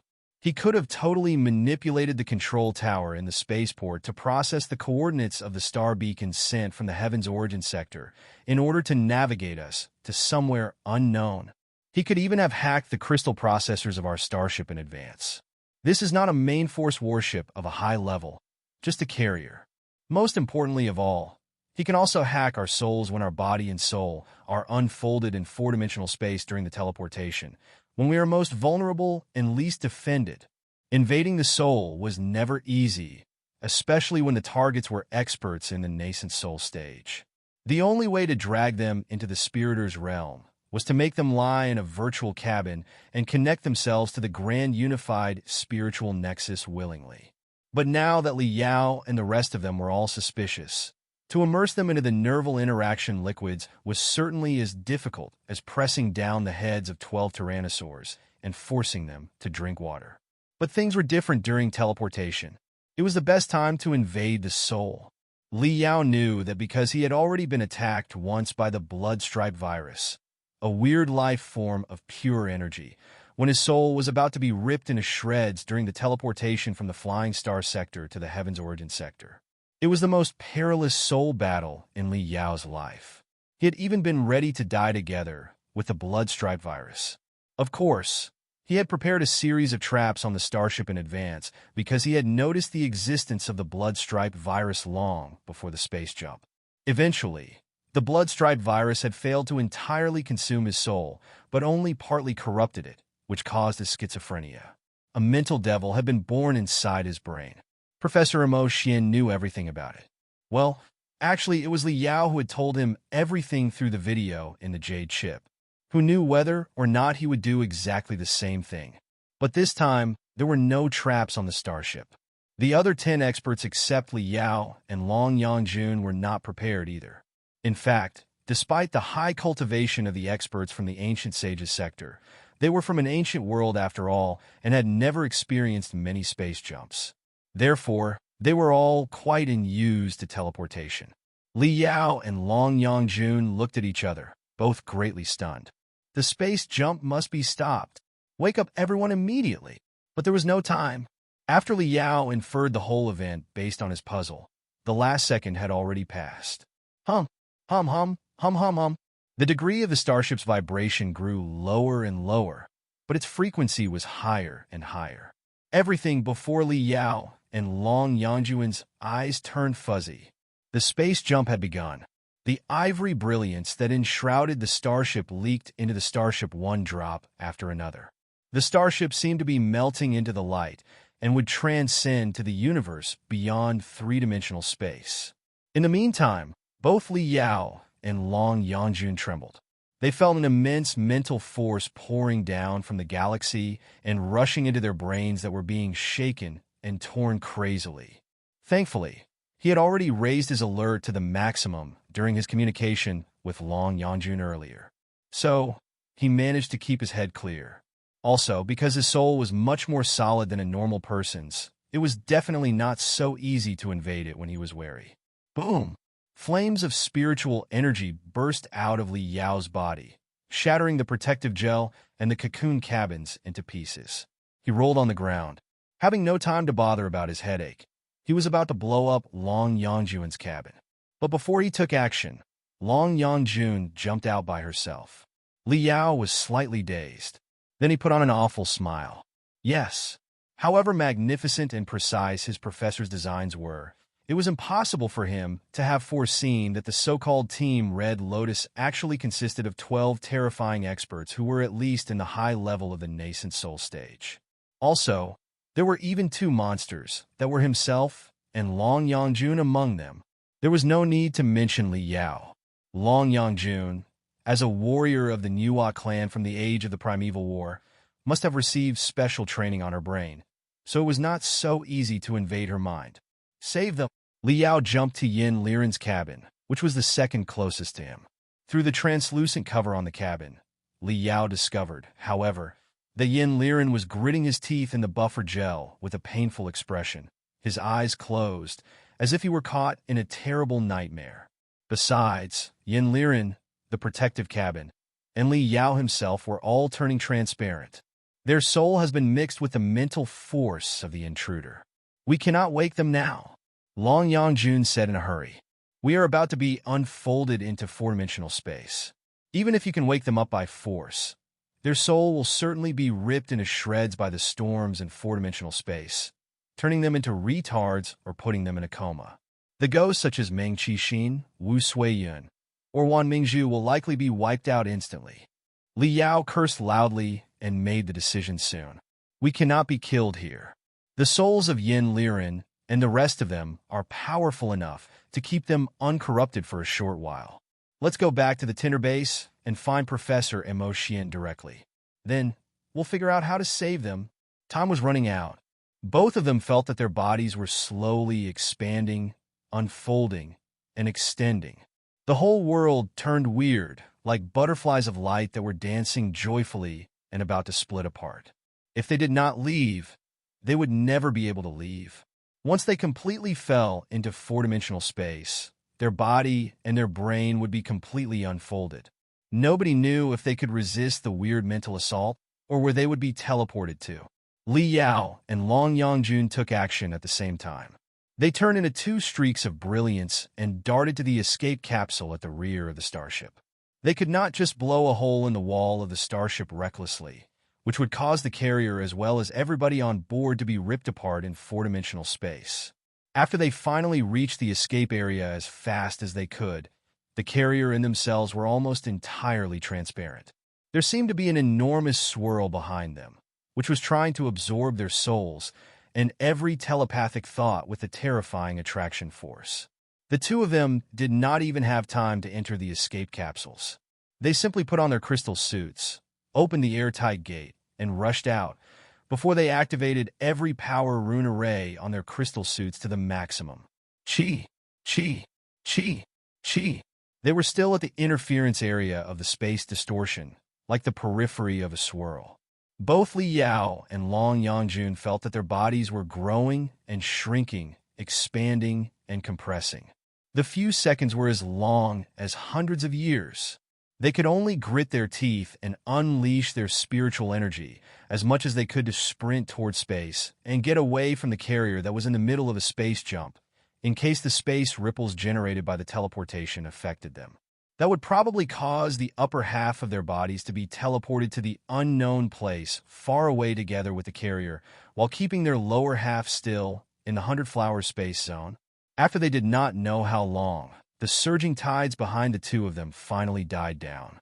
They examined their bodies, not entirely recovered from their shock, and discovered that their limbs and internal organs were still there. No parts had been teleported together with the carrier. Then, they were somewhat relieved. When they looked back, the carrier was already gone, leaving a halo that looked like a mist. Li Yao and Long Yangjun both floated in space, like two dead fish that had been blown to the shore by tides. The headache was still haunting them. They did not want to move at all. Long Yangjun turned on the point-to-point communication channel that did not need to be connected to the spiritual nexus. Then, she said in a low and magnetic voice, "As I recall, someone said we would never lose if the 12 nascent soul stage cultivators and divinity transformation stage cultivators slapped them in their face." Monsterly, are you trying to disguise your embarrassment with laughter? Long Yangjun asked. No, it's just that the weird feeling that had been burdening my heart has gone after figuring out what my professor is up to. Staring at 100-Flower City not far away, Li Yao's eyes were glittering more and more brilliantly. He savored the heat and sweetness of his blood, and the mist that had haunted his mind was gradually replaced by burning fire. I feel that everything has come back to the pace that I'm most familiar with. Long Yangjun snorted. Trading the life and death of 10 experts at the peak of the nascent soul stage, and even in the nascent soul stage for your familiar pace. You are quite an extravagant man, aren't you? There's no need to worry about Yin Liren and the rest of them too much for now.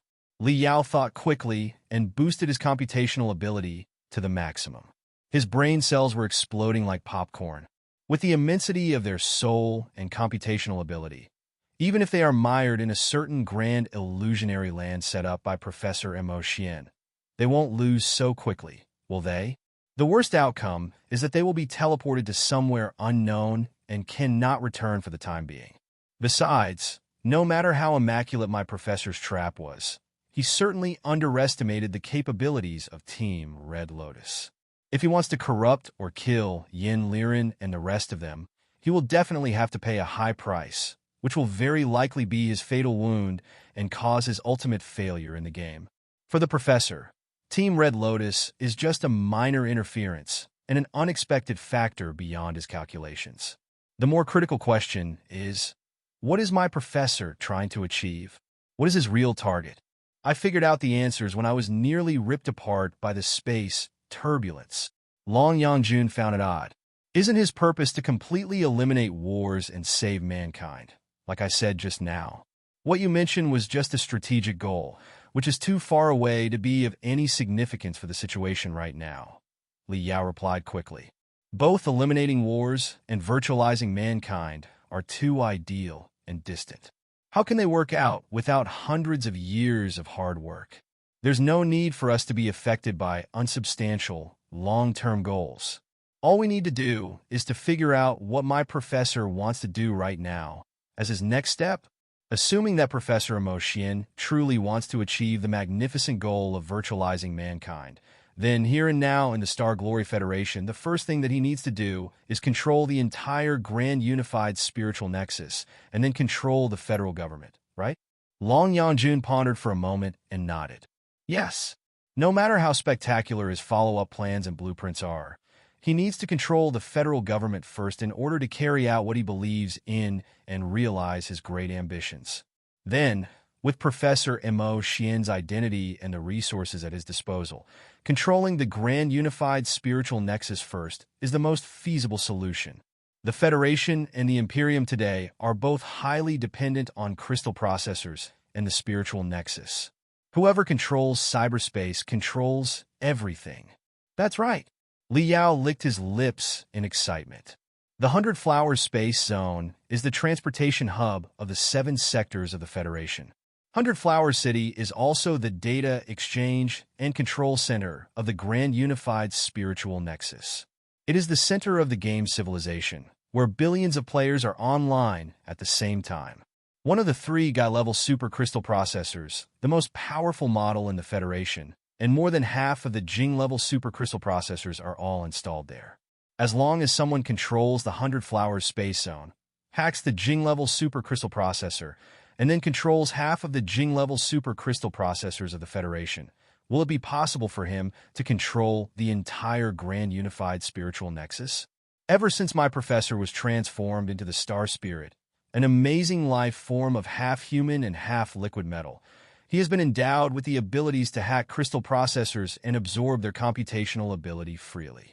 During the insurgency of the immortal cultivators in the Flying Star sector, it was because he hacked the Star Brain and absorbed tremendous computational abilities from the Star Child that we managed to counterattack and secure the final victory. After 100 years of training, his techniques for hacking crystal processors and absorbing computational ability must be even more powerful, inconspicuous, and swift. I've checked a lot of files on the crystal processors in the Federation today. People say that there are 3.5 supercrystal processors in the Federation. By a half, they are referring to my professor. He can control all the supercrystal processors in the 100 Flowers space zone and absorb their computational ability for his own use. Then, with the enormous computational ability, he can barrage the second Guy-level supercrystal processor in the Heaven's Origin sector. Then, the third one on Spider Den. After all the supercrystal processors are remotely controlled by him, it seems that people can only accede to whatever demands he raises. After all, the professor was right about one thing. People of the modern age cannot live in a world without the spiritual nexus anymore. Long Yangjun blinked quickly.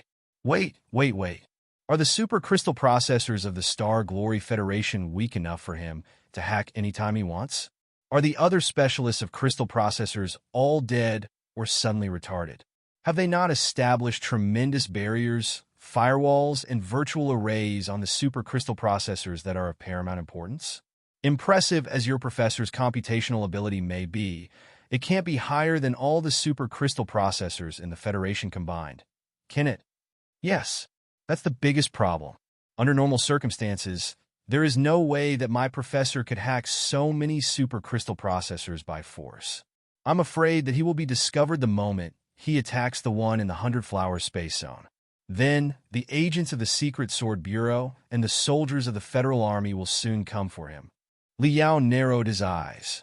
The silver space fortress that was reflected in his eyes looked like brilliant silver fire. However, if a special case causes all the supercrystal processors to overload, to the point that their computational ability is greatly wasted and the barriers and firewalls are battered to the verge of destruction, is there such a possibility? Long Yangjun asked. Listen, it suddenly occurred to me.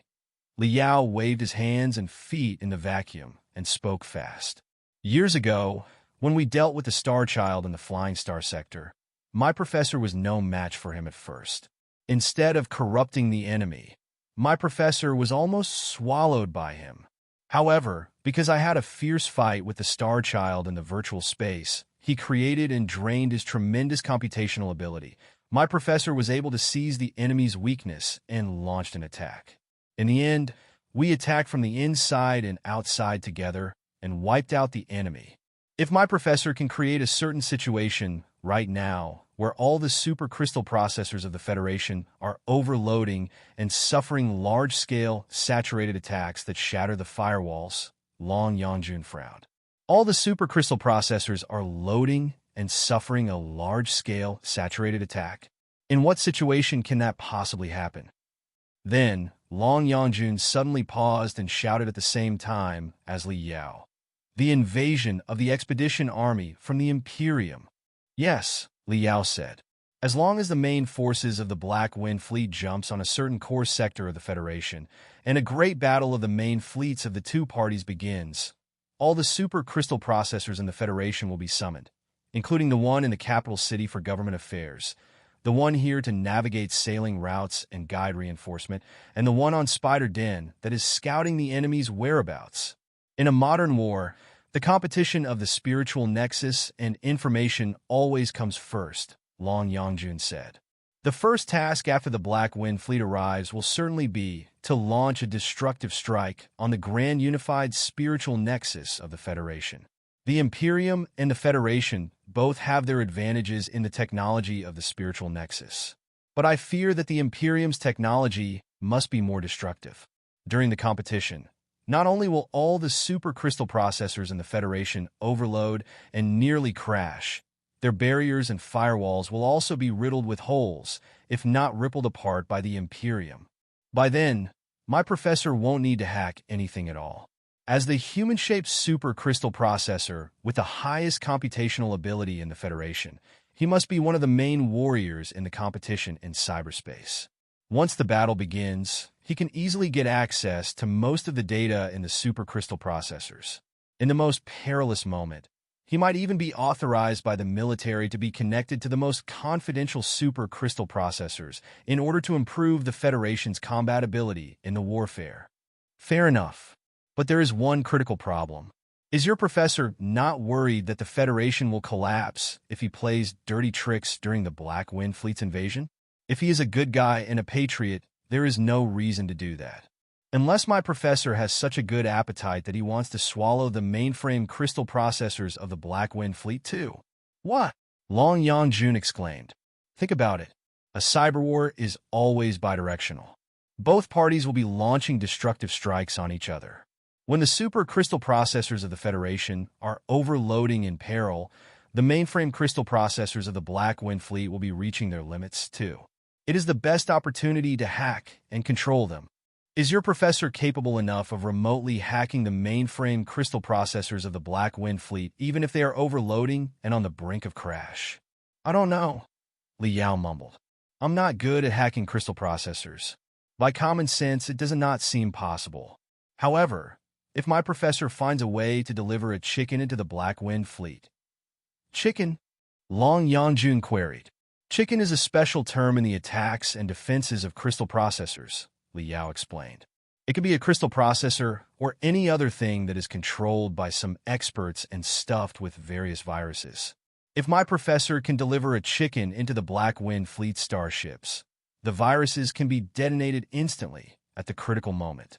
Or rather, he can use the chicken as a springboard to launch the most direct, fatal attack on the spiritual nexus and the crystal processors of the Black Wind Fleet from the inside. Long Yangjun took a deep breath. But I don't think that the Black Wind Fleet will be idiotic enough to accept a chicken from the Federation, will they? On the surface, he publicized the birth of the Spiriters and the follow-up plans, and presented everything that he knew. He even invited the best specialists in crystal processors, the spiritual nexus, meditation, memory transmission, and other fields to join the great cause and push the Tinder plan forward. Correct. Long Yangjun nodded and said, with Professor Imo Xian's prestige and connections in the Federation, and since the studies of virtual life were a cutting-edge project and the Tinder plan was very important itself. Even if he didn't invite them, Parliament, the military, the Secret Sword Bureau, and other institutions would still have volunteered to join the project and monitor the progress. Therefore, Li Yao said, the most distinguished specialists of the spiritual nexus, souls, and brains must have come into contact with the Tinder plan and the Spiriters' realm more or less. In the past decades, they have uploaded their consciousness to the Spiriters' realm too many times. Or at the very least, they have opened their brains and connected them to the Spiriters' realm created by my professor for research and surveillance purposes. On the bright side, it was because my professor was frank and forthright. He was willing to release his research products to the public and receive the supervision of society and the government. But on the dark side, it is possible that my professor implanted something into their brains while the consciousness of the specialist was traveling in the Spiriters' realm at ease, like implanting viruses into the crystal processor? If the second possibility is true, then at this moment, the brains and souls of the most distinguished specialists in crystal processors, souls and brains must have been more or less corrupted by my professor. Wait! Long Yangjun was greatly alarmed. I understand it now. I know why your professor talked with you for such a long time when you were nothing more than the captain of Team Red Lotus. Not you. His target wasn't you, but those who were monitoring you. What? Li Yao blinked hard. After every blink, A few bloody streaks would burst out on his eyeballs as fast as lightning. Are you saying that Lin Jiao, the captain of Team Red Lotus, is indeed an insignificant person? The only reason he talked so much with you and confessed everything to you was because he was buying himself more time to corrupt the observers. Long Yangjun was speaking 10 times faster than before, in hums that were utterly indistinguishable for normal people. She said, the so-called first launch of the Tinder plan is very likely a huge scam and an out-and-out trap. It is exactly because the Tinder plan will have the first launch tomorrow that a lot of specialists in crystal processors, the spiritual nexus, and the brains from the entire Federation have come to the Tinder base today. Also, together with the heads of the local garrison, the Secret Sword Bureau, and the relevant government departments, everybody has gathered and volunteered to enter the virtual cabin that Professor Mo Xian carefully prepared for them. They are immersed in the nerval interaction liquids and mired in the Spiritor's realm. He has fished up everybody he needs. If Professor Mo Xian has played tricks on the virtual cabin, allowing him to control the Spiritor's realm, or at least the one he created in the Tinder base, he will be able to confine everybody's soul in it. Then, if he invades and corrupts their souls, as he did to us a moment ago, Liao took a deep breath, feeling as if the darkness of the whole universe was leaking into his body. Then it is possible for him to control a large batch of specialists in crystal processors and the spiritual nexus, as well as the heads of the local garrison, the Secret Sword Bureau, and the government department in the 100 Flowers Space Zone. As for you, you filed an application to visit the Tinder plan, which happened to be exactly what he wanted. Long Yangjun analyzed calmly. You were the special representative of the Speaker of the Star Ocean Republic after all. Your trip in the base of the Tinder plan, especially the whole conversation between you and Professor Mo Xian, would certainly be closely monitored without leaving out 1 second. Of course, Liao Nudakhabili. My professor reassured us many times during the conversation that it was monitored. He was completely open and frank. Frank my ass. Long Yangjun cursed. Surveillance is bidirectional. While you were being monitored by the secret units, including the Secret Sword Bureau, it means that there must have been a certain data channel between Professor Mo Xian's virtual world and the crystal processors of those secret units. Correct. Li Yao was greatly enlightened. So, when the secret units were monitoring us, my professor could sneak into the crystal processors of the secret units through the data channels they had established, right? Lin Jiao had a special identity, Long Yangjun said. The conversation between you and Professor Mo Xian was very sensitive too. The units that were monitoring you must have been of a high level, and their barriers and firewalls were certainly tough. That's why Professor Mo Xian rambled on about so many things with you. He was merely getting himself more time to hack the crystal processors of the secret units without alarming anyone. Li Yao was silent for a moment. Then he suddenly said, "A war is coming. Very soon. In the next 24 hours. Long Yangjun's eyes were rolling quickly. How do you know? My professor prepared the scheme for decades, Li Yao replied coldly. He has control of the heads of the military, the government, and the intelligence agencies of the 100 Flowers Space Zone. It is also possible that he has planted viruses in the crystal processors of even more secret units in the outside world to open backdoors in them. This is exactly the time that he is pushing the plan to the end. His actions are too eye-catching. No matter how he hides himself, it won't be possible to keep it a secret for 24 hours. The other specialists of crystal processors in the Federation are not dead. They will certainly notice that something is wrong in one day. Therefore, the moment that my professor is waiting for, the fatal moment when all the super crystal processors of the Federation are overloading to the brink of collapse, will come in the next 24 hours. Long Yangjun's eyes shuddered again and again. Then she suddenly changed the topic and asked, "What's your professor's relationship with Qingqing Yue?" The two of them wasted no time changing the topic. It was difficult for normal people to understand what they were saying, but Li Yao realized what she meant immediately. You suspect that my professor is also involved in the plan that Qingqing Yue has carefully prepared for almost 100 years? It's quite possible. I don't know what happened between Qingqing Yue and Professor Mo Xian in the past 100 years. However, considering the social network 100 years ago Jean Xinhue was very close to the Fire Ant King, another of my old friends. At that time, the Fire Ant King and I founded Skyfire together, and Jean Xinhue was nominated as the Secretary of Skyfire as my sole demon disciple. Later, the Fire Ant King and her operated Skyfire together. The Fire Ant King was only a second-tier demon emperor in the blood demon sector previously, not even included in the pantheon of demons. It was with Jean Tuyi's and my support that he became one of the most powerful persons in the blood demon sector. Therefore, the Fire Ant King and Jean Xinhue belong to the same interest group. Naturally, their cooperation is quite stable. The Fire Ant King, Professor Mo Xian, and I explored Kunlun for the first time together. On Kunlun, the Fire Ant King and Professor Mo Xian became good friends. In the years that followed when Kunlun was developed, the two of them often talked to each other and conducted studies together.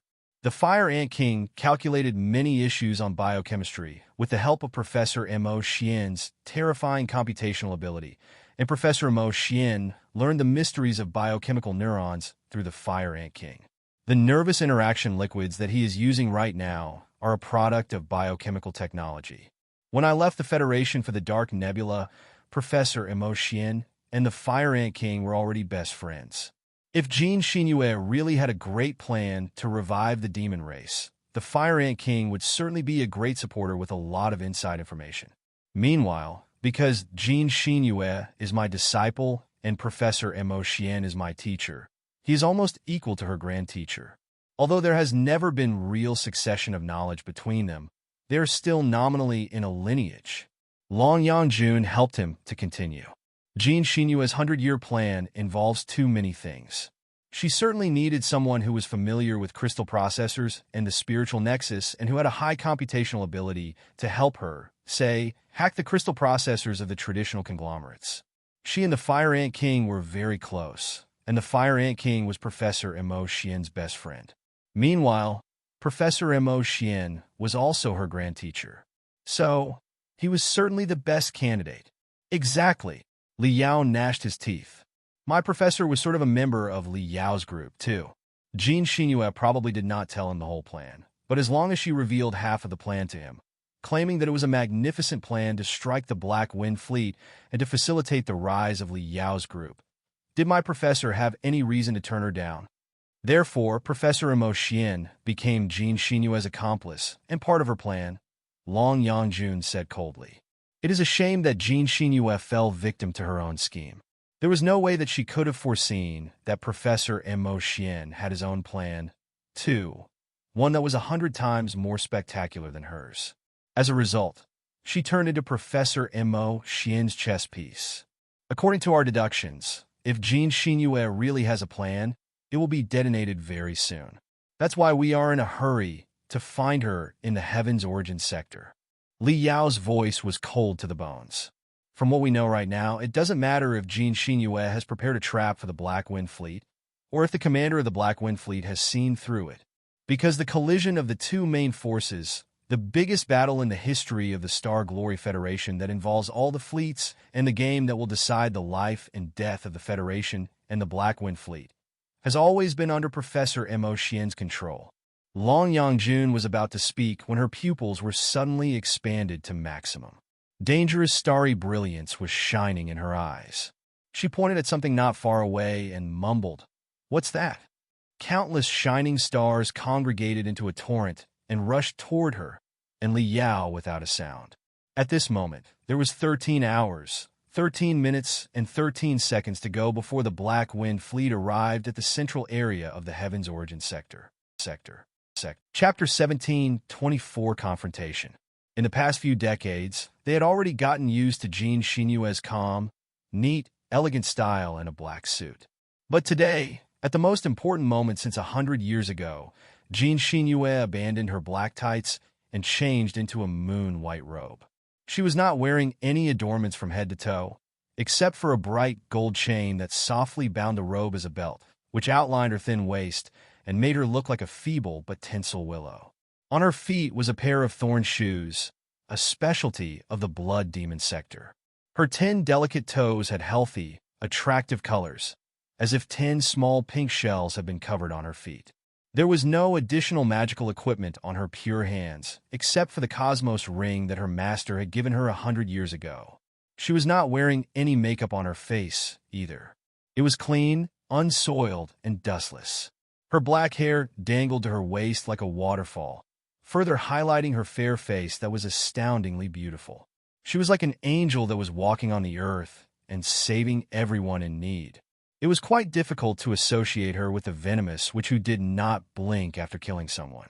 Therefore, even the members of the Dim Moon Squad, who had been through life and death situations with her for decades and witnessed too much of her brutality and ruthlessness, were also stunned. They all looked at each other in bewilderment, not knowing what was going on.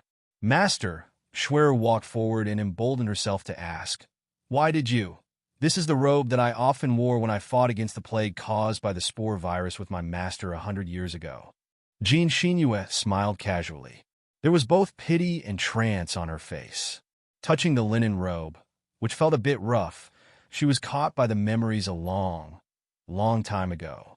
She mumbled, "Let me wear the pure, sacred, and bright robe one last time, because after the battle, I will spend a long time, or even the rest of my life, in complete darkness. Also, if I put on the white robe, wherever my master vulture Li Yao is, he will certainly bless the success of our plan and the real rise of the Star Glory Federation, won't he?" Xuan understood it now. Putting on a charming smile, she sincerely said, "Master, you are actually much prettier in white than in black. You do have a sweet tongue, don't you?" Qingqing scratched the nose of Xuan softly. Then, she turned solemn and strode toward the core members of the Dim Moon Fund, as well as her most loyal subordinates of the demon race who were scattered in various trades and only gathered recently. When she reached the front of the strong, hideous, and intimidating warriors of the demon race, the smile on her face had entirely vanished, replaced by calmness and ambitions that were full of convincing power. "Warriors of the demon race, we have been lost in the darkness for 100 years. We have lurked and held ourselves back for 100 years. Qingqing opened her mouth slowly and spoke to her soldiers in a charming and firm tone. The 100 years of humiliation, sacrifice, and silence were all for today, for this moment, and for the war to come. 100 years ago, I swore an oath to my father and all the demon compatriots at that time that I would complete the Red Tide plan and lead the demons who were suffering to new glory. During the 100 years, many people doubted me, objected to me, and even jumped out to fight against me. But you have always had faith in me. You supported me loyally in the most troubled times and pushed the Red Tide plan forward silently together with me. We interweaved the brand new Dim Moon plan and a dream of the demon's rise. Today is the day that I, Qingqing, fulfill my promise. Today is the day when we fulfill our promise to all our demon compatriots. Obliteration, rebirth, immortality. Perhaps our bodies will be completely wrecked in the battle. Perhaps even demons will no longer exist as a real entity one day. However, our spirits, the spirits of demons, will be brought back to life in the battle and granted eternity. It will surely expand to the entire universe as the Star Glory Federation embarks on the conquest of the entire universe. Obliteration, rebirth, immortality. The warriors of demons whose blood was boiling all screamed at the top of their voices deep inside the Moon Palace. Their roars that had been suppressed for 100 years were about to turn into torrents of magma and sweep across the entire world. Narrowing her eyes, Qingqing smiled. She looked at a lot of gray-haired demons and said, "A lot of us actually come from the age of the Old Federation, when we were still against the Old Federation and fought bloody battles with each other. Tell me, do you hate the soldiers and experts of the Old Federation?" The gray-haired demons looked at each other and nodded. Of course they hated them. How could they not? Although they had been integrated into a whole now, the great humiliation of a conditional surrender when they still had an advantage in national strength was not something that they could forget even in their entire lifetime. "If you hate them, just win the battle for us." Qingqing smiled. If the deceased heroes of the old Federation learn in their graves that the Star Glory Federation that they sacrificed themselves for had to be protected by a bunch of demons and monsters in the end, how indignant will they be? I'm afraid that they will certainly be kicking their graves in fury, won't they?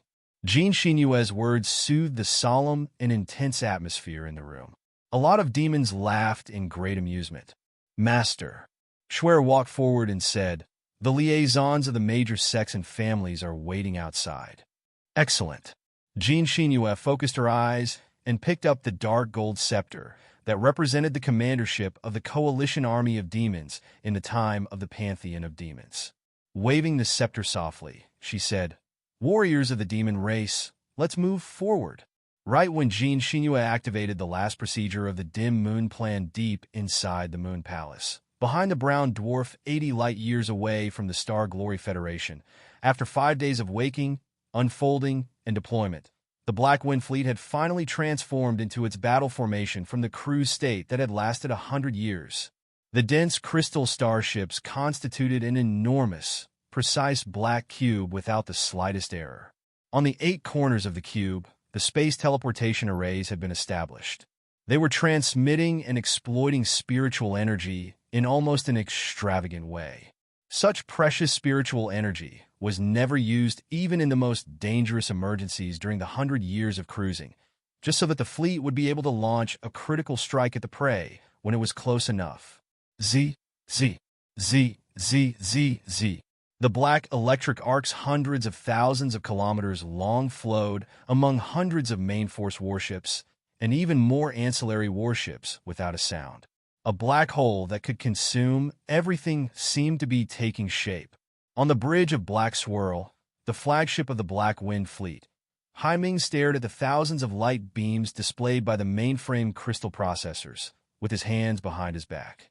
His thousands of telepathic thoughts interweaved with the streams of information that were surging like a storm, allowing him to control every detail in the entire fleet precisely. The crystal processors of the Imperium of true human beings were more advanced than their counterparts in the Star Glory Federation. The Black Wind Fleet was highly automated. 80% of the work could be accomplished through the crystal processors. The exchange of data, information, and commands could also be completed within a moment through the tactic network, compressing the thousands of starships into an inseparable whole like an overwhelming giant in the middle of the space. Haiming, or rather, the mainframe crystal processors of Black Swirl, was the brain of the giant. Haiming's decisions and telepathic thoughts could reach every corner of Black Swirl through the crystal processor and the tactic network, and even every critical post in every starship of the fleet. He could control the entire fleet as conveniently as he controlled his arm and hand. Commander, the fleet has been unfolded. All the immortal cultivators are ready for battle. As long as the navigation of a large-scale space gate is available, we will be able to jump over at any point and launch a destructive strike. The chief of staff of the Black Wind Fleet next to him said, "However, is that guy really trustworthy?" Rest assured, Su Changfa is an immortal cultivator and a member of the Imperium of true human beings in any case, Haiming said slowly. According to the intelligence sent back by our spies that are still lurking inside the Federation, the presents that he gave us are all real. It never occurred to me that the old man Su Changfa is not entirely dead yet. He can still control the spiritual nexus of the Star Glory Federation, or at least the key nodes of it, in a rather amazing way. Jean Xinyue believes that she will be a certain winner by drawing half of our troops into the Heaven's Origin sector and then defeating the troops after the space gate is turned off. That is so naive of her. She couldn't have foreseen that we had such a backup move named Su Changfa at all. Of course, I will not completely trust Su Changfa or his disciple Lu Qingqing. After all, they do not belong to the Black Wind Fleet, and they may be up to their own schemes. Therefore, in regard to their plan, I have made a tiny micro-adjustment. As long as the enormous forces of the Black Wind Fleet tear a hole in the sky of the Heaven's Origin sector, who will ever be able to stop us? "That's really brilliant of you, Commander," the Chief of Staff praised. "Let the warriors wait a little longer." Haiming smiled casually. I know that they are all restless because they haven't warmed up their bones for 100 years. However, the hungrier they are, the more delicious the blood of victory will taste. Everything is under my control.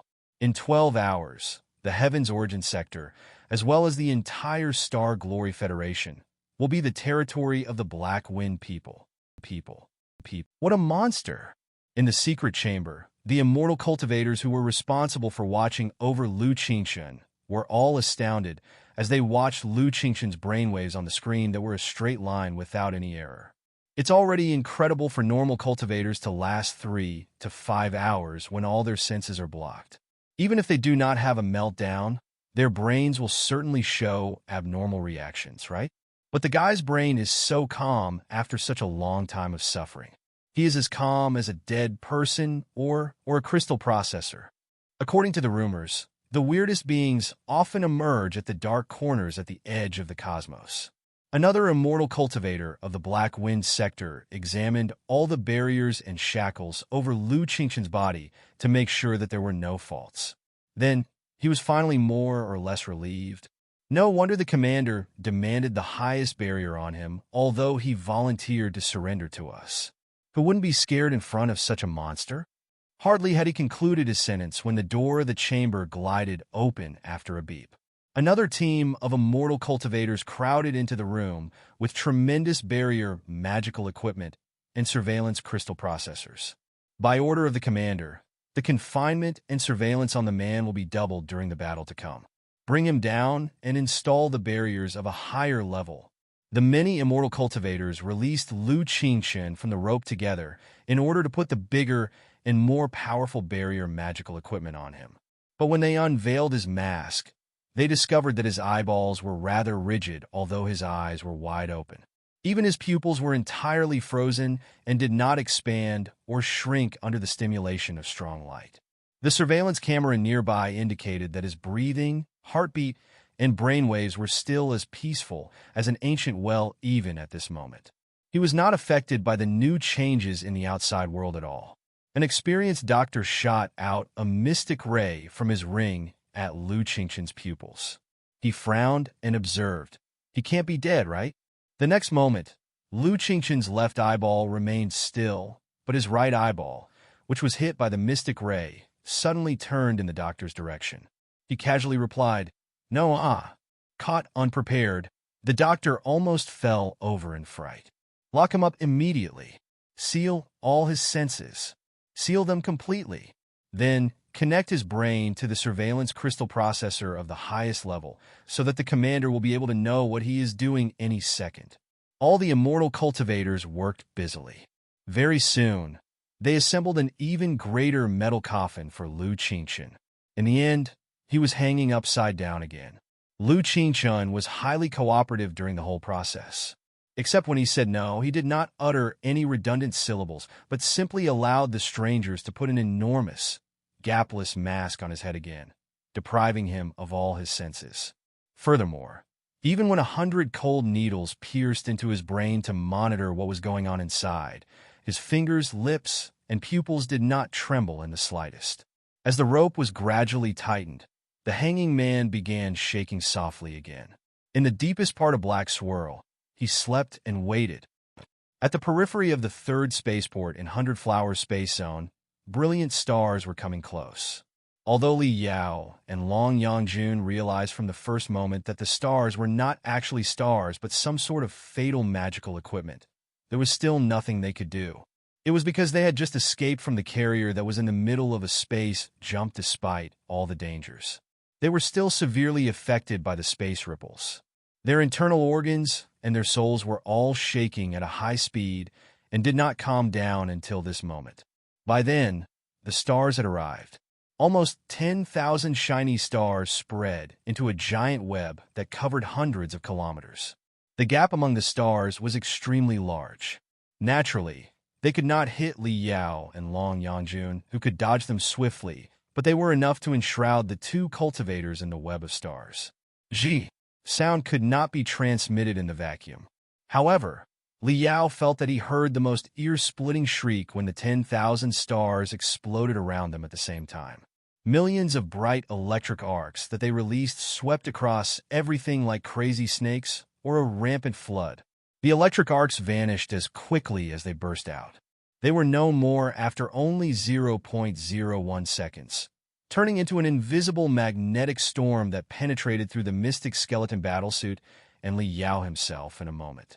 The control menu of the mystic skeleton battlesuit immediately faded out. The crystal processor and tremendous units were paralyzed and did not answer Li Yao's command anymore. Even the spiritual energy within Li Yao's body felt like a pot of boiling porridge, making it highly difficult to make use of the energy. The crystal suit lost most of its combat ability.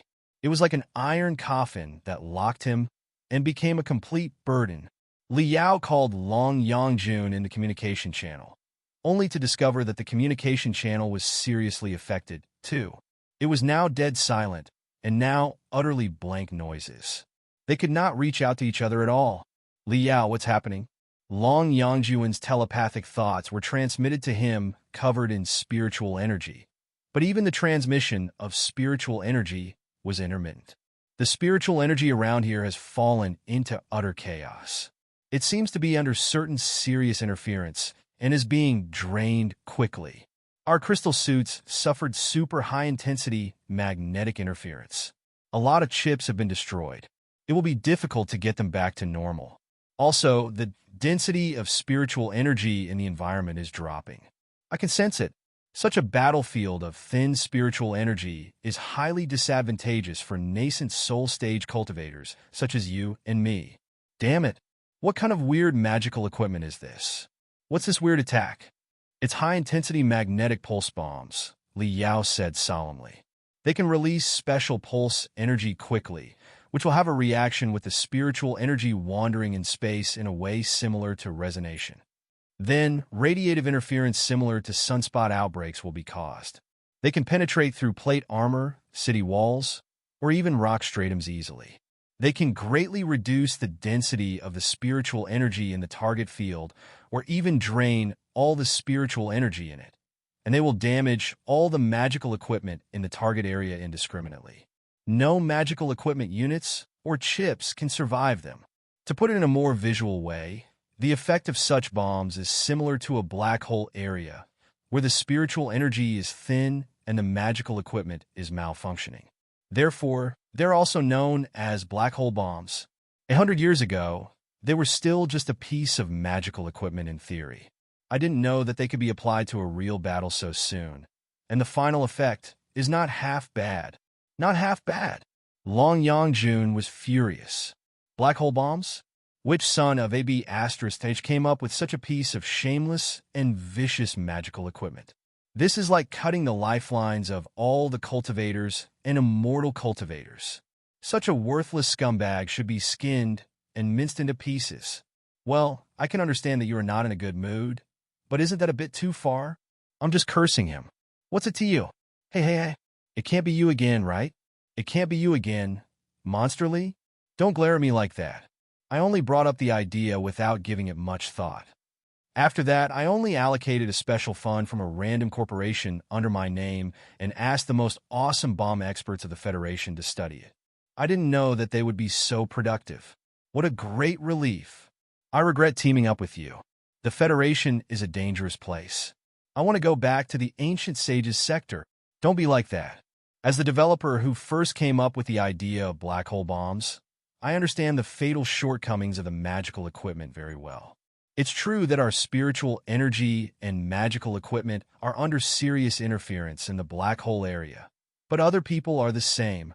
We are all on the same level. I am sort of an expert in close quarters combat, and you can defend yourself with your weird inherent crystal suit. What's there to be scared of? Also, the way I see it, the black hole bombs of the Federation are not very advanced yet. Look, the black hole area that they created is not that large, and the duration will not be very long, either. 20 seconds, at best. It will be easy for us to fly out. What can they do about us? Long Yangjun pointed at something not far away. Is that their solution? When Li Yao turned around, he saw a swarm of overwhelming, dense, and fast meteoroids. Yes, meteoroids. The simplest, most common stones that were not carved with a single rune array or carried the slightest spiritual energy.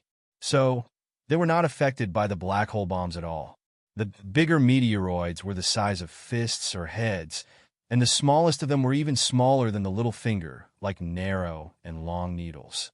All the meteoroids had been given a powerful push when they were still far away. Because there was no friction in space, the meteor shower immediately accelerated to a high speed before it lunged at Li Yao and Long Yangjun overwhelmingly. Chi, chi, chi, chi. Li Yao's and Long Yangjun's spiritual shields were buffeted by the tempest. Brilliant ripples were spreading out. Naturally, the so-called black hole bombs could not really pump away all the spiritual energy in the entire area, nor could they completely disrupt all the spiritual energy reserved in the bodies of the two nascent soul stage cultivators. But at the very least, they could cause serious interference for the two cultivators, significantly slowing down the circulation of their spiritual energy and greatly increasing the consumption speed. For Li Yao and Long Yangjun, they had only just escaped from the space ripples when they were attacked by a series of black hole bombs before a storm of meteoroids rained down upon them mercilessly, sending their heads spinning. They found it difficult to cope with the situation even if they were two nascent soul stage cultivators with usual talents. At this moment, from the direction where the black hole bombs and the storm of meteoroids were launched, two ivory starships gradually slid into their eyes.